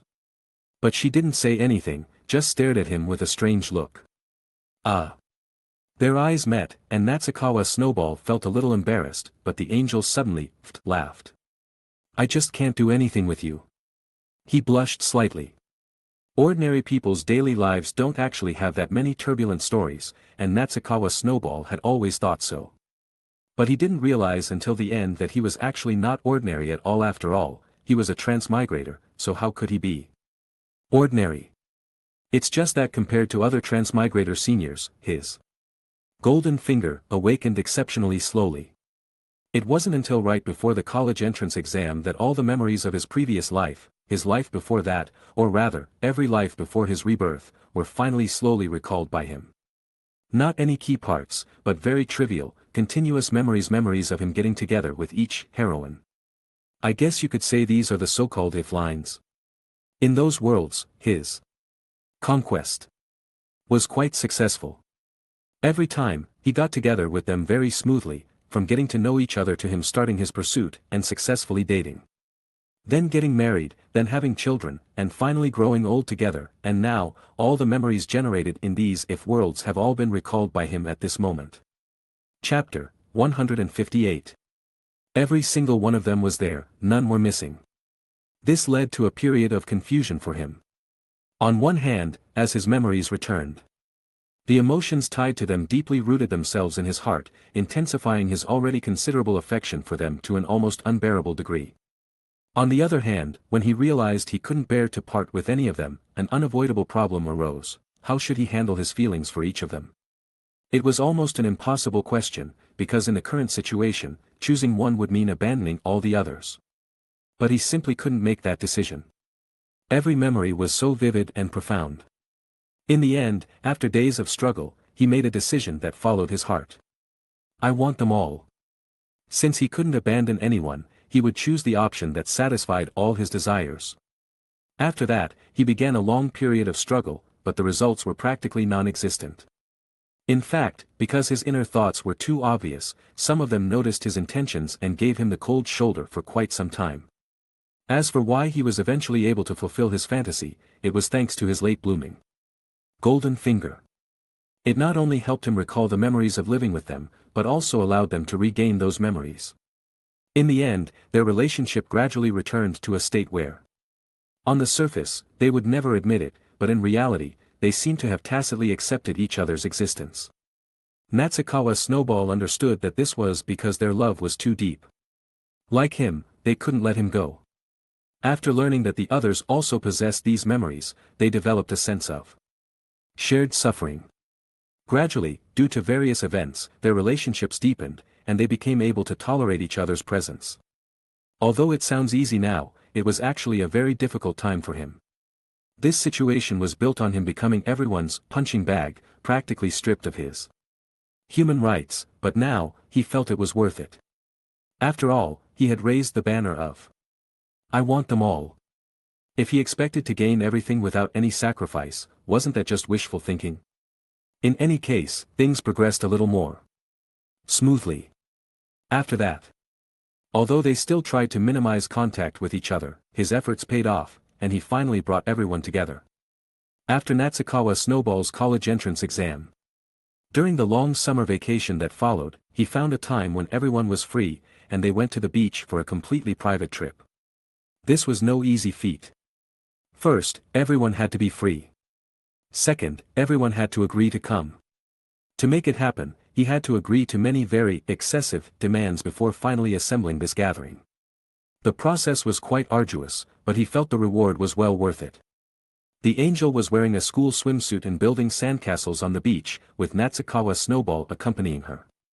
Kagaya and Yukino were both relaxing in beach chairs, sitting very close to each other. But in reality, their relationship wasn't exactly harmonious. They were constantly competing with each other. They even chose the exact same swimsuit style, as if they were trying to outdo each other. Shiyu Sr. was also relaxing, but she was a little further away from them, looking disdainful of joining their group. Not far from her, Megumi was catching crabs with the childish Erori. And Erori got her finger pinched by a crab. It didn't bleed, but it hurt a little, and she became teary-eyed with grievance. So Natsukawa Snowball went over to help her get revenge. He boiled the crab, and she happily dipped the crab legs in sweet and sour sauce and nibbled on them, her tears completely disappearing. In addition to their group on land, Chika, Miko, and AI, who were more curious and needed to relieve more stress, threw themselves into diving. They swam in the sea for a long time before coming ashore to replenish their energy because they were hungry. They played for quite a long time. No, actually, they didn't play for very long, but for Natsukawa Snowball, it felt like a very long time, especially when he was applying sunscreen to Shiyu. He could feel the air around him suddenly turn cold, and countless eyes began to stare at him. He could even hear countless voices screaming, "Danger!" But what could he do? Everyone had someone they were closer to, and they had helped each other apply sunscreen. Only Shiyu Sr. was alone, and she directly asked him to apply it. It would have been too much if he didn't help. In the end, he gritted his teeth and helped Shiyu Sr. apply sunscreen under everyone's murderous gazes. Throughout the process, he was very well behaved. Not touching any areas he shouldn't, keeping his eyes straight ahead, and even his hands only dared to tremble after he had completely finished applying it to her. But unfortunately, Shiyu wasn't someone who could stay still. Throughout the process, she would accidentally make some strange, subtle noises, and she would very deliberately cover her mouth, as if she didn't want anyone else to notice. But Natsukawa Snowball understood that she was definitely doing it on purpose, and it might even be part of her plan. In any case, they played until evening, when the weather became a little cooler. The sea breeze felt even cooler, and occasionally seagulls would fly by, causing the girls to exclaim in surprise. As dusk approached, they started a bonfire and prepared various barbecue items. Of course, Natsukawa Snowball was responsible for all of this. Because of his possessiveness, he didn't even want to ask anyone to help. He carried and prepared everything himself. During this time, Mahiro offered to at least help with the barbecue, but she was immediately pulled away by the other girls. Fortunately, Natsukawa Snowball hadn't planned to ask her for help anyway. After all, this was the treatment he deserved. While he was preparing dinner and late-night snacks, the girls were chasing each other on the beach, or collecting shells, leaving behind a series of footprints. Then, he seemed to see them gathering together, as if they were discussing something. Although he was a little concerned, he knew that this wasn't something he could ask about. In every sense, he could only pretend not to see it. After cooking for a long time, he finally wanted to sit down and rest for a while, but he heard footsteps behind him, and then a pair of hands covered his eyes. The person behind him didn't speak, but he could understand her, or rather, their thoughts. They wanted to play the classic game of Guess Who I Am. No wonder they had been sneaking around earlier. He had no other choice. Of course he had to accept the challenge. Originally, the first thing to consider in this kind of game would be height, because some of them were quite petite. To cover his eyes from behind, they would have to at least stand on tiptoe or reach hard. This also had to take into account not touching his back. But now that he was sitting, this was not easy to judge, so he could only start from other aspects. The first thing that came to mind was naturally the smell. After all, he was now the most familiar with them, except for themselves. Not only their various little habits, but even the sense of their usual shampoos and body washes. He could completely distinguish. So that's what he thought of now, but unfortunately this wasn't a closed environment, and they weren't wearing their usual clothes full of personal scents. After being blown by the wind, there was almost no other scent that could enter his nose except for the freshly made food, so this method was also ruled out. So, in the end, he could only consider the feeling of their hands. This hand, first of all. He had to exclude Shiyu Sr. and the angel, because the former's palm would be slightly larger and warmer, and the latter's small hand was also soft, but he could still faintly distinguish a different kind of friction from others. Then, considering that the palm was still quite slender. Can I get a reward if I guess right? Natsukawa Snowball muttered. However, there was no answer. So he excluded some people again, such as Erori and Miko. Although they might have tried their best to resist the urge to answer him, their hand movements shouldn't be so steady. So that left Yukino, Kagaya, and Megumi, whose palms also belonged to the slender category. The answer was obvious. Is it Megumi? Seeing that there was no movement behind him, Natsukawa Snowball subconsciously felt a sense of unease, thinking that he had really guessed wrong actually. He wasn't too sure between these three, after all, the feeling between them was too similar. The reason why he said it was Megumi was entirely to seek advantages and avoid disadvantages. What if he guessed Yukino or Kagaya, and found that the person behind him was the opposite? Considering what would happen to him next if that happened, he decisively chose Megumi's option. But now it seems. As expected of Snowball, you guessed right, Saint Megumi finally spoke and let go of the hands covering his eyes. So Natsukawa Snowball secretly breathed a sigh of relief, then slowly turned his head and stared at her intently. So, what's the reward? He was indeed a little curious. After all, he had seen them gathering together to discuss things. Reward, Saint Megumi's fingertip gently curled the hair at the edge of her cheek, as if she was thinking about something, but also as if she was trying to hide something. Before we talk about that, can Snowball tell me why you guessed it was me? Megumi tilted her head slightly, looking a little curious. Do you think I'm the one who would do this kind of boring thing the most?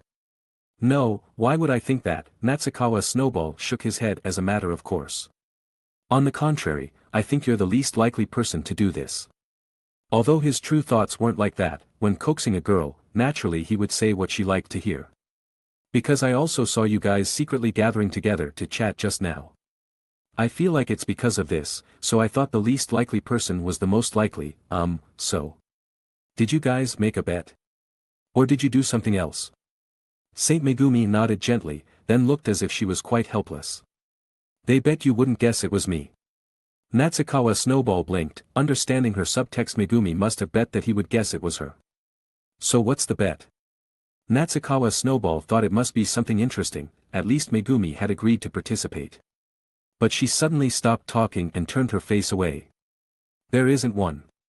No, really no. There isn't. How disappointing. Natsukawa Snowball made a very disappointed look, but it was completely obvious that she was lying. I'm a little hungry too. Then Megumi turned around and left, but it didn't seem like anything was wrong. He felt it was more like panic. Natsukawa Snowball saw her also taking things to barbecue, and then the senior who was not far away slowly walked over, and she also held 2 skewers of potato slices that he had just grilled. What did you bet with her? Want to know? Want to? Then lick my hand. Shiyu stretched out her hand with a smile. Natsukawa Snowball's face suddenly fell, and after looking at the girls not far away several times, he lowered his voice slightly and replied to her, "Can we do it when we're alone later?" Man. Natsukawa Snowball thought he wouldn't be able to satisfy his curiosity, but the senior suddenly opened her mouth again. Go to Megumi's room tonight. The corners of her lips curled up, revealing a devilish smile. That guy deserves it. After all, when we were all preparing to stay away from you, only she was thinking about how to pull us all back, as if she didn't care about herself at all. Shiyu pouted, then her eyes suddenly rolled a few times. Natsukawa Snowball understood that this was when she was thinking of bad ideas. Well, but we can't let her eat alone. Shiyu suddenly moved closer to him, making an irresistible invitation in a seductive tone. That thing I told you about last time, do you remember? Could it be, are you saying, together? Well, that's how it is. I'll look for you later tonight. Remember to save some energy, okay? Natsukawa Snowball didn't know what to say. Seeing him like this, Shiyu rolled her eyes, then left him, stood up and joined the girls' ranks. End of the book. Extra. Extra, a happy future with Miss Angel 4K, not the ending. Zoe, why did you pick Chishi to get married? The girl draped herself over the man's shoulders from behind, her small hands around his neck, chin resting on his shoulder, the delicate softness of her chest pressing lightly against his back through a layer of fabric. Her voice was soft, light and sweet. This was the bedroom, and the faint, fragmented sunlight filtered through the sheer curtains, bathing the girl's fair skin in a gentle, almost sacred glow. Xia Chuanzu turned his head and effortlessly scooped the girl, who, despite being 22, was still petite and adorable, into his arms. We've been discussing it for so long, and it's all decided, why are you suddenly asking this? Xia Chuanzu moved closer, whispering near her delicate ear. But suddenly thinking about getting married, I just feel anxious. Sheena pouted her rosy lips, resting her head on his chest, her voice a little aggrieved, yet as sweet as honey. She was becoming increasingly affectionate, but in a pure and lovely way, making it impossible to have any bad intentions. Shouldn't you be happy?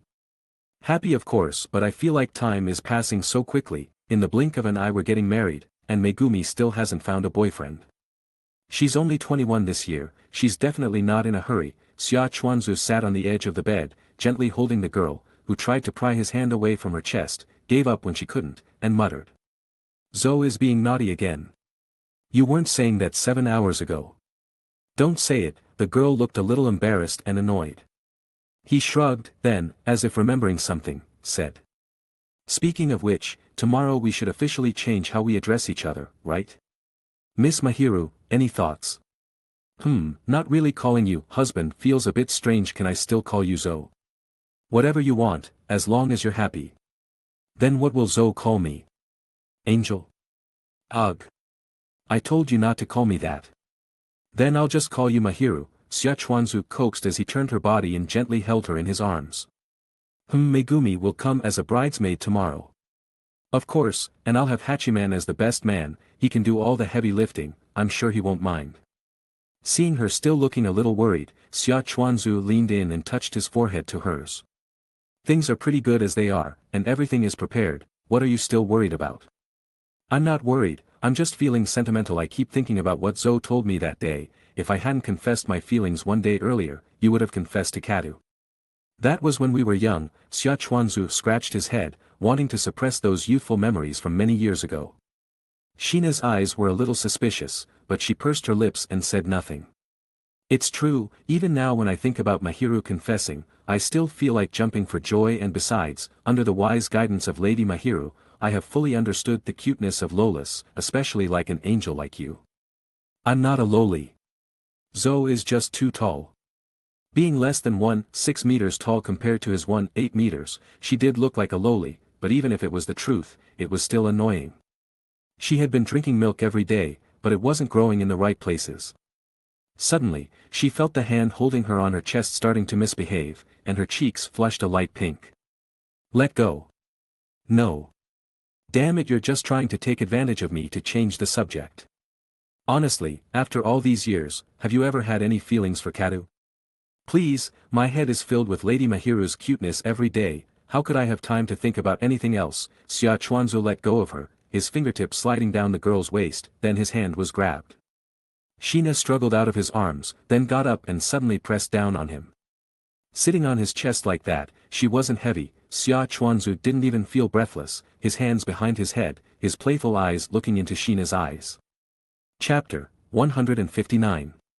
Although I think you're cute when you're innocent, I still prefer that version of Sheena. That time, she was thinking about what happened 7 hours ago. Her face flushed, feeling teased, she fought back. She leaned forward, getting close to his face, a few strands of her loose hair falling on Snowball Natsukawa's face. Then she leaned in a little more. Her pink and delicate tongue lightly touching the corner of his lips, before he suddenly picked her up, flipped her over, and pinned her down. No. I want to be on top this time. I don't want to lose to you again. Oh. Snowball Natsukawa was taken aback for a moment, but then a teasing smile appeared on his lips. Then you won't have the strength to get out of bed until tomorrow. I'm not afraid of you. The next day was the university graduation season, also the Chishi Festival Double Seventh Festival, Chinese Valentine's Day. Snowball Natsukawa and Mahiru Shina chose a Chinese-style wedding, held at dusk. It was partly to commemorate his past life, and partly to say goodbye to the past of this life. Because it was an elopement, there was no concept of a wedding procession. The two had met 7 years ago in high school, and had been together ever since, for exactly 10 years. With university almost over, Snowball Natsukawa had become a somewhat well-known writer, often writing short stories for various publishers, earning a decent amount. Shina, on the other hand, had opened a bakery, and because of her excellent skills, her business was doing well. Snowball would also go and help out when she was busy. Their lives were stable, and they relied on each other. Perhaps they had stumbled through occasional bumps and storms along the way, but these difficulties had long been overcome, and now they had truly achieved a happy ending. Snowball Natsukawa also invited former classmates, university friends, and fellow enthusiasts, etc. Although Shina had few friends, she still had a few close ones, all of whom she invited. Wearing a red robe, with a red flower pinned to his chest, the festive atmosphere coexisted with a sense of humor. In order to escape the shadow of their parents, the two had long since left the metropolis of Tokyo and moved to a more remote town. Because this wedding adopted a Chinese style, it aroused a lot of talk among the locals, and coupled with the fact that the two were quite well known here, it also attracted a lot of attention. But it didn't matter. After all, this was a once-in-a-lifetime event, and there was no such thing as too much ceremony. Even if people they didn't want to see came to their door, he could just run away with Shina again. So, with Katu's support, Shina's petite and lovely figure appeared in front of Snowball Natsukawa. She wore a red cloth over her head, completely covering her face, her shiny long hair softly tied behind her, wearing a straight-skirted red robe made of cloud-patterned brocade. Snowball Natsukawa reached out and took her soft little hand. "I can't see anything, I'm leaving it all to you." "Of course, leave it to me, along with the rest of your life." And so, he led her hand across the red carpet, all the way to the hall, where the wedding ceremony officially began. During the MC's introduction, Snowball Natsukawa always gazed tenderly at the petite girl beside him, and Shina's hand gently grasped his hand, her fingertips playfully playing tricks in his palm. The hall was full of guests, constantly whispering to each other, not only curious about this alternative ceremony, but also sending sincere blessings to the newlyweds. Snowball Natsukawa vaguely looked at every corner. Katu was also sitting at the wedding banquet table, noticed his gaze, and nodded and smiled at him, with her usual warm smile. But for some reason, Snowball Natsukawa always felt that her eyes seemed a little dim, even with a hint of loss. Was he imagining things? When he was young, he had indeed thought about confessing to Katu, but the day before that, the petite angel firmly opened his door, even though she looked so timid. Not at all like the usual gentle and proud Shina. "Snowball, I like you, could you, maybe, like me a little too?" The usually elegant and gentle girl was so nervous that she was about to cry. Snowball Natsukawa had never been good at rejecting people, especially in that kind of environment. After hearing her tearful words, perhaps his mind was also confused at the time, and he just hoped that she would stop crying, so he coaxed her and agreed. But he understood that he should try to treat this relationship well. At the time, he didn't know if he still liked Shina. But in the long period of time they spent together later, he realized that he never wanted to let go of Shina's hand anymore. As for Katu, his like for her disappeared after he realized he had fallen in love with Shina. His youthful joy was actually very naive. Later, he realized that it was a sense of seeking recognition and understanding. But in fact, everyone's love is very naive, but this is precisely the essential energy to get through the long and boring times. The MC's announcement stopped, and after a brief pause, his voice rose again. "Bow to heaven and earth. Husband and wife bow to each other." So the two of them turned around at the same time.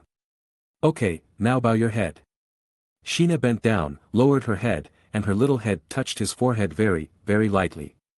At that moment, the originally silent guests burst into laughter, applause, cheers, as noisy as a night market.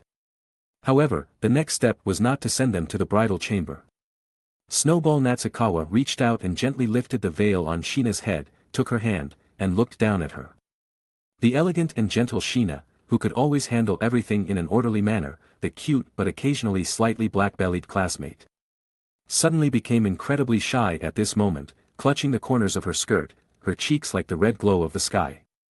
"I'm going to kiss you," Snowball Natsukawa winked at her.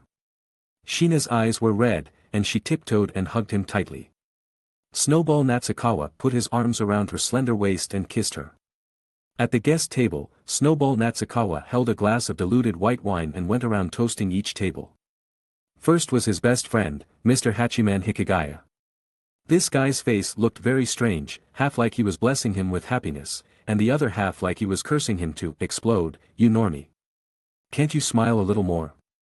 Snowball Natsukawa complained. "What about the eyes I gave you before? Why don't you wear them? They can increase your appearance by 100%. Today's the protagonist is you, what's the use of me improving my appearance?" Hikigaya retorted. After not seeing him for a long time, he still loved to complain so much. "Whatever," Snowball Natsukawa shrugged, thinking that he might still not be used to being in the limelight. He probably hadn't worn them much since he gave them to him.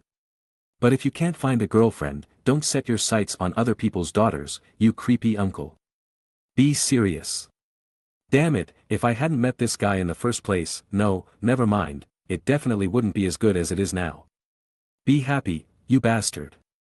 After passing by Hikigaya, he greeted Hakuin Miyuki and Tanuma Tsubasa, etc. And after toasting all the guests, he noticed Kato in the corner, sitting alone in an empty seat, holding a cake in her hand, with wine on the side. Shina happened to go to the bathroom, so Snowball Natsukawa walked up with his glass. "Congratulations to you and Mahiru, be sure to be happy." Kato picked up her glass with both hands, stood up, and gently touched Snowball Natsukawa's glass, tilted her head back, and gulped down the full glass of white wine. Snowball Natsukawa was frightened, he remembered that this guy could fall over with just one glass of beer. "Are you happy today, Snowball-kun? It's been 7 years, finally there's a result." Kato gently wiped the corner of her mouth, her eyes bright, probably choked, her eyes were slightly red and constantly flickering. Shina came out of the bathroom, saw Kato, and trotted over to hug her, gently tiptoeing. "Give me a kiss." Kato lowered her head and kissed her little face, and then Shina pecked her once, and then Kato whispered, "Mahiru and Snowball-kun must be happy in the future, 100 years of happiness together." Shina's smile bloomed, probably the happiest that Snowball Natsukawa had seen since he was with her. After chatting for a while, Kato left on the pretext of having something to do, and he once again took Shina's hand. Pulled her to a quiet place to sit down, took out a tissue and gently stroked her little face, his voice very light, but full of satisfaction and happiness. "Wife." Say it again." "Wife." "Husband." Shina pounced into his arms and hugged him, and he picked her up and sat her obediently on his lap. "In the future, let's walk together until our hair turns white. Will you stay by my side, Mahiru? Snowball too, you have to stay with me like this. Then it's a deal." The girl's tears suddenly fell, tears containing joyful emotions, as bright as diamonds. Opening his eyes, he saw an unfamiliar ceiling. Snowball Natsukawa sat up, squinted his eyes slightly, stretched his waist, and yawned several times before he woke up a bit. After getting dressed, he hadn't walked a few steps to the living room when the delicate figure of his girlfriend appeared before his eyes. After deciding to live together, he and Megumi moved to this apartment together, and it's been almost 2 weeks since then, and the two have been living a sweet and greasy life. "What kind of bento are you going to make today?" As he spoke, Snowball Natsukawa's hand had already wrapped around his girlfriend's waist, and then he leaned his head over, burying it in her hair, gently smelling the sweet fragrance emanating from her body. "There's fried chicken cutlet and fried egg," Megumi replied softly, tilting her head slightly to look at him, her bright brown eyes twinkling with starlight. "Don't you want to rest a little longer? You slept very late last night." However, the answer she received was the restless hand around her waist. Even the mouth that was supposed to say something had other bad intentions at this time. "Don't mess around, the knife is very dangerous." So she had to tilt her head slightly, making a somewhat resistant look, but she didn't expect to cause the other party's pitiful expression. "Megumi doesn't love me anymore. We were clearly loving each other to death last night. Go brush your teeth first, we can eat soon." Kata Megumi interrupted him softly, her usually calm face couldn't help but become green and shy. Although she had gotten used to it a bit these days, she would still feel a little shy. "You're still me, aren't you? Kata Megumi, dot. For some reason, I always feel that Snowball-kun likes Tom more and more after living together, but she doesn't hate it." So she shook her head slightly, as a response to him. "I don't believe it, unless you take the initiative to kiss me." So she had to tilt her head slightly, preparing to peck his lips lightly, but she didn't expect to be caught by the handle all of a sudden, and then there was a long drive straight in, and the city was breached. Goo. Woo woo woo. What's wrong? Snowball Natsukawa blinked and conveyed this information to the lovely person in his arms. "Hand." "Oh, it's the hand." Snowball Natsukawa immediately understood what his girlfriend meant. So he began to earnestly display the skills he had been diligently learning these days. After trying for a long time, he finally heard a faint voice from Megumi's mouth, accompanied by a slight tremor and touch from the palm of his hand. Chapter 160. Wonderful, thought Natsukawa Snowball. As expected, he understands Megumi, knowing exactly what she wants. The proof is that his girlfriend isn't angry at all. Instead, she's leaning her head against his chest, murmuring sweet nothings. "Snowball-kun. What is it?" "Today's bento." Following her finger, Natsukawa Snowball noticed the once gleaming golden brown fried chicken cutlet on the frying pan now had deep black edges, and the normally appetizing aroma had transformed into a pungent, burnt smell. Okay, that's a big problem, but panicking won't help. Turning his gaze back to his girlfriend, he found her mostly composed, though her cheeks were still flushed with a charming blush that he couldn't look away from. Since there's no dinner anyway, might as well have another feast now, right?" So, he gently took another bite. The taste, of course, was sweet and delightful. Afterward, he enjoyed himself thoroughly, delaying their departure time considerably. After finishing his work for the day, Natsukawa Snowball rushed home. Today was Saturday, and he had previously agreed with his girlfriend to do housework together. He bought some of her favorite snacks from a store on the way. "I'm home. Welcome home." As if telepathically connected, as soon as he opened the door, he saw his virtuous girlfriend standing prettily in the entryway, acting as if she was waiting for him. "You weren't standing here waiting for me again, were you?" Natsukawa Snowball deliberately put on a stern face, wanting to lecture his foolish girlfriend. "I just happened to hear you unlocking the door." Megumi blinked at him, then proactively went to greet him. Natsukawa Snowball was somewhat skeptical, but he was defeated by her gentle offensive and couldn't maintain his angry facade. "I really should send a message in advance to let you know when I'll be home," Natsukawa Snowball sighed, but still gently hugged her for a moment before taking her small hand and walking into the house. "People will make fun of you for having no authority in the relationship, you know," his foolish girlfriend reminded him. "What? I don't care about that at all. They're just jealous of me. I have the most gentle and virtuous girlfriend in the world." "That's an exaggeration," Kata Megumi retorted, but in her heart, she felt that the opposite was absolutely true. After all, she was the lucky woman who had the most handsome and perfect boyfriend in the world. "It's hot outside, have some water first."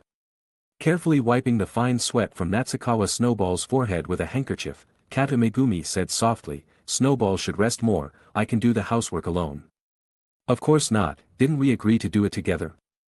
"Because I'm also part of the family. I can't always leave the housework to you. Don't worry, I won't slow you down, after all, I used to live alone." "I'm not talking about that," Kata Megumi sighed. Things like the sense of ritual in his words, or his theories on family happiness, she could understand, but she could never grasp them as thoroughly as Snowball, and she often felt that some things shouldn't be that way. But one thing she was very clear about was that they loved each other deeply, and both felt that the love they gave was not equal to the love they received, which often led to arguments over inexplicable things. For example, with housework. She believed it was her responsibility to take care of it. How could a husband be expected to do housework after working all day? But Snowball believed that things should be kept separate, that he also had a significant responsibility, and he always refused to back down. There were many similar incidents, arguments that seemed unnecessary to outsiders, but happened frequently between them. Fortunately, they loved each other deeply, and after much negotiation, they made many agreements, and their cohabitation became smoother and smoother. "Okay, I've rested enough, let's start. After changing into casual clothes, replenishing his fluids, and more importantly, absorbing a lot of girlfriend energy, Natsukawa Snowball felt ready to go. Okay, Megumi nodded, then picked up a basket full of clothes from beside the sofa and handed it to him. I'm going to clean, help me hang these up to dry. Is that all? Then I think I should be the one cleaning. No, Snowball doesn't clean very well, it's better to leave this to me. Natsukawa Snowball felt a bit sulky. He cleaned very well, didn't he? It's just that compared to Megumi, she was indeed more careful, taking care of even the easily overlooked corners, but that didn't mean he was incapable, right? In short, he was very angry and wanted to punish his arrogant girlfriend. But he still had to do the assigned task, so he had to honestly hang up the clothes to dry before coming up with a way. Their living habits were still very good, and since it was summer, frequently washing clothes meant there wouldn't be too many piles of clothes to dry. His work was finished in no time. When he returned with the basket, he found his girlfriend diligently cleaning the carpet with a vacuum cleaner, occasionally bending over, her graceful figure fully displayed before him. After carefully appreciating it for a while, Natsukawa Snowball suddenly thought of an excellent idea, a way to punish his foolish girlfriend and make her unable to speak coherently. So, he slowly walked towards her, saying, I've finished my work, what about you, Megumi? It'll be a while longer, Snowball should rest for a while, or do something, watch TV or something. Can I do anything? Natsukawa Snowball's heart skipped a beat, but he forced himself to calm down. Kata Megumi turned to look at him, seemingly curious as to why he suddenly said that, but she couldn't see anything on his face and simply replied casually. Yeah, whatever you want. Nice. Without hesitation, Natsukawa Snowball threw the basket aside, walked behind his girlfriend, and hugged her. If you do that, I can't. Didn't Megumi say I could do whatever I wanted? You can't go back on your word. Well, she did say that, but... Oh well, it's just a hug, it's not a big deal. It's just that her boyfriend is so clingy. That's what she thought at first, but she gradually realized that the person behind her wasn't doing anything clingy at all, but rather something even naughtier. Snowball. What's wrong? It's okay, don't worry about me, Megumi can just focus on what she's doing, don't mind me. How can I not mind? Idiot. Who makes trouble when their girlfriend is doing housework? She originally thought she could just endure it for a while, but it got more and more excessive, and even the clothes on her body unknowingly fell to the ground, and a small puddle of slippery liquid appeared on the carpet. Megumi. I love you. Go, saying those words, first take it out. Then I'll, Megumi. Idiot, I didn't say I didn't believe you. I love you, without end. Idiot, me too. Extra, arrogant upperclassman wants to win. Kasumigakaka-senpai seems to be a little busy lately.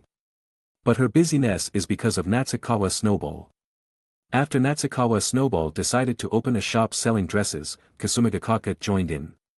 Even going with him to contact manufacturers, or draw pictures, and also helping him introduce artists and solicit contributions. It's been about 1 or 2 months. But in fact, the efficiency of several people is very high, after all, the resources at hand are more than ordinary people. But she and Natsukawa Snowball also put in a lot of effort, until the first batch of dresses was finally made. As for the naming, Natsukawa Snowball hasn't thought about it yet. Because this is a death sentence. When he was coaxing Erori, he said it was because she liked it, but now it's actually Kasumigakaka who has been with him the whole time. As for why not Erori, because she's stupid and can't help, the only role is to grab jobs from those artists. But if you want to open a small shop, if you don't consider profitability, it's not that difficult.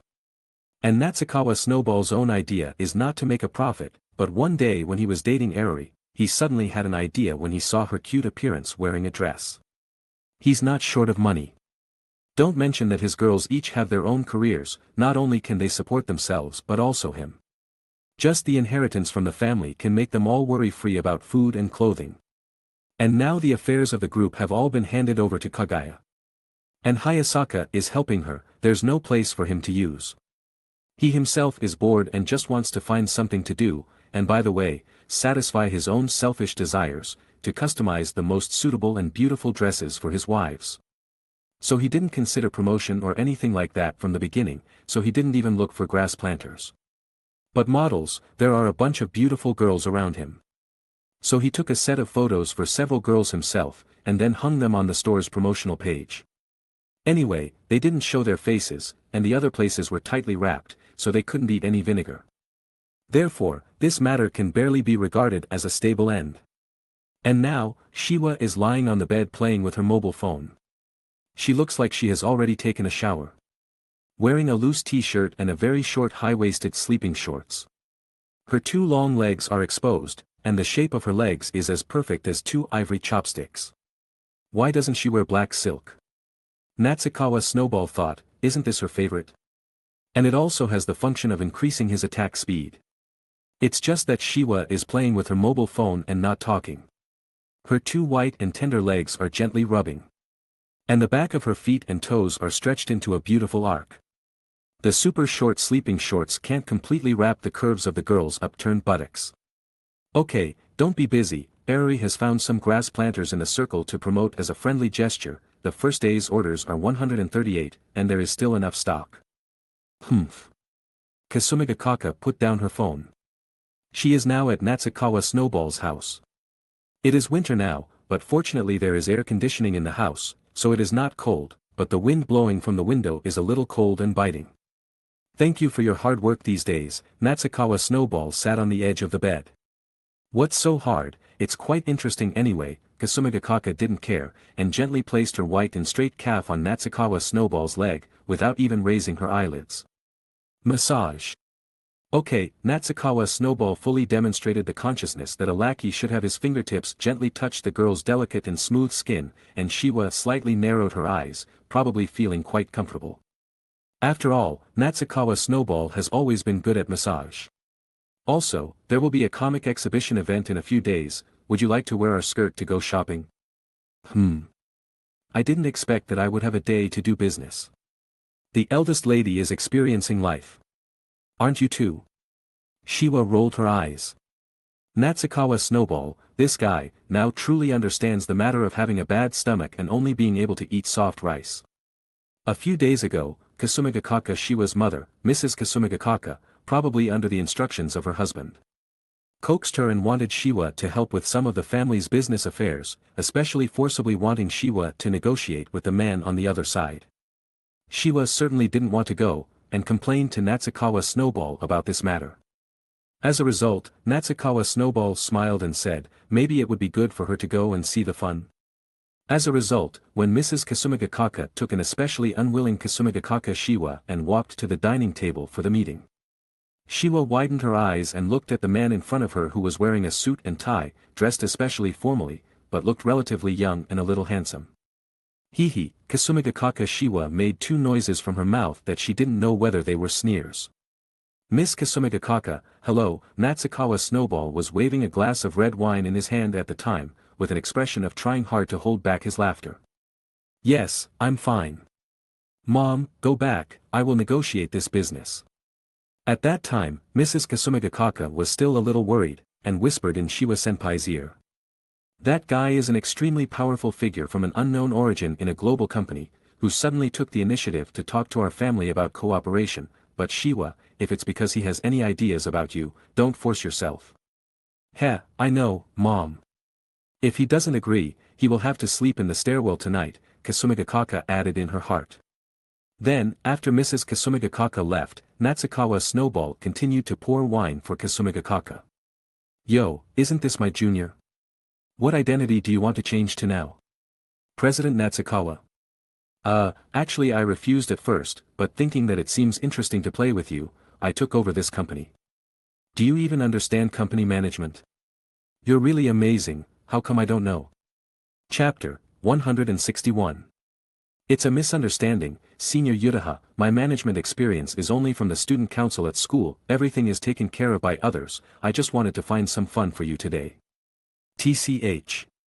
Kasumigakaka sat opposite him, thinking with a slight resentment. Then I'm going to take a shower. Xia Chuanzu lightly released his hand that was pinching Kasumigakaka's calf. Her fair foot gently stepped on his back. Go, all you think about all day is this stuff. I haven't said anything yet. Xia Chuanzu looked at her with a smile. You didn't think about it? Didn't think about it. Then don't touch me tonight, Yutaha snorted softly. I'm greedy, I'm cheap, Xia Chuanzu admitted his mistake. Yutaha just stared at him like that, and then suddenly smiled.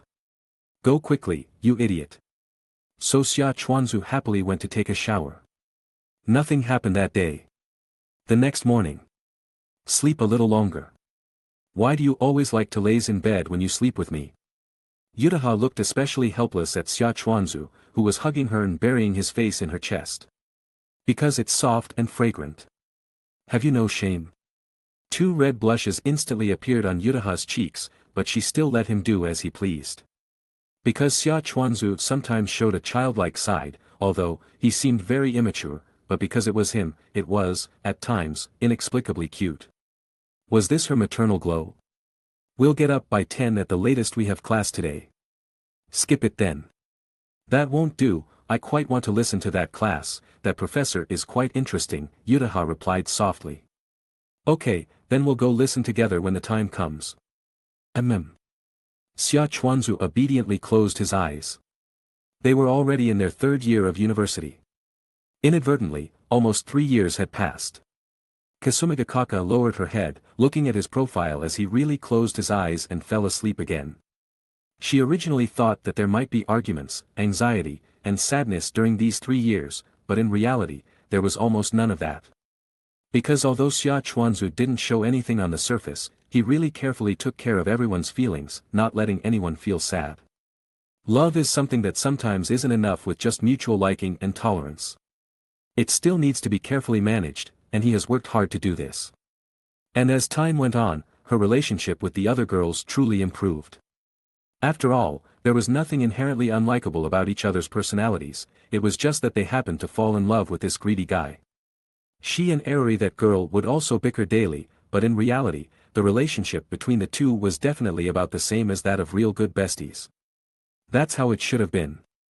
But she opened her phone and saw a message from that little blonde, which only showed a few words. How many times did you do it last night? He was with me yesterday, 5 times. Hee. So she couldn't help but open fire on her again, until she said that the other party couldn't help but call. She picked it up in a second and then hung up in a second after the other party said the first word. But even so, she still felt unsatisfied, so she patted Xia Chuanzu's face and woke him up. Wake up, don't sleep anymore. Huh? What's wrong again? Xia Chuanzu hadn't fallen asleep, and was still a little dazed, but found that Yutaha had already leaned over. Don't sleep, get up quickly. Huh? Didn't you say we'd go to class later? Are we getting up now? I'm not going. Yutaha gritted her teeth. She even wanted to not get out of bed today and just rot in bed, waiting until it was her turn to send a message back to fiercely mock that little blonde. She was really used to it. Her combat power was so weak, when did she dare to ride on her face and mock her? She really couldn't stand it. You get up quickly. Why isn't there any movement yet? Let me put on some clothes first. I'm not telling you to get up, I'm telling it to. No, aren't you being too impatient? Doing this kind of thing should be done slowly. I don't care, stand up quickly. If I'm not satisfied today, then don't even think about getting out of bed. Maybe you can try other ways first. Xia Chuanzu blinked his eyes. Kasumigakaka Yutaha was silent for a long time. Okay. Are you really doing it? Xia Chuanzu thought, but soon he had no time to speak, his lifeblood was pinched, and then his mood became even more subtle. Now he really had no choice but to obey her. I actually understood it. JPG. Extra, Christmas gift 3K.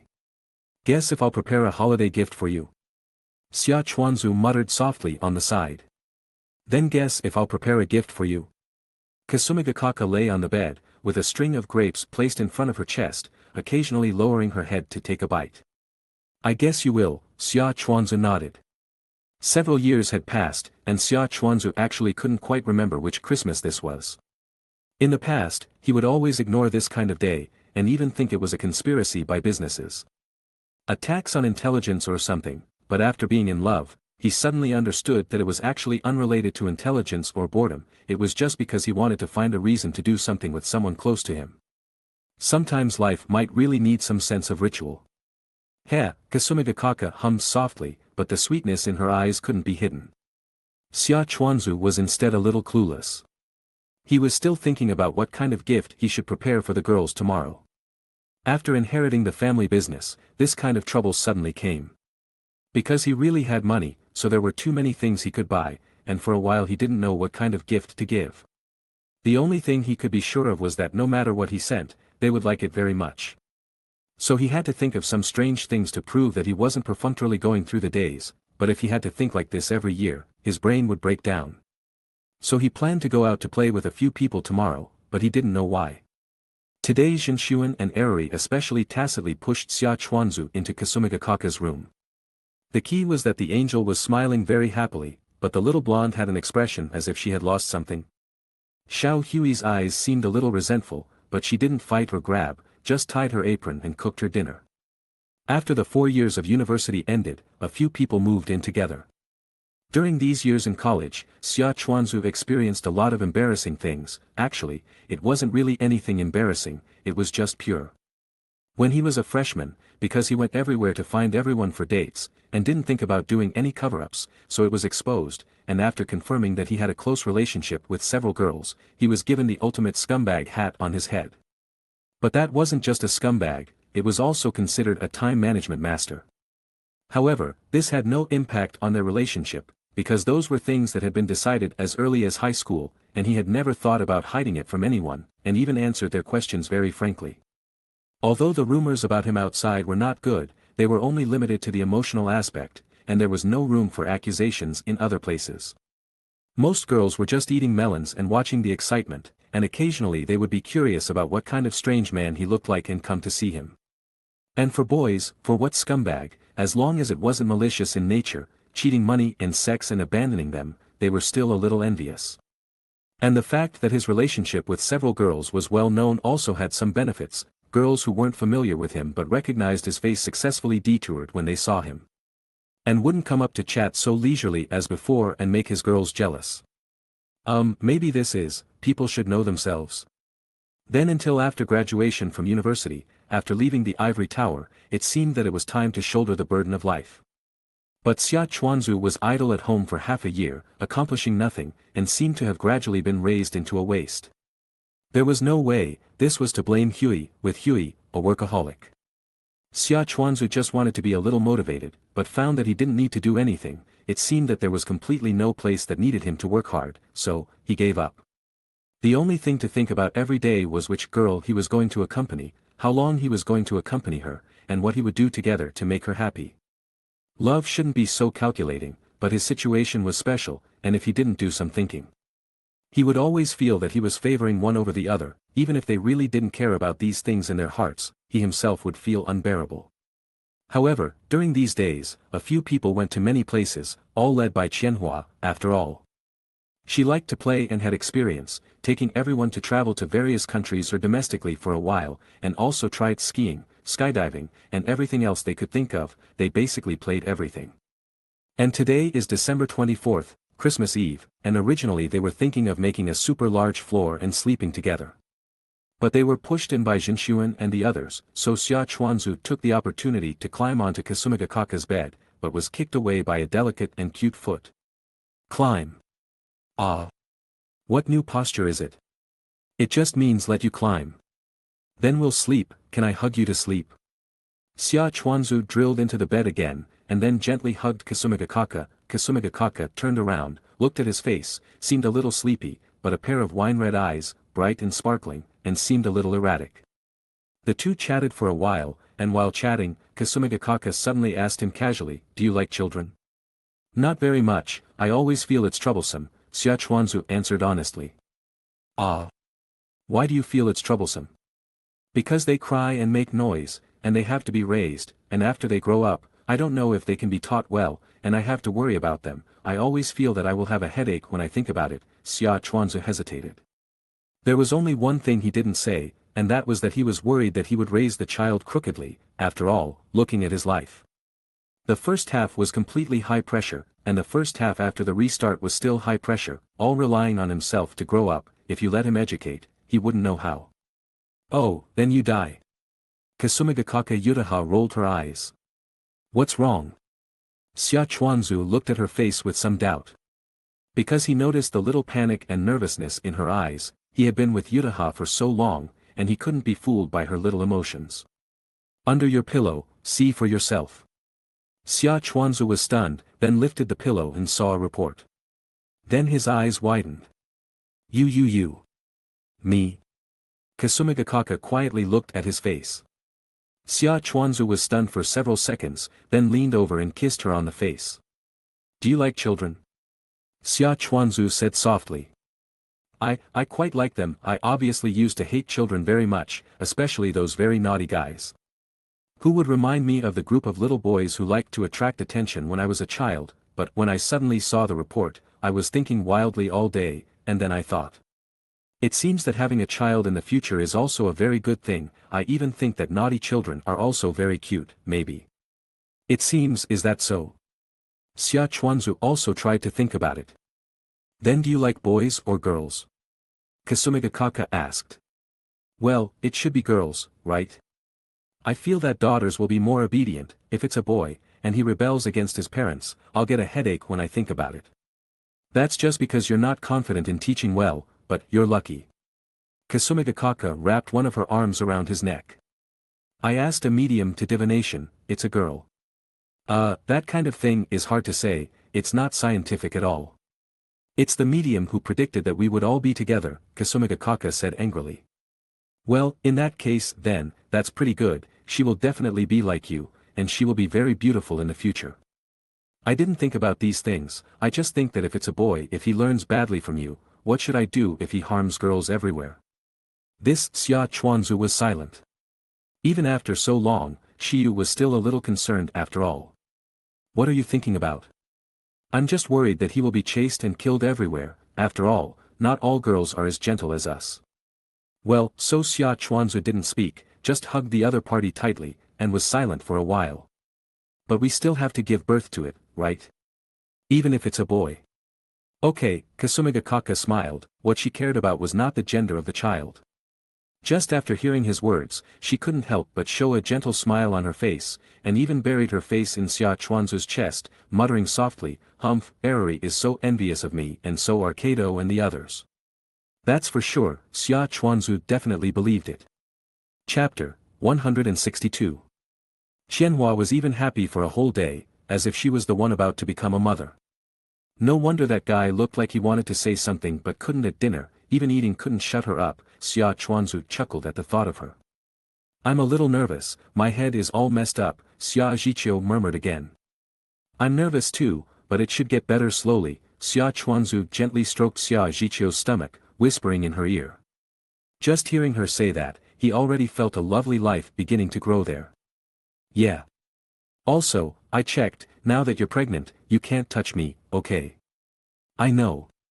I'm just reminding you. I really know. Xia Chuanzu looked at Xia Zhiqiu, dumbfounded, wondering if he seemed so lewd. She was the one who took the initiative to touch him at the beginning, and he couldn't push her away. But he didn't dare say this, for fear of being scratched by her. Xia Zhiqiu Shiryu wrapped one arm around the back of his neck and began to act willfully. Even so, you have to keep me company. Yeah, idiot. You're scolding me. This is called doting. Xia Chuanzu shook his head. Not just today, but for the next few days, he wouldn't be able to sleep in another room. What? Do you think you're a domineering CEO now? Xia Chuanzu didn't speak, just looked at her for a long time, then suddenly kissed her. He just held her gently for a while.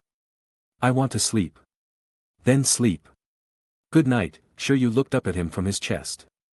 So Xia Chuanzu lowered his head and kissed the girl's pink lips. Then Xia Zhiqiu Shiryu closed her eyes and fell asleep obediently. Extra, the headstrong junior. How should I put it? Xia Chuanzu had never imagined that he would be pursued and loved so frantically by a girl, and even the opportunity for them to be together was because of the other party's passionate confession. It felt like a fluke. Because originally, he was the one who would make the moves and pursue others, but the results were always failures. Later. After he saw through it, he didn't plan to bother anymore, thinking that he should just take things as they come. It would be best if he could meet someone suitable, but it didn't matter if he stayed single.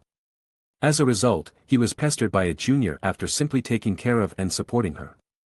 Showing the demeanor of a senior even though he had resigned from the student council president position to prepare for the exam, this junior always broke into his private territory under the pretext of asking about official business, leaving a strong mark in what was clearly his territory. Ijinya Mitsi, this woman was really caught him off guard. Even that angel could only manage 3 meals a day and spend a little free time with him at his house, but this headstrong junior was completely different. Mainly being unrestrained and free. Later, she even shamelessly moved into his rental house with all kinds of packages. Under the pretext anyway, my family doesn't come home often, and I'm afraid of being alone at home, and it seems like someone has been following me recently. Senior must protect me. Protecting her was no problem, but the problem was that while protecting her, she suddenly dragged him into bed. Please, he was an exam candidate, okay? Although his strength was there, and he wouldn't encounter a point deduction crisis because of this, it would more or less affect his exam preparation rhythm. Moreover, because someone was playing too much. She even specially picked out all kinds of difficult problems and corresponded them to certain 18 positions, and said dirty words that mastering one question would unlock one, which caused his little brother to become hard when he encountered related questions during the exam, which was simply outrageous. I remember this question, it's on the page with the XX position. Seriously, you don't know how tormented I was in the examination room. I didn't even dare to stick out my chest and raise my head. I could only keep a hunched posture throughout the entire exam. If his attention hadn't been focused, he felt that the entire exam might have been ruined. But despite his complaints, he performed quite well in the exams that had just ended. It was estimated that even entering the medical department of Tokyo University would be no problem. And since his own major was management, there was naturally no option to worry about failing. However, even so, complaints had to be made. If he didn't properly beat his girlfriend, who knew what incredible things she would do? Huh. So, should I have done a few shots before going to the exam? Ah. It's so refreshing. Sure enough, drinking should be like this. Where is the focus? If I really came a few times, I'm afraid even the thought of finishing the exam would become blurred. Also, drink less, I just finished the exam and I'm in a good mood, so I wanted to drink a little, I didn't buy it specifically for you. Once upon a time, this guy was still a harmless and weak junior, and even when she moved into his rental house, he didn't think she was too outrageous. Until one time, he wanted to give her a lesson by persuading her to drink. Teaching her not to always believe other people's sweet words so easily when facing others, and not to participate in any cocktail parties for no reason, because a simple child like her would definitely be cheated of her innocence. Then he was wrong, so wrong, this guy, her alcohol capacity was bottomless. She was clearly drinking for the first time. But she managed to drink him down, and she still looked like she could handle it with ease, and it felt like she could drink a few strong men down without any problem.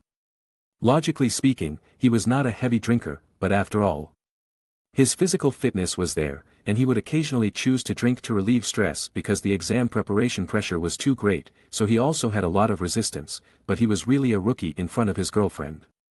He couldn't win at all. Senior, don't worry about it, I'm about to be an adult soon. That's not the point.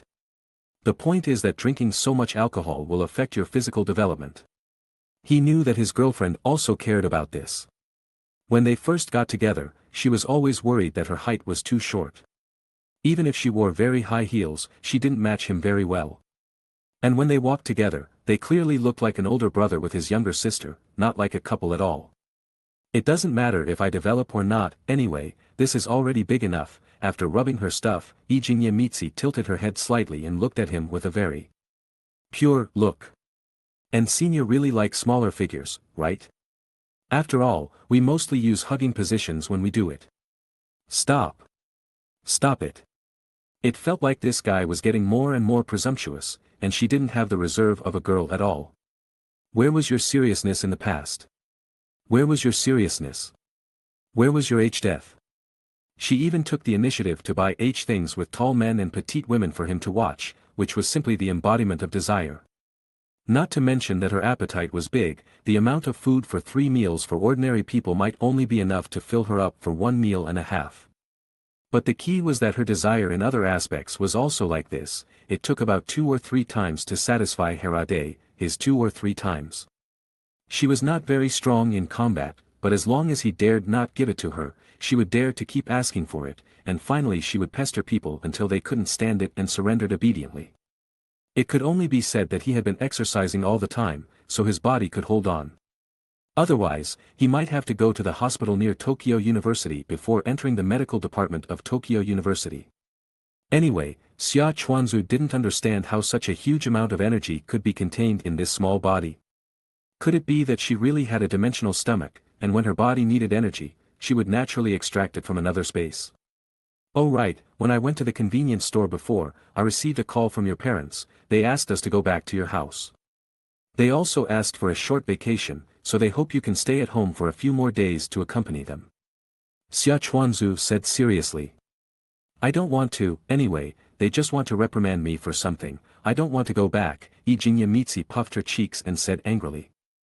I want to be with Senior, wherever Senior is, I will be there, I don't want to go back. Don't be noisy, be obedient, and I will go with you this time. Xia Chuanzu stretched out his hand, touched her little head, and said gently. They seem to have something they want to talk to me about, so they asked me to go and live with them for a while. It feels fake. Wait, you wouldn't have already agreed? However, Xia Chuanzu didn't confirm it, but whispered, they are your parents. Even if they are my parents, I haven't seen them care about me much before. Ijinya Mitsi curled her lips, a little unwilling. Didn't you also say that it's because they are busy with work, so they give less love? Then it's okay to keep it as it is now. Anyway, I have already felt enough love from you. Xiao Mitsi licked her lips, looking like she hadn't had enough. You can't say that. Xia Chuanzu scratched his head, feeling that his girlfriend's tone was a little weird. Then how about this? If you can agree, I can also promise you any request, no matter what it is. Okay. You said that. Of course, I will never break my promise. Xia Chuanzu nodded. Anyway, according to his plan, he was originally going to make up for his girlfriend after the exam. After all, he had treated her too coldly those days before. Okay, I want to use it now. Ijinya Mitsi suddenly pounced on him, hung on Xia Chuanzu's body, and whispered in his ear. Xia Chuanzu was still okay at first, but then his expression suddenly changed as he listened. Ah. No, from now until dawn. No, that's not okay, is it? I don't care, you said it yourself, any request is okay. I want this. Even if you say so. Oh, what are you afraid of? Haven't you been accumulating it for a long time? As long as you don't secretly release it behind my back, it's definitely okay. Then, before Xia Chuanzu could react, she started to strip him off. Wait, it seems like there aren't any at home, I have to buy. Oh right, it's not needed today, it's safe. Really? Xia Chuanzu was suspicious, but in reality, he also can't refuse. After all, even if he wanted to be self-controlled, his dick wouldn't listen to him. P.S. 3K extra, I originally wanted to write some more details, but I was afraid of being banned, so I didn't dare to write it, and then I deleted a little bit, so let's just leave it at that. I don't know if I can still live after tomorrow. Because there was a foreshadowing of a small umbrella before, but it was too long ago, which caused me to not use it when I was writing the main text before, but I was too lazy to change it, so I wrote such an extra. Anyway, everyone can take a look. If you like it, then I will occasionally write a 5 mao money, just like that. Extra, Little Golden Retriever's Happy Delusion 4K. Being with you is the happiest, I love you, hug me tighter. The cheerful ringtone rang, and it rang countless times. Lily then lazily pulled her hand out of the quilt, took her cell phone and looked at it. The note on the caller ID was, damn narrow-minded client, Xia Jiqiu Shiryu. Ah, it's that damn black silk fat woman again, she's disturbing me on my good day off. A look of anger appeared on Lily's face. After graduation, she chose to go ashore and become a decent illustrator. She occasionally serialized comics on Twitter with ideas from her husband, but because she was very lazy, the updates were very slow. Fortunately, her real income was still from illustrations, and serializing comics was purely a hobby, so she didn't care about the progress. As for Xia Jiqiu, sure you, she was almost her loyal client. Up to now, except for her debut work. Love Metronome. She was responsible for the illustrations of all her other works. It can be said that the two have always been firm and good partners, but only in this aspect. Because this guy was always coveting her husband, not only when discussing cooperation, but also often making excuses to come out and let her call her husband as well. And then she would want to get them drunk with alcohol without saying a word, which was simply wolfish ambition, this stinky woman. Fortunately, the other party had never succeeded once in so many years, so she felt more at ease, and her confidence in facing that guy had increased countless times compared to back then. How should I take revenge on her? Ah, I got it. Moshi Moshi. Who is it? Too slow. Erari. What are you doing? Not even answering the phone. Wait, what's wrong with your voice? Ah. Well, it's nothing really, it's just that I accidentally overused my mouth last night, saying, I didn't mean to tell him, oops, slipped my tongue. Ms. Kasumigakaka didn't hear anything, right? Ehe.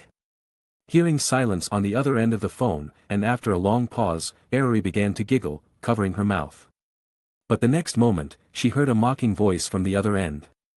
Ha, you're just putting on a show with your mouth. If you really did something so excessive, you'd be complaining to me non-stop. How could you still be playing dumb here? Do you think I'm an idiot? Ha. The sarcasm was too obvious. Erari could practically see the sarcastic expression on Kasumigakaka Yutaha's face through the phone, which made her roll her eyes, tch. Ha, I got you, didn't I? Tisk, Erari clicked her tongue, realizing that she couldn't fool her so easily. But it didn't matter, since she did occupy her husband for most of the day. It was a win-win-win situation after all. So, my dear author, what do you need me for? I'm warning you, I don't have any illustrations for you today. Because yesterday, on White Day, I was really exhausted all day. So I'm not in the mood to draw illustrations at all. Never mind, I wasn't expecting you to submit anything today anyway, and that's not why I'm calling you today. Then what is it for? Erari's small brain couldn't figure out why this black silk fatty woman was calling her the day after White Day.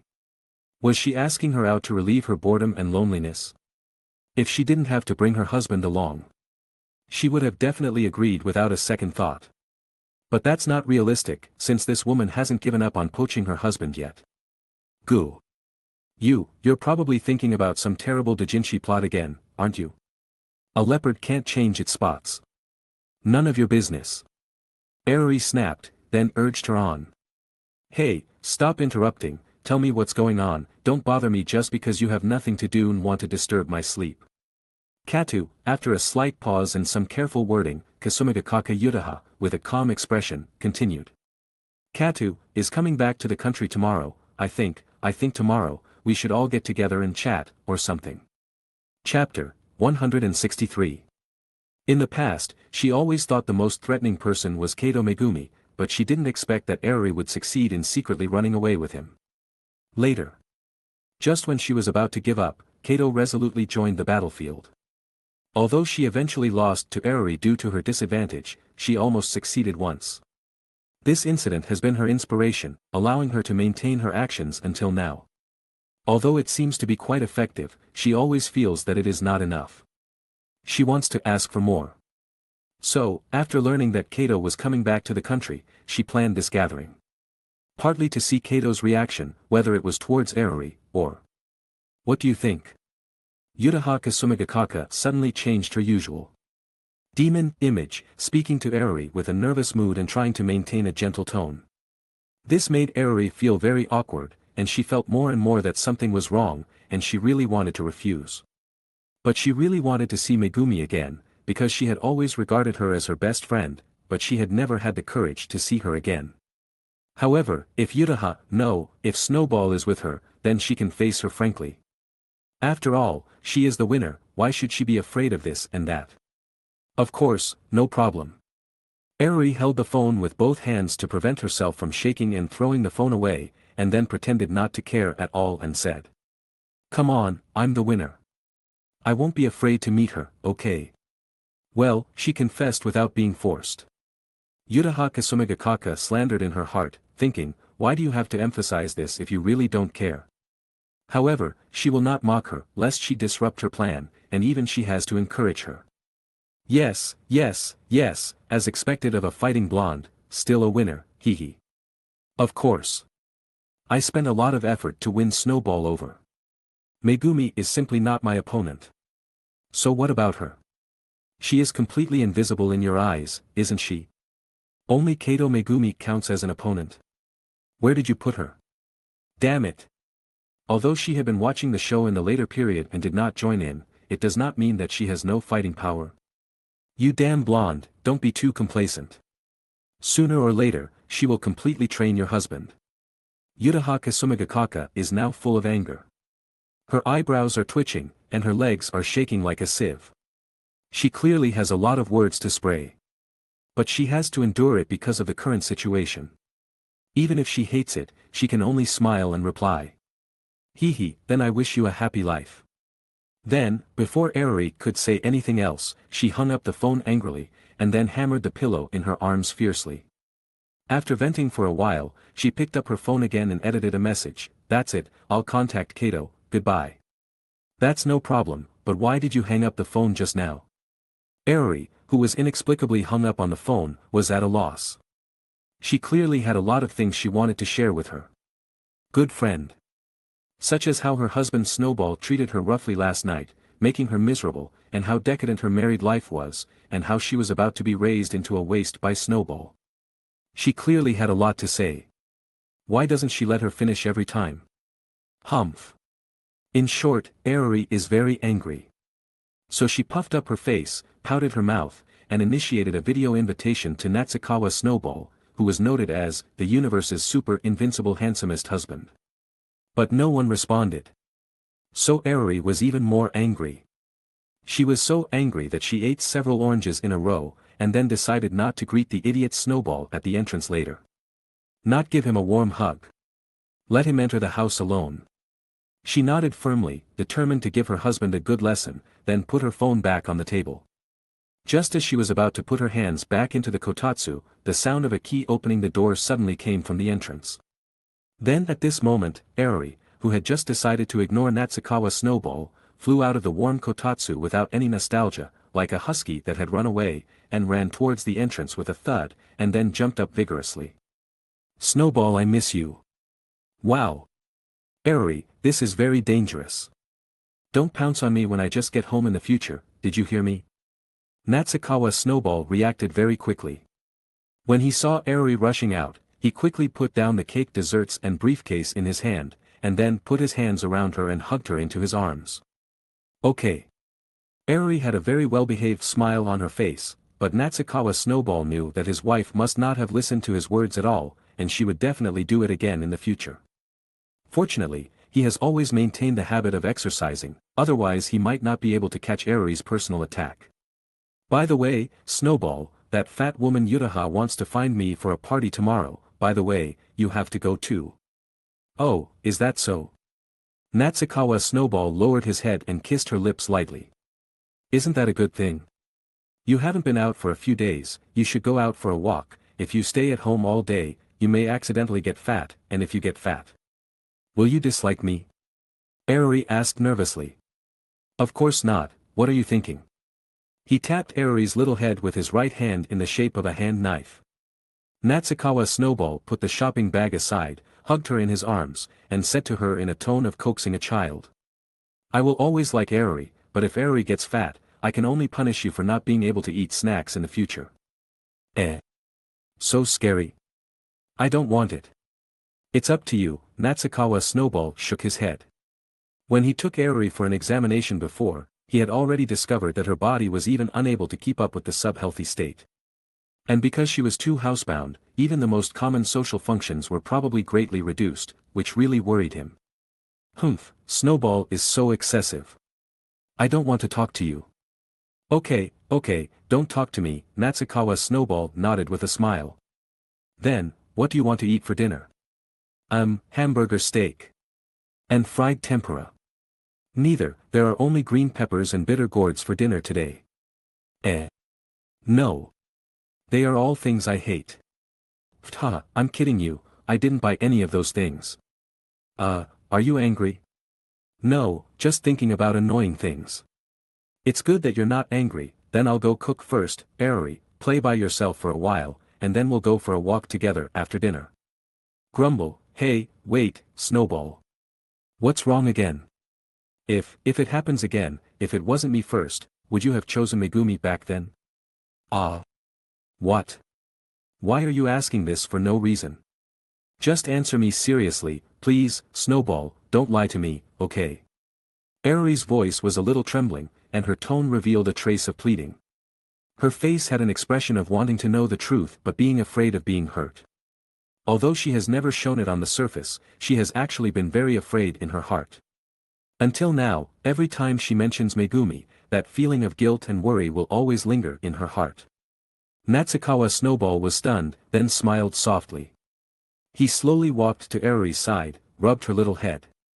Kissed her fair cheeks that looked very fair because she had been at home for a long time, and then hugged her into his arms again, and said gently.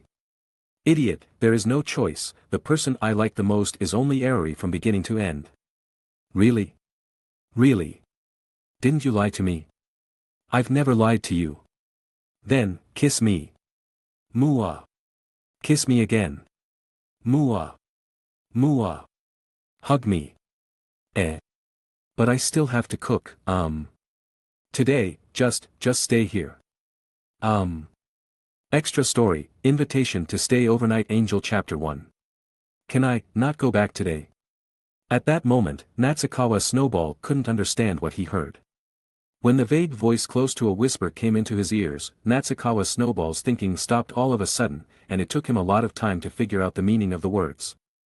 Can I not go back today?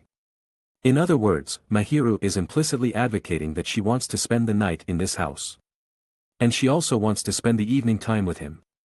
Although it seems that he and Mahiru are indeed in a relationship and have had the experience of sleeping in the same bed, this is different from that time. Not because of the atmosphere and the factor of dozing off, but because Mahiru voluntarily said that she wanted to stay overnight. The thinking circuit, which was several times slower than usual, came to this conclusion, and Natsukawa Snowball's cheeks became as hot as a fireplace burning firewood, and his breathing became much heavier. She said she wanted to stay overnight, that is. Even he wouldn't be wrong. What kind of awareness does Mahiru need to ask? Can I not go home? In this atmosphere? In fact, her body leaning in his arms was no longer as relaxed as before, and her expression became a little nervous and stiff. He didn't know if she was shy or nervous. Natsukawa Snowball could even feel her trembling slightly. He never thought that he would hear such a coquettish request from Mahiru, so he couldn't help but look down into his arms, and Shina Mahiru, who noticed his gaze, shrank her slender body immediately. Then, with half of her face buried in Natsukawa Snowball's chest, she raised her eyes and looked over. Those eyes, which were more watery than usual, seemed to be full of shyness and sweet expectation. Natsukawa Snowball could clearly see his figure in the other person's eyes. And he also realized that his heartbeat was getting louder and louder, and his vision became more focused because of this, but Mahiru seemed to be trying to escape, burying her face in his chest.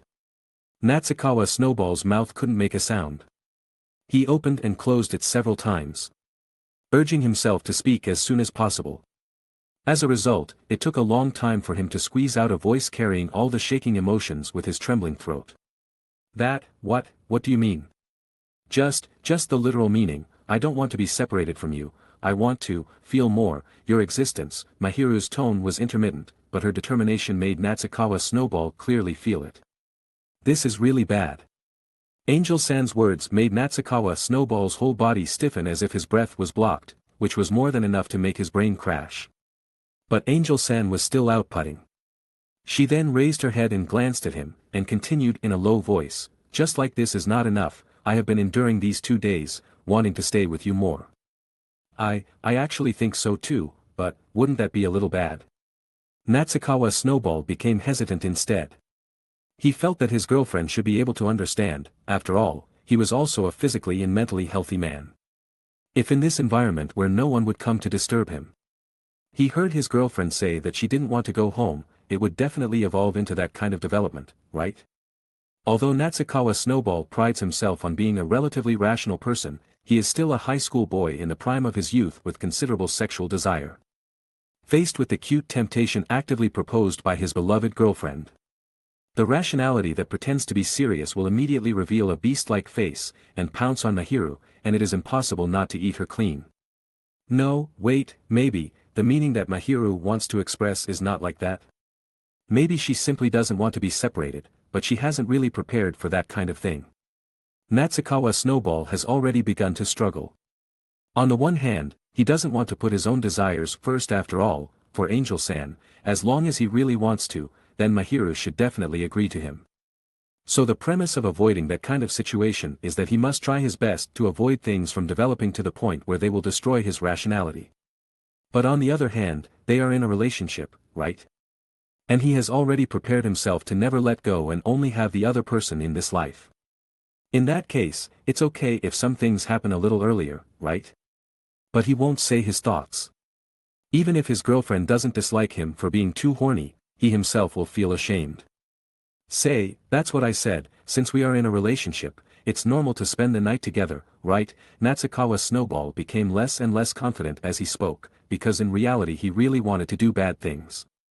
Normally it would be like this. Do you mean, we are not a normal couple? Mahiru raised her head and looked at him. That's not what I meant, Snowball. Natsukawa quickly shook his head, explaining. I mean, well, we've only been dating for a short time, right? But, we've already been to your place and spent the night together, so saying something like that now, the angel-like girl's tone was somewhat reproachful. Hearing her say that, Snowball Natsukawa was momentarily speechless and unable to refute her. Immediately after, Mahiru looked at him with a very resentful gaze. Do you dislike me that much? How could I possibly dislike you? Snowball Natsukawa immediately retorted. It's more like he's afraid because he likes her too much. There's a thought in his mind that if Mahiru doesn't feel the same way, then his actions would undoubtedly be coercing her. Chapter 164. Of course, he loved her, which was why he cherished her so much and felt that everything should happen naturally. After accidentally refuting her somewhat lonely words loudly, Snowball Natsukawa reflected on his actions while gazing into the eyes of the angel-like Mahiru, who seemed frozen in surprise. He felt he needed to explain himself appropriately. Of course, I'm very happy, because Mahiru, you saying you don't want to leave me makes me feel happy, and I want to be by your side forever, if possible. I'd even like to fall asleep and wake up with you every day. Seeing her face flush red at the word every day, Snowball Natsukawa began to wonder if he might have gone a little too far, but to express his desire, his wish for Mahiru to stay by his side, he didn't look away. But, I don't know what will happen next, and I don't want to be the only one who seems too anxious and eager, mainly because I don't want to do anything you don't want to do. Snowball Natsukawa's tone was a little helpless as he looked at the angel-like girl with a hint of questioning. In the end, haven't you thought about what I might do if you stayed over? Wasn't it too sly to push all the responsibility onto him? When did his angel-like girlfriend turn into such a child? Because I trust you, Mahiru replied earnestly. Hearing her unwavering answer, Snowball Natsukawa truly understood. He realized that her only wish was indeed just to sleep together, and that she was making the request to stay over on the premise that she trusted him not to harm her. So, Snowball Natsukawa made up his mind, preparing to brace his rationality, thinking that he had to fulfill his girlfriend's wish no matter what, but he was quickly poked gently by Mahiru. Snowball, don't misunderstand, I don't mean to use your trust to do the opposite, I mean if your wish is wanting me, it's okay, I'll accept it head on. Ah. Snowball Natsukawa was dumbfounded. Snowball will take responsibility, right? The angel-like girl's cheeks were still flushed, but her eyes were full of sparkling starlight. Of course. As a man, and also your boyfriend, I swear I will never do anything irresponsible. Then there's no problem, right? Is that so? Snowball Natsukawa was completely confused. Was that really okay? Or rather, wouldn't that kind of statement guarantee that something would go wrong? He even felt that Mahiru wasn't giving him a sense of reassurance at all, but was clearly encouraging him to do something in a roundabout way. But despite his doubts, Mahiru gave him a sincere smile, as if she really wanted to entrust everything to him, so Snowball Natsukawa began to think that he couldn't betray her feelings. Although he didn't know what would happen to his rationality. Snowball Natsukawa sighed, starting to feel uneasy about tonight, but if Mahiru wanted to spend it with him, he wouldn't, and couldn't, refuse her. Mahiru, full of confidence in his arms, finished speaking. As if she really felt she could handle all sorts of situations, but when Snowball Natsukawa's gaze met hers again, she seemed to realize it belatedly and finally started to feel shy. Her eyes wandered in the air for a while before she added in a small voice. If it really happens I hope you can be gentle. Then she snuggled into his arms completely. Snowball Natsukawa didn't know whether to feel shy or happy about her attitude, so he could only respond with action, hugging her even tighter than before. She said that what should he do? Snowball Natsukawa started to worry again. Although he had accepted her request to stay over, when he tried to calm down and think carefully, he realized that he was taking a big risk. Even though he already knew that Mahiru would accept him, this stayover was based on Mahiru's request to simply sleep together, but he truly felt that the scales of reason and instinct were swaying, and were constantly tilting towards instinct. Honestly, if they didn't take it a step further in this situation, not only would he be considered useless, but on the other hand, what situation would be more suitable to take it a step further? That kind of thought was even more vexing. However, even though the little devil in his head kept shouting things like, "Now is the time to push her down," Snowball Natsukawa was unwilling to create a fait accompli by going with the flow, and if something really happened, it wouldn't just be the two of them who would be troubled. Snowball Natsukawa understood that he was sometimes selfish, especially at times like this. But it was precisely because he had this thought that he didn't go to the point of losing his reason. Because he loved her, because she was his girlfriend, so it was okay to have a relationship. He found it difficult to unilaterally agree with that kind of idea. Why don't you go home and take a shower first? After all, I don't have your usual shampoo here. Snowball Natsukawa suggested hesitantly, also feeling that perhaps letting Mahiru leave for a little while would make it easier to think of an answer. After all, she was currently lying in his arms with such a shy and obediently cute appearance that it was impossible to refuse her from the bottom of his heart. However, there were other considerations as well. Although they had decided to stay over, Mahiru couldn't do her usual maintenance in this house. He had heard that girls were meticulous about this, with unique needs for various parts of their body, such as the palms, forearms, and upper arms. Even on their face, they seemed to divide the nose area, cheeks, and forehead into separate sections for skin care. He couldn't understand any of that. At most, he could only distinguish between skincare and shampoo. Snowball Natsukawa also suggested this because he thought it would be more convenient for her to take care of things at her own home, but the angel-like girl's body suddenly shuddered. Snowball Natsukawa. He suddenly understood why. Because this was a continuation of the previous conversation, so saying to take a shower in this state was simply causing a huge misunderstanding, right? Maybe in Mahiru's heart, she had already begun to complain about why he was in such a hurry. So, Snowball Natsukawa's body also began to stiffen, his hands and feet nowhere to put. At the same time, the angel-like girl in his arms also looked awkward and at a loss. I didn't mean it that way, okay? Snowball Natsukawa tried to salvage his image. Snowball, the angel-like girl clenched her small fists, as if trying to cheer herself up. Snowball Natsukawa nodded. He was actually a little worried that Mahiru would misinterpret his meaning, but he found that the angel-like girl who raised her head didn't seem to be shy about it. That if it's a couple it's okay to shower together, right? So Snowball Natsukawa's brain crashed again. Together means. There was no mistake, bathing was certainly a behavior that involved taking off clothes. After all, the purpose was to cleanse the body, but this wasn't some light-hearted phrase like scrubbing his back, but a more advanced statement like showering together, which meant that they would see each other naked. If they were just lying in bed and doing nothing, Snowball Natsukawa tentatively had the confidence to control himself, as long as he always remembered the idea of cherishing Mahiru and not hurting her. But if it became this kind of situation, he believed that he would definitely enjoy her soft skin without any reservations. Driving. JPG. Extra, an invitation to bathe Angel chapter. I don't mean anything else, although I don't mean anything else, that I just feel it's rare to stay overnight together. I want to, together, take a bath. The angel-like girl said these words intermittently. Hearing his girlfriend's trembling whisper, Snowball Natsukawa didn't react for a moment and stared at her stiffly. Faced with Mahiru, who was more proactive than usual, Snowball Natsukawa couldn't hide his inner confusion, scratching his cheeks that were almost burning. his eyes wandering in the air. No, it's not, that, won't something happen? If we're naked. I'll wear a swimsuit, would that be okay? We're wearing a swimsuit. Snowball Natsukawa was a little silent. Honestly, he really didn't understand if wearing a swimsuit would have any effect. In fact, a large part of the skin was still exposed to the air, but this was also clearly different from going to the swimming pool or the beach. This was in a private place. So it was actually no different from underwear, right? Moreover, the half-covered posture was indeed the most seductive. That being said, are you mentally prepared to be touched a little?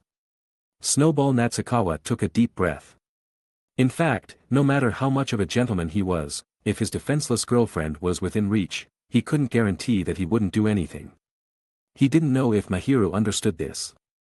Her slender eyelashes trembled, and then she lowered her eyes. If we're washing each other's backs, we'll naturally touch each other, right? The angel-like girl muttered. Oh. Oh, Snowball Natsukawa belatedly nodded, although that wasn't what he meant. Really, I already said I don't hate it, and I also like the feeling of being touched by you. If I really hated it, I wouldn't say such things. The angel-like girl shook her head. I see. Snowball Natsukawa's cheeks suddenly felt a little hot, because it seemed like an invitation for him to touch her, which was a bit too tempting, right? His girlfriend was really pure but seductive. However, Mahiru didn't mean anything else by saying that. She probably just yearned for his parents' harmonious relationship, unlike her own, which was just a marriage of convenience that ended up involving her. Although in his eyes, his parents weren't as harmonious as she thought, and they occasionally argued, but for Mahiru, she probably couldn't find a better comparison. Snowball Natsukawa understood her thoughts, so he didn't say much and nodded in agreement. So, you mean as long as I also wear a swimsuit, we can resolve this peacefully, is that what you mean? Snowball Natsukawa probed, although it would be strange to wear a swimsuit in the bathroom.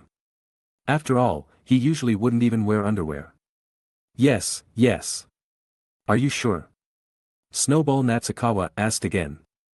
A gentleman's word is his bond, the angel-like girl nodded. Snowball Natsukawa thought, isn't that a line for boys? But seeing that she seemed to have made up her mind to make this suggestion, Snowball Natsukawa didn't want to ignore her determination. In short, Snowball Natsukawa just had to endure it.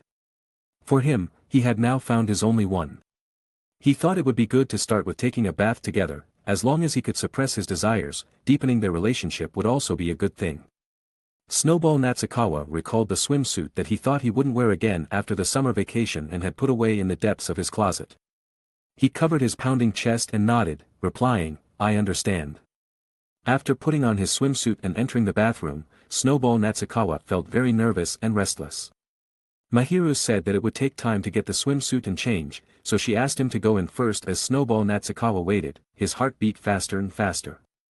Although he had seen Mahiru wearing a swimsuit, this was the first time that only the two of them were in close contact in a small space, so the tension he felt was definitely stronger than the joy.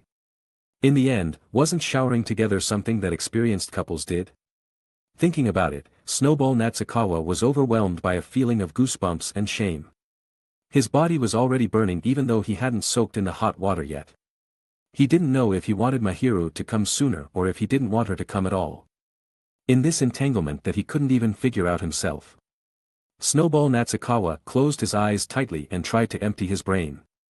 At this moment, he heard the creaking sound of the door opening behind him. Snowball Natsukawa turned around stiffly, only to see his girlfriend, whose skin was so white that it was dazzling, looking timidly at him. The moment the angel-like girl's figure was reflected in his eyes, Snowball Natsukawa froze. Was this what Mahiru was talking about?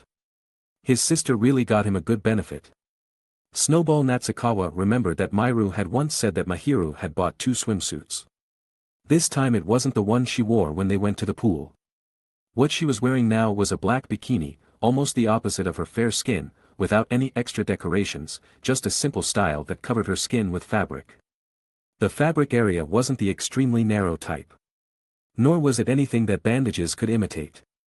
After all, Mahiru was still a very curvy girl, so in the end, it was just an ordinary bikini. But even so, the reason why it looked so suggestive was all due to her beautiful figure, right? Sure enough, after taking a closer look, only the word exquisite could describe it. Her slender neck with no excess fat, the steep rise of her chest, the smooth curve of her waist, and her tight but moderately soft thighs, it could be said to be the ideal figure. Mahiru rarely revealed her skin usually, and her clothing tended to cover herself more. So let alone the chest area, these were sights that she almost never had the opportunity to admire, but now they were displayed in front of Snowball Natsukawa alone. This was probably the ultimate weapon she had brought out, but perhaps feeling Snowball Natsukawa's gaze, she shyly covered her front with her hands. And even that action was very sexy. Snowball Natsukawa could see her breasts being squeezed and bulging between her arms. As a man, he could assert that it was a very beautiful sight, but placed in this situation, it was unbearable. In any case, it wasn't good to stare straight at her, so Snowball Natsukawa subtly shifted his gaze, but Mahiru seemed a little concerned, and slightly furrowed her brow. Is it strange? No, it's not, no, it suits you, but... How should I put it, it's too stimulating, Snowball Natsukawa squeezed out the words. After all, he found it completely incomprehensible that swimwear was okay. In his view, it clearly added an extra layer of temptation. Then Mahiru's face visibly reddened.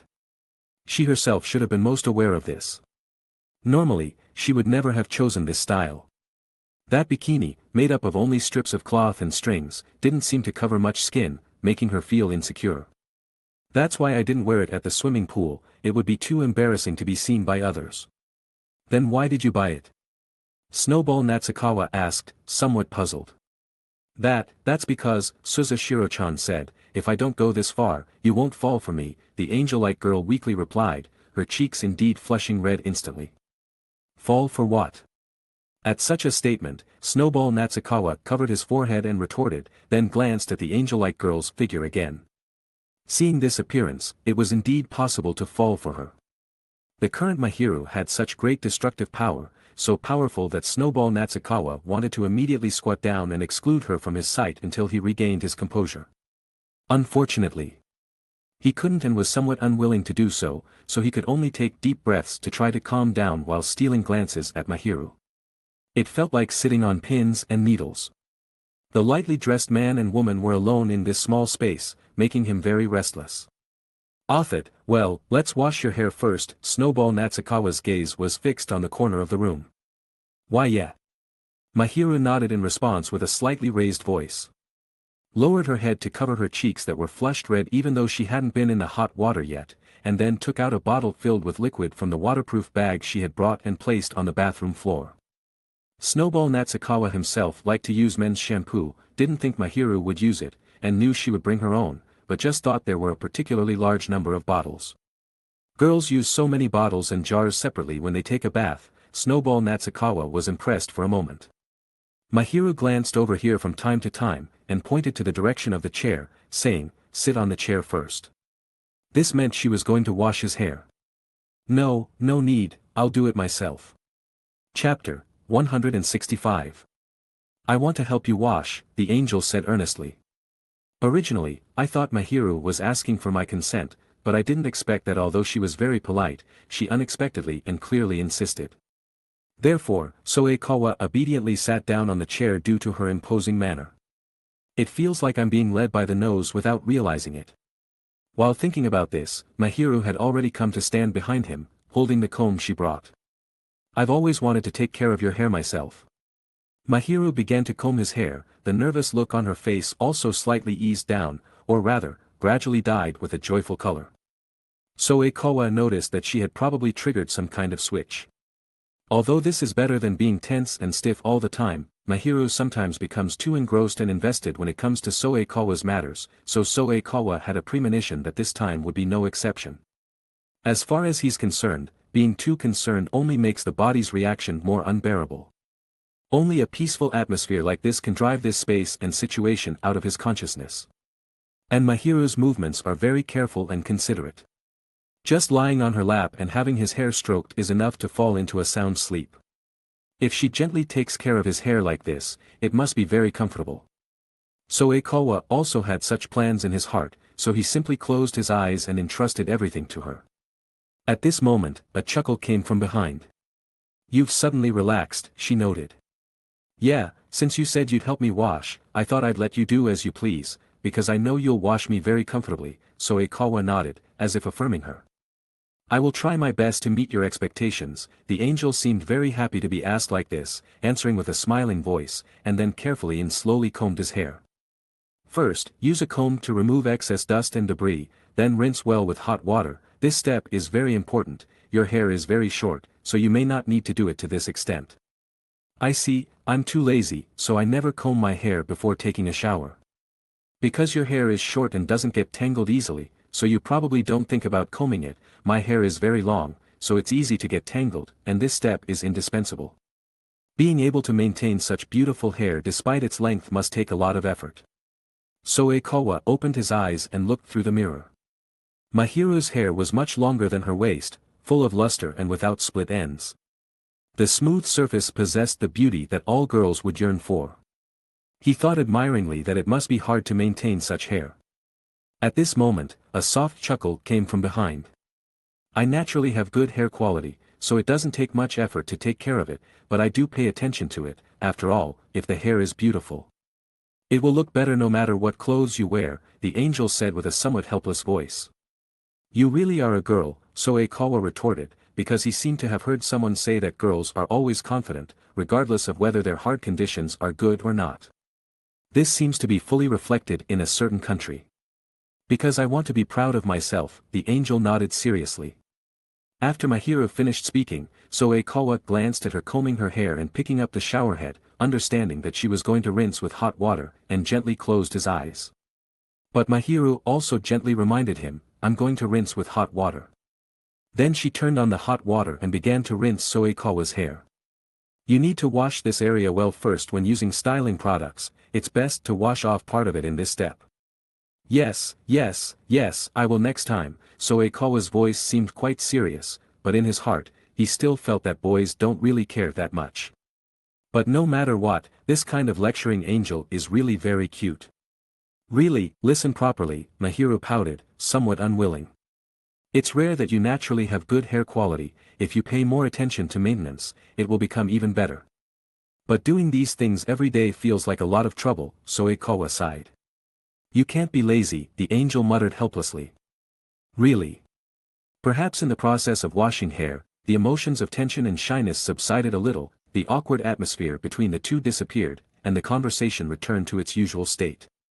Anyway, when we take baths together in the future, these habits should naturally develop, so let's just leave it at that for now. Soekawa felt that doing the maintenance that Mahiru mentioned every day was a bit troublesome, so he blurted it out of laziness, but Mahiru, who was helping him rinse his hair, froze. She froze behind him for a full 10 seconds before finally thawing, and reached for the shampoo, working it into a lather.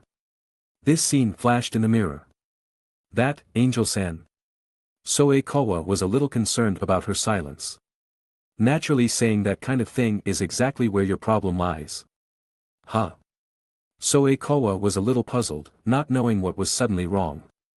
After Mahiru worked up a lather, she gradually smoothed it on Soekawa's hair, her cheeks flushed. Was he overthinking it? It felt like her movements weren't as delicate as before. I'm very happy, but you're no longer qualified to say anything about aunt and uncle. Soekawa vaguely understood Mahiru's meaning, and realized what he had just said a step too late, his face flushing. After all, the sentence just now seemed to be an invitation to take baths together in the future, so it's no wonder the angel suddenly fell silent. If you don't zip up your mouth, I'll be very troubled. I'll be careful, Soekawa said somewhat awkwardly.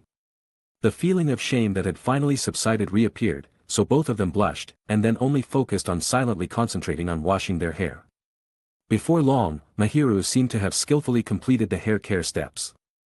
After the hair was completely cared for, Mahiru showed a slightly hesitant look and took out the bottle with body soap written on it. That, the body, too. Soekawa understood Mahiru's meaning, and then felt his body start to stiffen. After washing the hair, the next step is indeed the body, but he didn't expect Mahiru to say she would help wash the body as well. She did say she would help him wash his back, but no one would take that seriously, right? No, washing the back shouldn't be a problem, like scrubbing. Yes, if I understand it as scrubbing, I can accept it a little more, Soekawa started to hypnotize himself. You don't have to force yourself. But Soekawa still tried to remind the angel. I'm not forcing myself. I can do this little thing too, of course, please wash the front yourself, I'll only wash the back. You being willing to do that is good enough, Soekawa's tone also paused. In any case, if she helped wash the front as well, things would become very bad, so Soekawa immediately agreed to what Mahiru said and lowered his head first. Then the shyness that had subsided earlier gradually surged up again, coupled with the expectation of breaking free from the range of control, causing his body to heat up. Mahiru kept rubbing the body soap bubbles on his back with a foaming net, making the sound of fabric rubbing. Soekawa deeply realized that a bathroom with only the sound of breathing and rubbing bubbles is very awkward and unbearable. Then, excuse me. Mahiru seemed to have rubbed the bubbles well, and said in a timid tone, and then a soft and elastic touch gently transmitted to his back. This is not good, Soekawa thought, he seemed to have overestimated his self-control too much. Extra, request for Touch Angel Arc, Part 2. Of course, Soekawa also knew that this was naturally the feeling brought by the delicate foam of the body soap, but in this place. And in this close-range situation wearing a swimsuit, it made him wonder for a moment if a bountiful fruit had touched him. This is probably the nature of men. In short, the touch of the bubbles gently spread on his back. He felt itchy, although Mahiru carefully wiped his back, he still felt a little anxious and uneasy. Perhaps more because of her cautiously applying the foam. After all, Soekawa himself would not wash so carefully when taking a bath, especially the back, most of the time he would just fumble around with a towel and be done with it, so he couldn't get used to this feeling. So's back is really broad. After applying it to a certain extent, Soekawa, whose back was full of foam, heard the angel's soft murmur. Maybe it's because I'm taller. Soekawa explained. In Japan, his height of nearly 1.8 meters is indeed very tall. Compared to him, the angel is completely a small one, very cute, and it's almost the most adorable height difference. And boys should definitely look broader, right? No, that's not the reason, Shina Mahiru shook her head and explained softly. It's just because it's you, so it looks broad, because I always rely on this back. Near the shoulder blades, Soekawa felt a palm gently pressed down. Do you remember? When I twisted my foot, you carried me home. Yeah, I remember a little, it was when you went to save a cat and got hurt, right? Soekawa began to recall. At that time, he thought the other party was too silly and cute. Who would think of saving a cat trapped in a tree?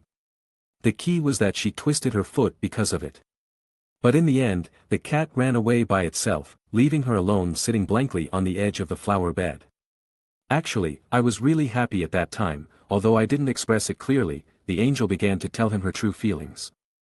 Because you couldn't think of a way, and you looked very helpless. Soekawa nodded, which was one of the reasons why he decisively went up to help. On the other hand, it was also a great opportunity for him to contact her, so he was also very happy. You will always find me think so now, no matter what difficulties I face, you can always find me in time and appear by my side. Mahiru's palm on his back began to slide gently, and then wrapped around his chest. In this way, the distance between the two was officially reduced to 0. The angel kept a close posture, resting her cheek on Soekawa's shoulder. Soekawa's body suddenly stiffened, because after feeling the softness and volume on his back that the bubbles obviously couldn't compare with, his breathing became a little rapid. As long as you're willing, I will carry you and support you no matter what, and I said I would always be watching you, I definitely won't disappear. His brain had actually begun to be a little confused. On the one hand, he felt that Mahiru was clearly elaborating on her inner thoughts, and it was precisely when she was talking about serious matters. On the other hand, he also felt that this posture was really too hot, although the angel should still be wearing a swimsuit, the actual feeling transmitted had long been blurred, and it was no different from experiencing it naked. Yeah, Shina Mahiru responded softly, but was still carefully feeling his reliability. Soekawa felt that he should remind her. That being said, it would be a little difficult to carry you in this posture, it would be a great help if you could separate a little more. He was naturally hinting that she had already touched him, but Shina Mahiru's body only trembled violently, but she didn't mean to let go at all. It doesn't matter, even if you don't carry me, I hope to always be by your side, I won't push all the burden on you, because we want to move forward side by side. Soekawa felt her determination. In fact, their daily life had already shown this. Originally, Soekawa himself actively requested to provide all the food expenses, etc. And Mahiru only needed to be responsible for cooking and cleaning. But later, it gradually evolved into her paying half of the expenses, and she took over the housework and cleaning, and in the end, it became more suitable to call her housekeeper than helpful neighbor. After thinking for a long time, Soekawa felt that he should respond to the other party, no matter what the thoughts were. The important thing was to respond. But it seemed that the angel's desire to confide was far greater than his. And, Mario sighed, if you do this when staying over, you will be very happy. The angel's tone was soft, and seemed to have a bit of shyness. Soekawa was silent again. It wasn't that he felt that he had been tricked by his own sister, but on the contrary, he felt that she really knew her older brother well, was really happy. Seeing that he was silent, the angel thought that he had begun to have dissatisfied emotions towards his sister, so she hugged Soekawa's body again as if to comfort him, and persuaded, Mario only gave me advice, and I wanted to do it myself. Ugh, the more obvious voluptuous feeling made Soekawa groan. He really didn't dislike her closeness, on the contrary, he quite enjoyed it. However, he was indeed restrained by a shackle called self-control, though it was currently being severely weakened. Moreover, perhaps he wasn't wrong. Mahiru's clinging wasn't accidental but deliberate, possibly to erode his reason and endurance. Has my little angel really turned into a little devil? Natsukawa Subaru wondered secretly. I understand, but you should let go quickly, because this is also difficult for me, or rather, I don't want to become an overloaded internal combustion engine before taking a bath. Natsukawa Subaru's tone seemed somewhat uneasy. It would be nice to shamelessly enjoy it, but unfortunately, he didn't have the leeway. He was already doing his best to maintain his rationality. But clearly, there were still topics to continue. And he didn't want to be seen as someone truly desperate, so he wanted to separate slightly to let his mind and body cool down. However, he didn't expect that as soon as he finished speaking, the angel-like girl would obediently let go of him. Mahiru, reflected in the mirror, seemed embarrassed afterward, squirming and shrinking. He didn't know whether to call her bold or timid. Watching her hug his shoulder and moan, "You," Natsukawa Subaru couldn't help but think, if she was going to be shy, she shouldn't have done that in the first place. But for Natsukawa Subaru, the relief he felt after Mahiru let go was stronger than his embarrassment, and he began to have the energy to tease her. I'll take care of the rest myself, you can do your own maintenance. Okay, the angel-like girl shrank her neck. You look like you have an opinion. Natsukawa Subaru raised his eyebrows and began to become assertive. No, it's not that I have an opinion, I should say I was mentally prepared, so I'm a little disappointed. Mahiru blurted out her true feelings. Oh. So you thought I was going to do what in this place? This I thought you were going to help me wash my back. Natsukawa Subaru had already guessed this answer, because anything else would have deviated from the angel-like girl's personality. I didn't say I wouldn't help, did I? Besides, you were the one who suggested taking a bath together, or do you not want me to help you wash your back now? It's not that. I was just thinking that you clearly don't want to touch me. Natsukawa Subaru almost choked. He glanced at Mahiru with a subtle look, which only made her face turn even redder.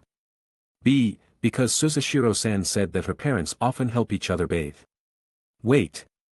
This is the first time I've heard of this. Chapter 166.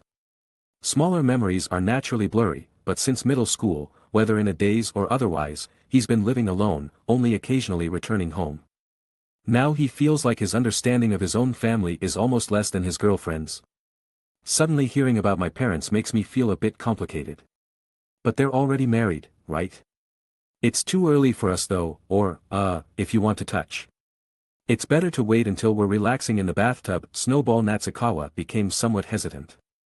Mainly because right now, if it's slippery, his hand might slip somewhere else, so he thought it would be safer in the bath. However, Mahiru, after hearing this, squeezed out a response, I understand. Her tone was as firm as if she had made a resolution. This, in turn, made Snowball Natsukawa confused. Did he say something strange? This question floated in Snowball Natsukawa's mind, but before it could turn into a wave of embarrassment, he heard Mahiru emphasize. I'm going to do skin care, please turn around. Unable to resist her momentum, Snowball Natsukawa obediently turned back. Peeking through the mirror, he saw that the color of the ears peeking out from between the angel girl's hair was bright red. If he pointed it out, he'd reveal that he'd unintentionally seen something, so Snowball Natsukawa pretended not to notice and stood back to back with her, feeling embarrassed while washing the parts he had missed. Snowball Natsukawa knew that girls were different from him and that skincare took a lot of time, so he went to soak in the bath first, only to find that she, already done with her skincare, was constantly peeking at him, leaving Snowball Natsukawa at a loss. He didn't quite understand what she wanted to do, but she was definitely very concerned about his earlier statement about touching in the bathtub. In fact, Mahiru's gaze seemed to be conveying something. But it wasn't a wary look at all, it was something much more complex. Just as Snowball Natsukawa was troubled by the incomprehensible meaning within, those caramel-colored eyes suddenly looked at him, then shifted uncertainly. Please, where should I sit?" Hearing the question, where, Snowball Natsukawa suddenly froze, then blinked inexplicably. Come to think of it, this apartment was the kind of residence suitable for 1 to 2 people, so the bathtub was spacious enough that even if 2 people were to bathe together, as long as they were a little mindful of their feet, it would only feel a little cramped. Snowball Natsukawa also expected Mahiru to come in with him, so he didn't stretch out his legs, and there should be extra space. Even so, she still asked, this should be attributed to his slip of the tongue earlier. There's still space here, you can sit wherever you want. Snowball Natsukawa pointed to the area in front of him. Although he was the one who said those words earlier, Snowball Natsukawa couldn't bring himself to say, then sit in my lap, and could only leave it to Mahiru's discretion. Then he saw her purse her lips slightly, put on a straight face, and without much thought, slowly put her feet into the bathtub. Only then did Snowball Natsukawa see a patch of snow-white skin completely untouched by the sun, followed by flaxen hair cascading down like a waterfall into his eyes. And when Snowball Natsukawa reacted and made an sound of thought, Mahiru had already taken a seat between his legs. Really? And it was so natural. Snowball Natsukawa suddenly felt that she had been planning this all along, and thinking about it carefully, it seemed that the situation today had been unfolding under the angel girl's lead. Indeed, although he initially said she could sit anywhere, he didn't expect her to actually sit next to him. So he was momentarily stunned in surprise. Mahiru didn't seem to notice his wavering, and like she was entrusting her entire weight to Snowball Natsukawa, she leaned directly against him. Her hair was tied up, so the feeling of her skin was directly transmitted to Snowball Natsukawa, causing him to involuntarily become excited. You were the one who said I could sit anywhere, right? The angel girl turned her head to ask Snowball Natsukawa, with a seemingly polite but actually quite smug smile on her face, even though her cheeks were a little red. That's how she is, she occasionally likes to do little things like this, even though she always ends up embarrassing herself, but she's stubbornly strong. However, Snowball Natsukawa's own face and body weren't calm enough to point this out, so he couldn't retort and exhausted all his strength just to answer, yeah. Then there's no problem, right? The angel girl affirmed as if to encourage herself, and then nudged him hard with the back of her head.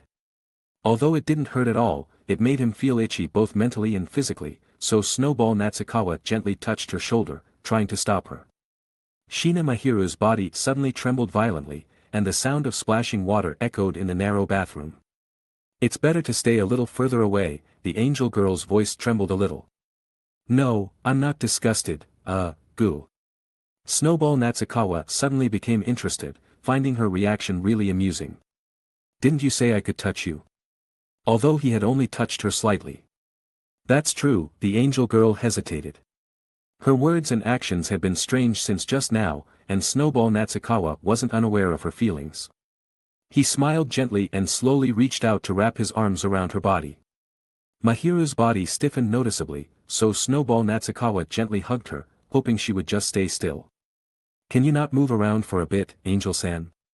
Although he knew she would calm down even without saying it, just in case, Snowball Natsukawa gently whispered a reminder in her ear, causing her body to tremble again before finally stopping, or rather, eventually turning into a docile posture curled up in his arms. Snowball Natsukawa was glad that she could cooperate and calm down, but with this, it was conceivable that both of them would be too embarrassed to get close properly. Although he wouldn't have touched her without hesitation in this situation anyway.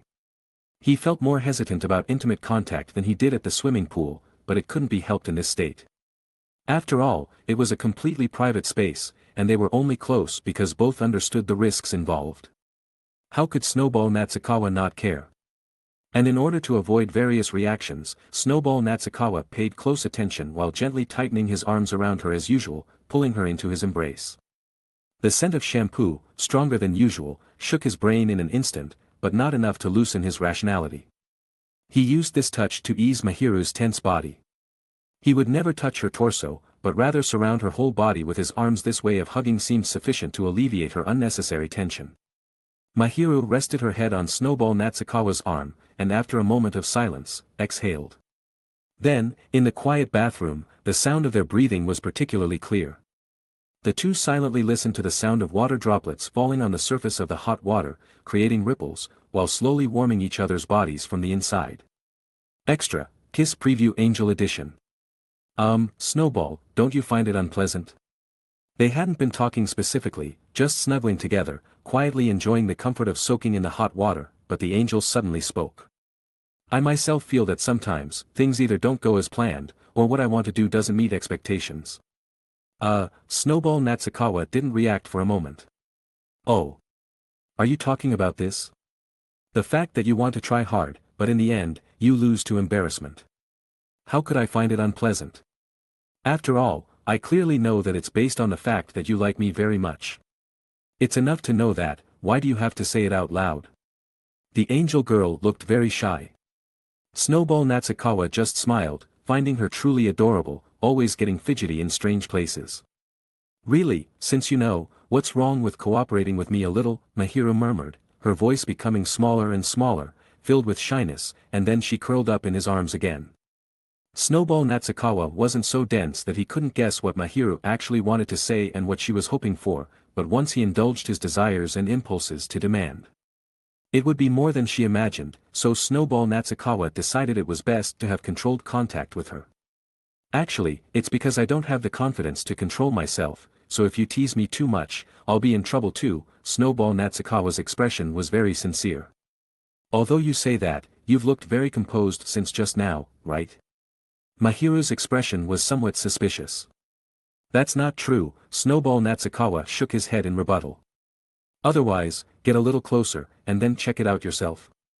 If she really put her ear close to listen to his heartbeat, she would definitely hear his undisguised throbbing, thump-thump, non-stop, like muffled thunder. Hearing Snowball Natsukawa say this, Mahiru hesitated, then changed to a face-to-face position, putting her ear against his well-toned chest.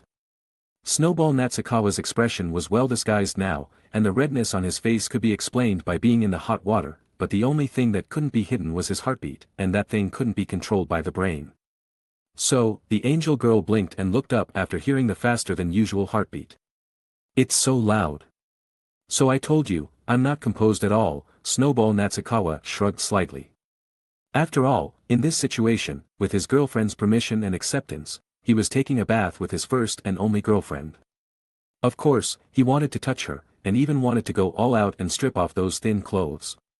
The reason he didn't do that was because he didn't want to hurt Mahiru and also had to consider future events. Doing it now wasn't a wise move. I thought you were used to it, so you were so calm and composed. How could that be? Not only do I want to touch you, but I also want to do many other things, I'm just enduring it. Many things, Mahiru probably imagined something, and her face suddenly turned red. Snowball Natsukawa bared his teeth and then touched her head, and she became obedient again, letting him do as he pleased. She wouldn't be shy and reject this way of touching, Snowball Natsukawa thought, while slowly providing head pats and then gradually gently stroking the angel's cheeks along the contours, even playfully tickling her twice with his fingertips. Mahiru narrowed her eyes in satisfaction, like a cat, seemingly feeling very comfortable, then closed her eyes again, as if entrusting herself completely to him. That attitude was out of trust in Snowball Natsukawa, and while sweet, it was also very sexy and tempting. Snowball Natsukawa bit his lip and then gently lifted her chin with his fingers, but then immediately let go. Huh. If I kiss you here, I can already see the consequences of you getting dizzy from the heat, Snowball Natsukawa explained. Actually, he really wanted to kiss her freely right now, but if it was in this state, it would definitely make her dizzy, right? And, the most important thing was that he himself would also feel very uncomfortable. Because they weren't very familiar with deep kisses, they would probably sink into it endlessly to the point where even reason would melt and collapse, so based on the judgment that it was dangerous for both body and reason, he chose to stop. However, Mahiru, after hearing his explanation, showed a very disappointed expression. Is that so? It seemed she was clearly expecting something, and that obvious attitude made Snowball Natsukawa couldn't help but smile. And then he was immediately lightly patted on the chest by Mahiru. He had no choice but to put away his smile and slowly rubbed his thumb across those lips, gently circling them. If he couldn't do the main event, then he'd collect a little interest, right? Those smooth, moist lips were only slightly touched by his fingers, and it seemed she was somewhat unable to control herself. He could feel that, both above and below the water, Mahiru's body was trembling slightly. Feeling regretful? Snowball Natsukawa teased. Mean, the angel girl didn't answer him.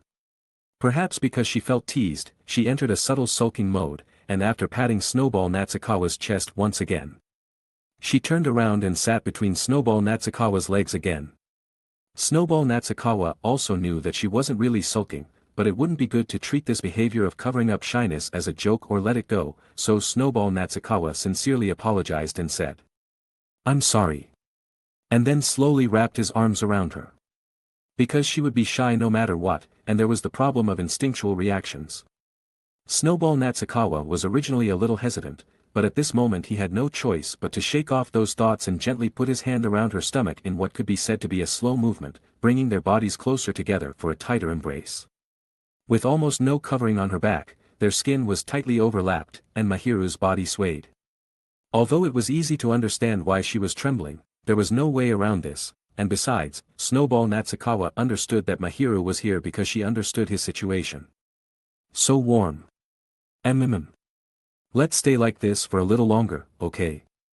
Snowball Natsukawa said softly, implying that he wouldn't do anything untoward. He did indeed hold her gently the entire time, which allowed her to relax and surrender completely. Her acceptance made Snowball Natsukawa breathe a sigh of relief. He gently stroked her slender stomach, causing the person in his arms to squirm as if ticklish. Even without the effect of the water, it was smooth with a great feel, without excess fat, yet with the softness unique to women, which felt incredible. Although she didn't seem to dislike it, being touched on the abdomen seemed to make the angel-like woman feel complicated. She subtly tapped Snowball Natsukawa's arm in protest, but it wasn't a real rejection, and soon turned into a gentle caress.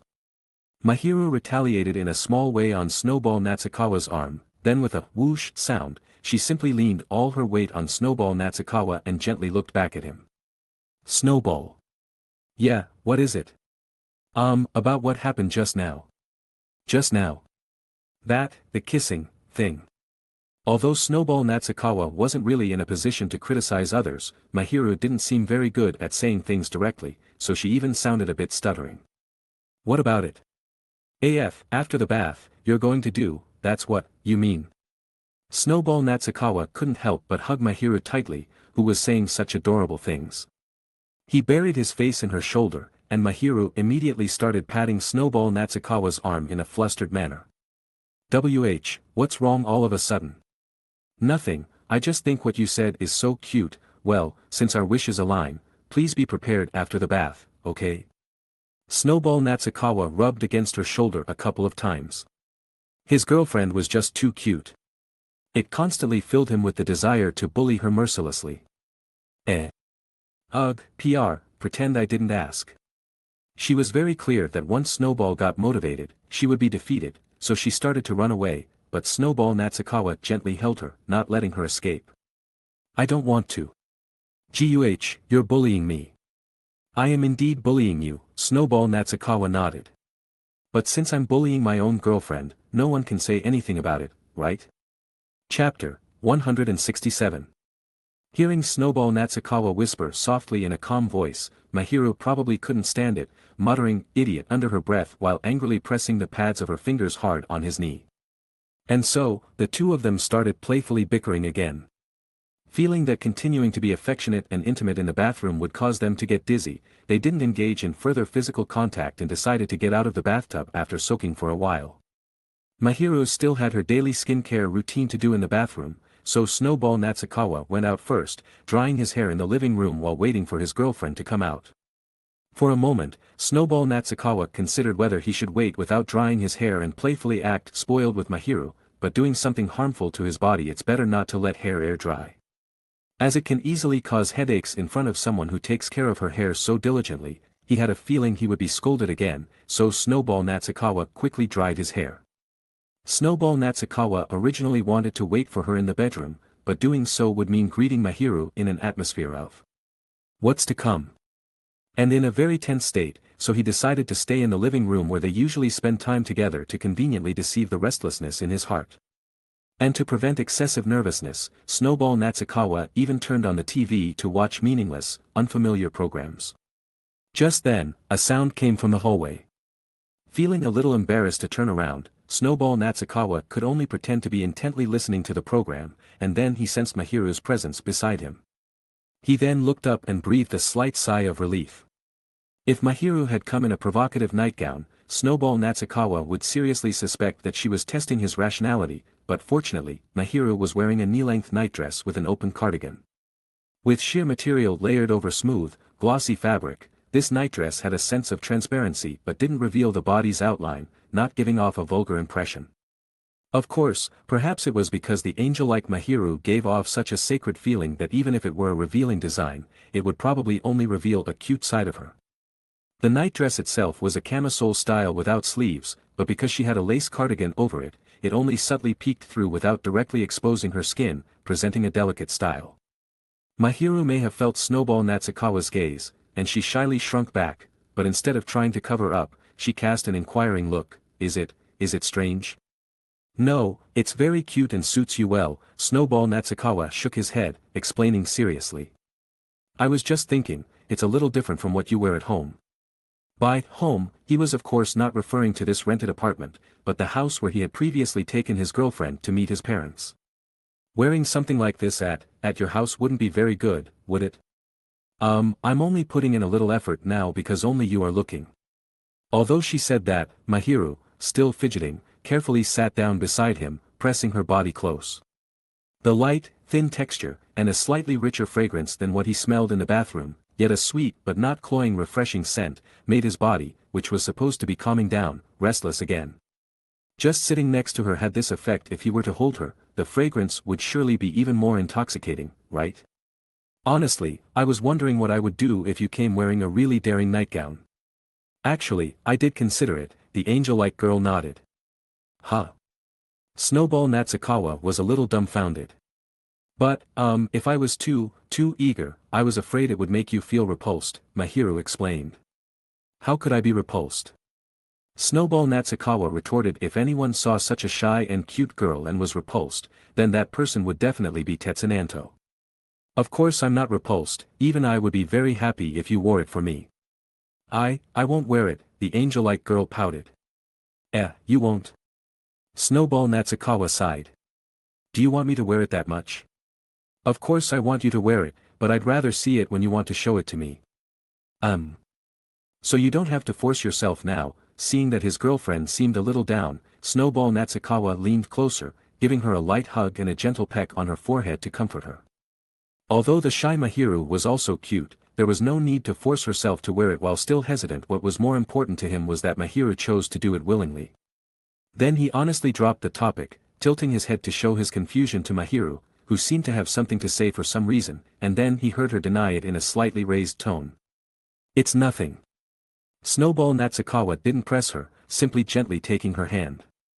As always, just holding Mahiru's hand made her body stiffen for a moment, but Snowball Natsukawa said nothing, simply gently enveloping it with his hand, and then her body relaxed, resting her head on Snowball Natsukawa's shoulder. Mahiru's leaning motion never put pressure on him, yet it was close enough to say, I won't leave, and Snowball Natsukawa naturally leaned his weight slightly towards Mahiru. The two were close, but their hearts were even closer. Extra, love never ceases. Angel arc end. Perhaps it was already late, and the variety show had also ended, as the calm voice of a news anchor began to come from the living room television. Snowball Natsukawa was in a half-asleep state, and the comfortable warmth beside him kept him in a state of being unable to fully concentrate, resulting in him just blankly listening to the news broadcast, but subconsciously, he changed the way he was holding his girlfriend's hand. He had been enveloping her hand with his, but now their fingers were intertwined, as if craving Mahiru, using his actions to assert that he wouldn't let go. Perhaps it was because she had just taken a bath, the angel's delicate fingers were completely warm, and she didn't run away, letting him play with them and even gently squeezing back in response. "Is it about time to go to sleep?" Snowball Natsukawa said softly, although him suggesting it always felt like he had ulterior motives, but dragging it out like this wouldn't do either. "Yeah, let's go to sleep then." Hearing Snowball Natsukawa's question, the angel quietly and gently squeezed his hand again. Then Snowball Natsukawa simply took the initiative to pull her up and led her slowly to his bedroom. There wasn't really anything to see in his room, there was nothing new or interesting, and Mahiru had already visited many times, but even so, she still looked around. Perhaps because that was her personality, not really observing carefully, but perhaps just because it reminded her of what was to come, so she looked around to relieve her nervousness. Then the angel's gaze settled on the desk, and she smiled softly. "The stuffed animal is nicely displayed." Saying so, Mahiru pointed to the cat's stuffed animal she had won at the amusement park during their Golden Week date. Because it was a rare long holiday, she cherished it very much, taking the initiative to invite him out and going to many places together, and finally getting the urge to try and easily getting this stuffed animal. Although this stuffed animal did seem out of place in his room, it was a gift from Mahiru after she worked so hard to win it, and it would be a shame to just put it away, so it had been displayed in his room. He originally didn't think anyone would want to enter his room like this, and he didn't really care, just putting it there, but now that the person who gave him the stuffed animal had pointed it out, he felt a little embarrassed. "It's not really decorating, it's just, if I kept it in the closet, it would get dusty and smelly, right? But I definitely wouldn't hug it to sleep like you do." "Ugh." The angel suddenly let out a cry. Are you making fun of me?" "Eh? Why do you say that? It's clearly a very cute thing to do, right? Of course I have no reason to make fun of you, and I'm also very happy that you cherish it so much." He was of course referring to the large bear stuffed animal he had given the angel as a birthday gift shortly after meeting Sheena, which seemed to be very popular with her, and he had later heard that she often hugged it to sleep. As for who told him, besides her brother-obsessed little sister, Miru-san, who else could it be? The angel looked a little strange, with a restless and uneasy aura, but more than that, she had a shameful impulse to cover her face. She might be embarrassed about being told that she hugs stuffed animals to sleep, even though this person was her boyfriend. Then Sheena Mahiru's gaze wandered for a while, as if silently protesting that Snowball Natsukawa's words were a bit sharp.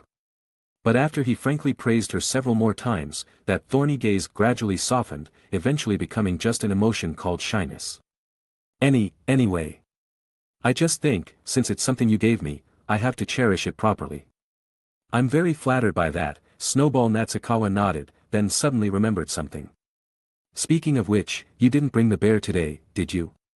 He had entered the bathroom first, and Mahiru had gone back to her place to get things she needed for the night, so since he hadn't seen it, he couldn't imagine what she had brought. "Yeah, of course, because you're here today," the angel nodded seriously. Snowball Natsukawa suddenly became speechless for a moment, not knowing whether he had replaced the bear, or whether the bear had always been replacing him. But the good news was regardless of whether she was going to treat him as a body pillow substitute or not, he wasn't going to be timid anymore, and he naturally intended to touch her as much as he wanted. Of course, in a way that was definitely legal. He even wanted to hug her right now, but because she was next to the cat stuffed animal, Snowball Natsukawa's gaze also turned to the cat stuffed animal. The round, large eyes seemed to contain emotions, but also seemed to contain nothing, but when he wasn't looking at it, he felt like it was always staring. He suddenly began to feel uneasy, as if he was a child who didn't know what was going on seeing a married couple being intimate. Even though he and Mahiru weren't in that kind of relationship yet and hadn't experienced that feeling, he felt that the feeling was very similar, so Snowball Natsukawa silently took off the jacket that was hanging on the chair and covered the cat stuffed animal with it. "What's wrong?" The angel looked puzzled. "How do I put it, being watched by it like that makes me feel restless," Snowball Natsukawa explained. Even though he knew that it was just a stuffed animal, not even a living thing, and even if it did see, it wouldn't matter, he didn't know why, but he felt that what was about to happen, what he was going to do to Mahiru shouldn't be seen. Of course, Snowball Natsukawa didn't plan to develop to the point where his reason was completely burned out, but even so, he hesitated to let those pure eyes reflect the intimate moments of lovers. The angel showed a very gentle smile, as if she was seeing him in a new light. I didn't expect you to care about something like that, Snowball. It's hard not to care, right? Snowball, Natsukawa thought. But that side of you is also cute. Seeing beauty in the eye of the beholder, the angel wouldn't tease him too much. But he was still a little unconvinced. Does that come from someone who needs to hug a bear to sleep? Ah. Wasn't that topic over just now? Seriously. But this feeling of shame and anger didn't last long, and was slowly resolved step by Snowball Natsukawa's offensive. Before he knew it was premeditated. To enjoy a more delicate touch, Snowball Natsukawa had already moved closer, first gently pecking her lips, then vaguely hearing her giggle as if she felt ticklish. That was a sound that only the two of them could hear, a sound that no one else could hear, so Snowball Natsukawa wanted to hear it more. To hear that sweet sound that would make people sink into it, so the kiss that was just a touch naturally became deeper, closely intertwined, deeply craving each other's heat. This passionate method was the first time. For Shina Mahiru, Snowball had always been more gentle, wanting to do it but only doing it lightly. Touching and separating, seeming a little too timid, but this time it was very different, with a kind of magic that would make her sink endlessly. Her brain had completely stopped thinking, and her eyes were full of his figure. She wasn't used to it, or rather not yet used to it, because after this battle, Snowball Natsukawa might never be able to accept that ordinary shallow style again. He would want to demand more from the angel, and that was what he thought now. Because he realized that Mahiru had no intention of refusing him at all, and even began to respond actively, he realized that at this moment, their relationship had become even closer. Whenever she let out a sweet and husky voice, seemingly stuck in her throat, he would begin to feel an indescribable sense of excitement. Knew he was simple-minded, or perhaps all boys were so simple-minded, always quick to believe others, sometimes listening to the eldest, sometimes to the second. However, as a result, heat began to accumulate continuously, as if a force was driving and enhancing his momentum. He could feel that the angel's slender body was no longer as stiff as it had been at the beginning, but began to soften and weaken.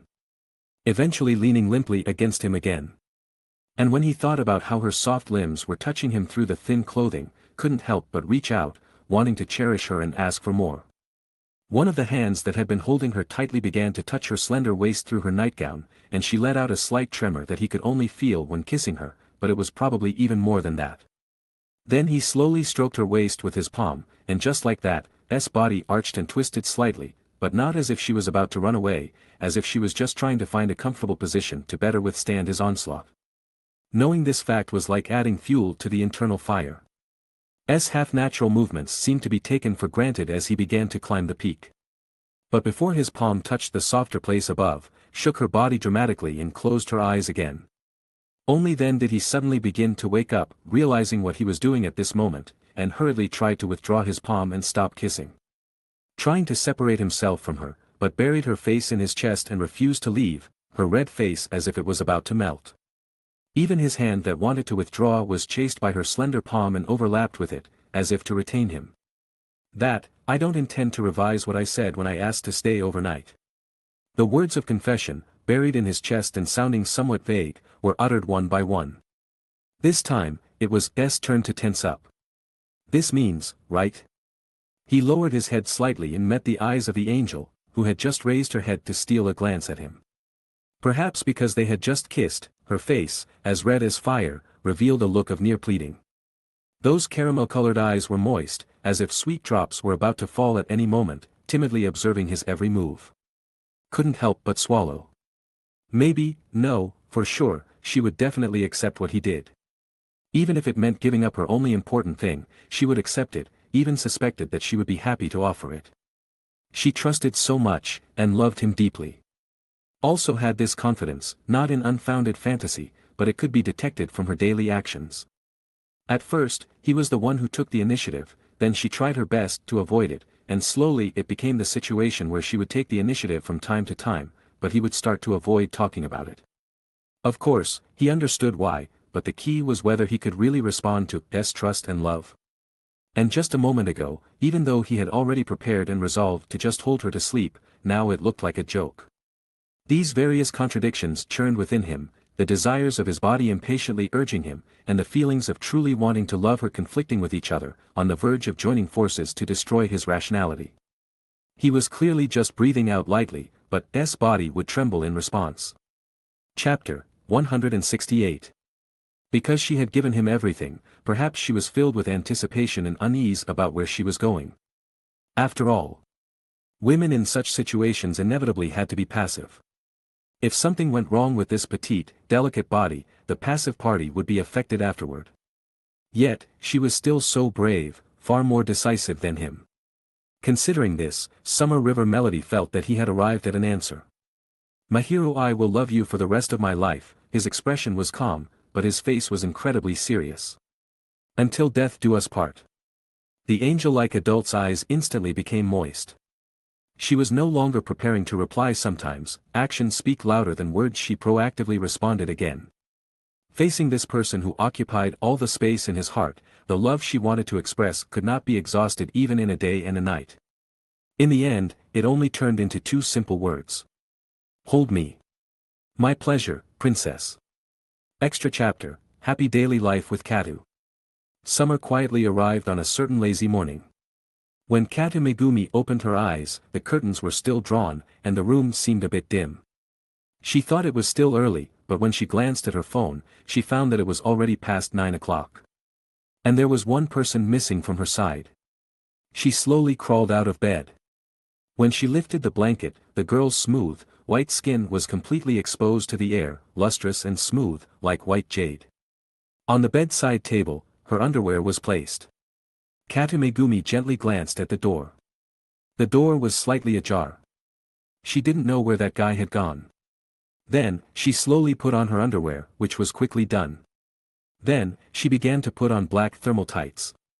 After all, the early spring weather was still a bit cold, but just as she had put on half of them, the door was suddenly opened.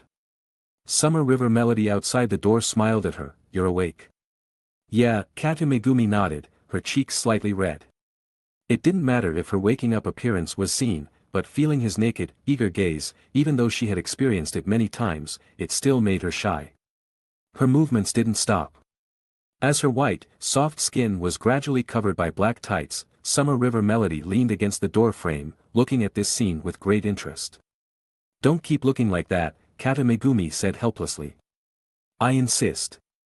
Katu Megumi slightly pouted her lips, her small, cute nose twitching slightly, her eyes looking at Summer River Melody's smiling eyes with a bit of resentment.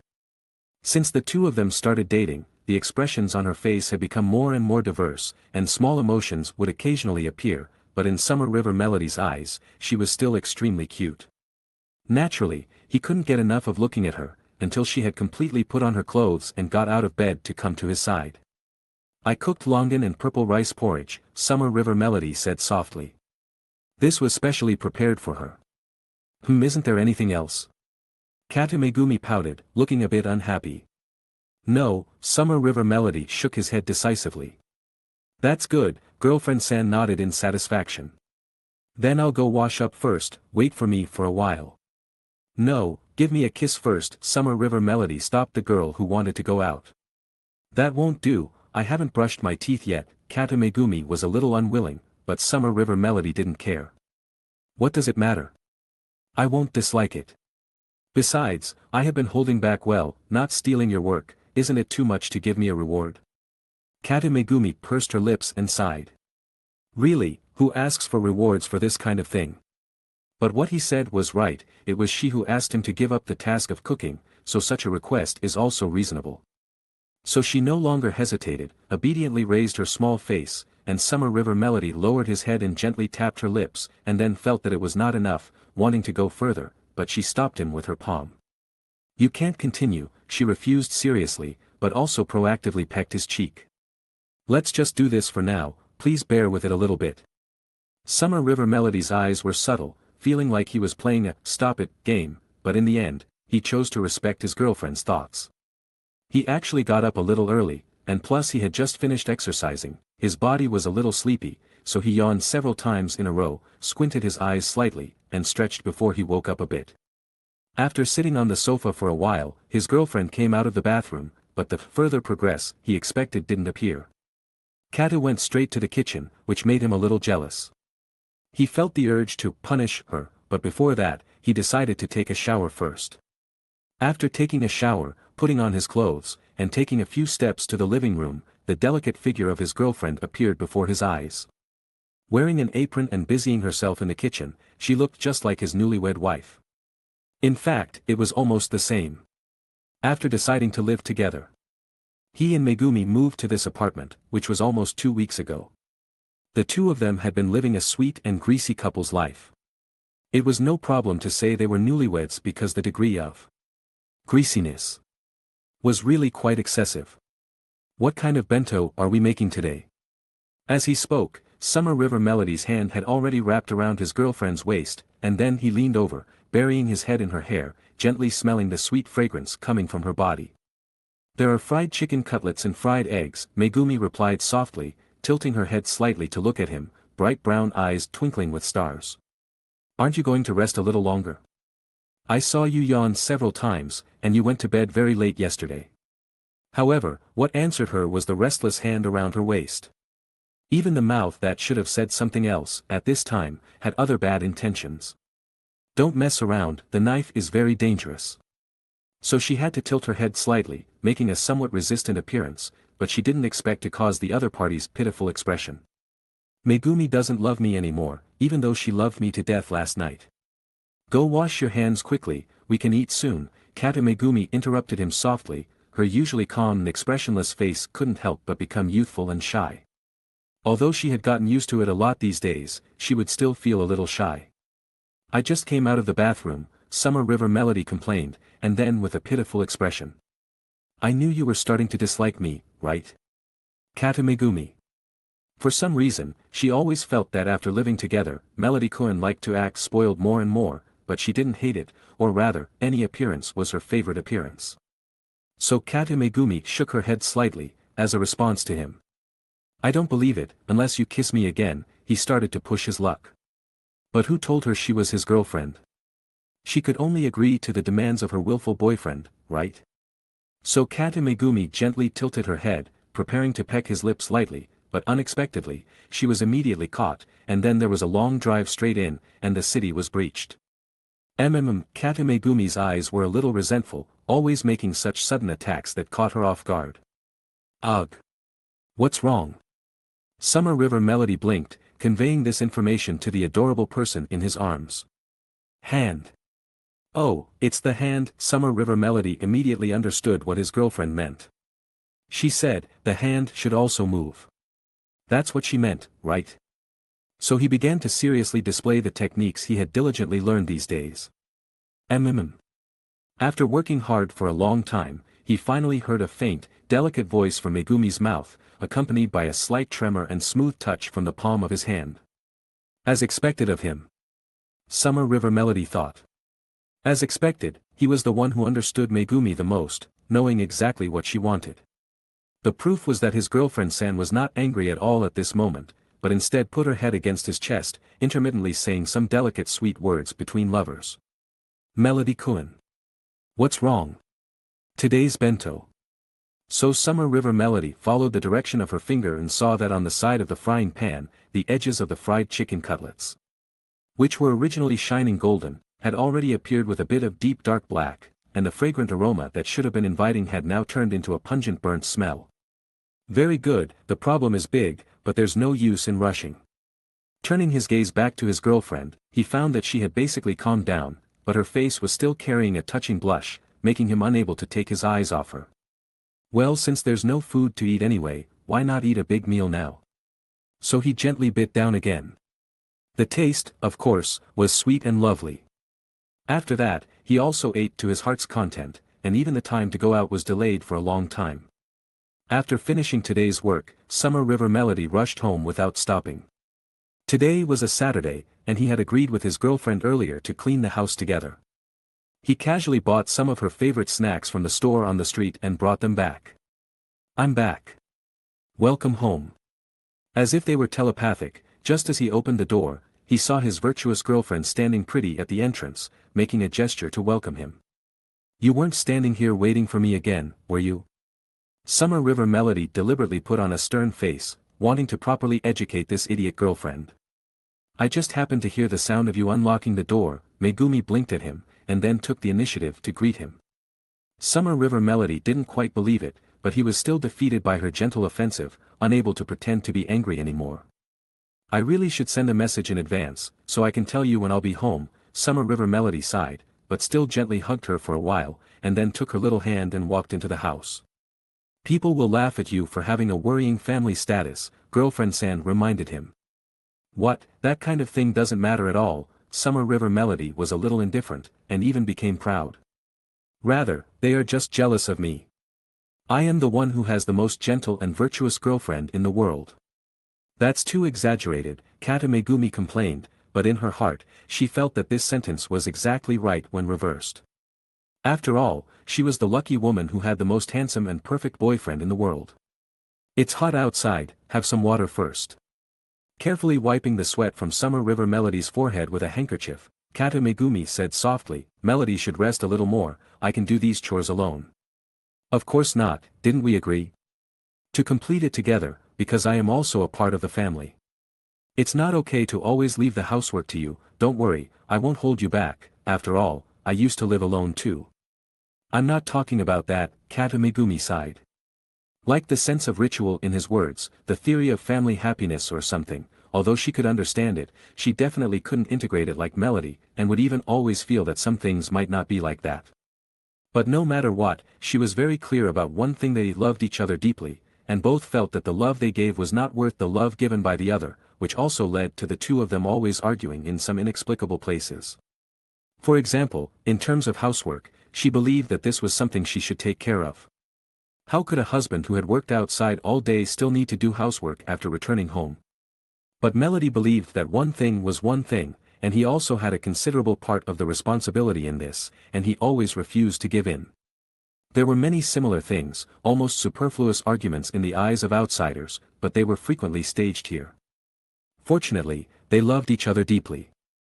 And after many consultations, they set many agreements, and the cohabitation life became more and more smooth. Okay, I've rested, let's start. After changing into home clothes, replenishing a lot of water, and more importantly, absorbing a lot of girlfriend elements, Summer River Melody felt that he could do it again. Yeah, Megumi nodded to the side, and then picked up a basket full of clothes from beside the sofa and handed it to him. Chapter 169. I'm going to clean up, please hang this out to dry for me. Is that all? Then I think I should be the one cleaning. No, if it's you, you don't clean thoroughly enough, it's better to leave this kind of thing to me. Felt a bit sulky. He cleans very well, doesn't he? It's just that compared to, she is indeed more meticulous, taking care of even some easily overlooked corners, but that doesn't mean he's not good enough, does it? In short, he was very angry and wanted to punish this arrogant girlfriend. However, he still had to do the assigned task, so before figuring out a way, he had to obediently dry the clothes. Their living habits were quite good, and coupled with the fact that it was summer, frequent washing meant there weren't too many piles of clothes to dry. He finished his work in no time. When he returned with the basket, he found his girlfriend diligently cleaning the carpet with a vacuum cleaner, occasionally arching her back and bending over, her graceful figure fully displayed before him. After carefully admiring and appreciating the view, suddenly thought of a brilliant way to punish this silly girlfriend and leave her unable to speak properly. So, he slowly walked towards her, saying, I've finished my work, how about you? I'll be a while longer, take a rest first, or do something, watch TV, or whatever. Can I do whatever I want? S. heart skipped a beat, but he forced himself to calm down in the next moment. Turned to look at him, seemingly curious as to why he suddenly said that, but she couldn't see anything on his face and simply replied casually. Yeah, whatever you want. Nice. So, without hesitation, tossed the basket aside, walked behind his girlfriend, and hugged her. If you do this, then I didn't say I could do whatever I wanted. You can't go back on your word. Well, it was true that she said that, but... Oh well, it's just a hug, it's not a big deal. It's just that her boyfriend really loves to act spoiled. That's what she initially thought, but she gradually realized that the person behind her wasn't doing anything like acting spoiled at all, but rather something even more mischievous. What's wrong? It's okay, don't mind me, just focus on your work, don't worry about me. How could she not mind, you idiot? Who would be mischievous while their girlfriend is doing housework? She originally thought she could endure it for a little while, but he became increasingly excessive, and even her clothes were unknowingly half removed. I love you. Guh, when you say things like that, be a little more focused. Then Idiot, I didn't say I didn't believe you. Hee hee, I love you, without end. Idiot, me too, forever.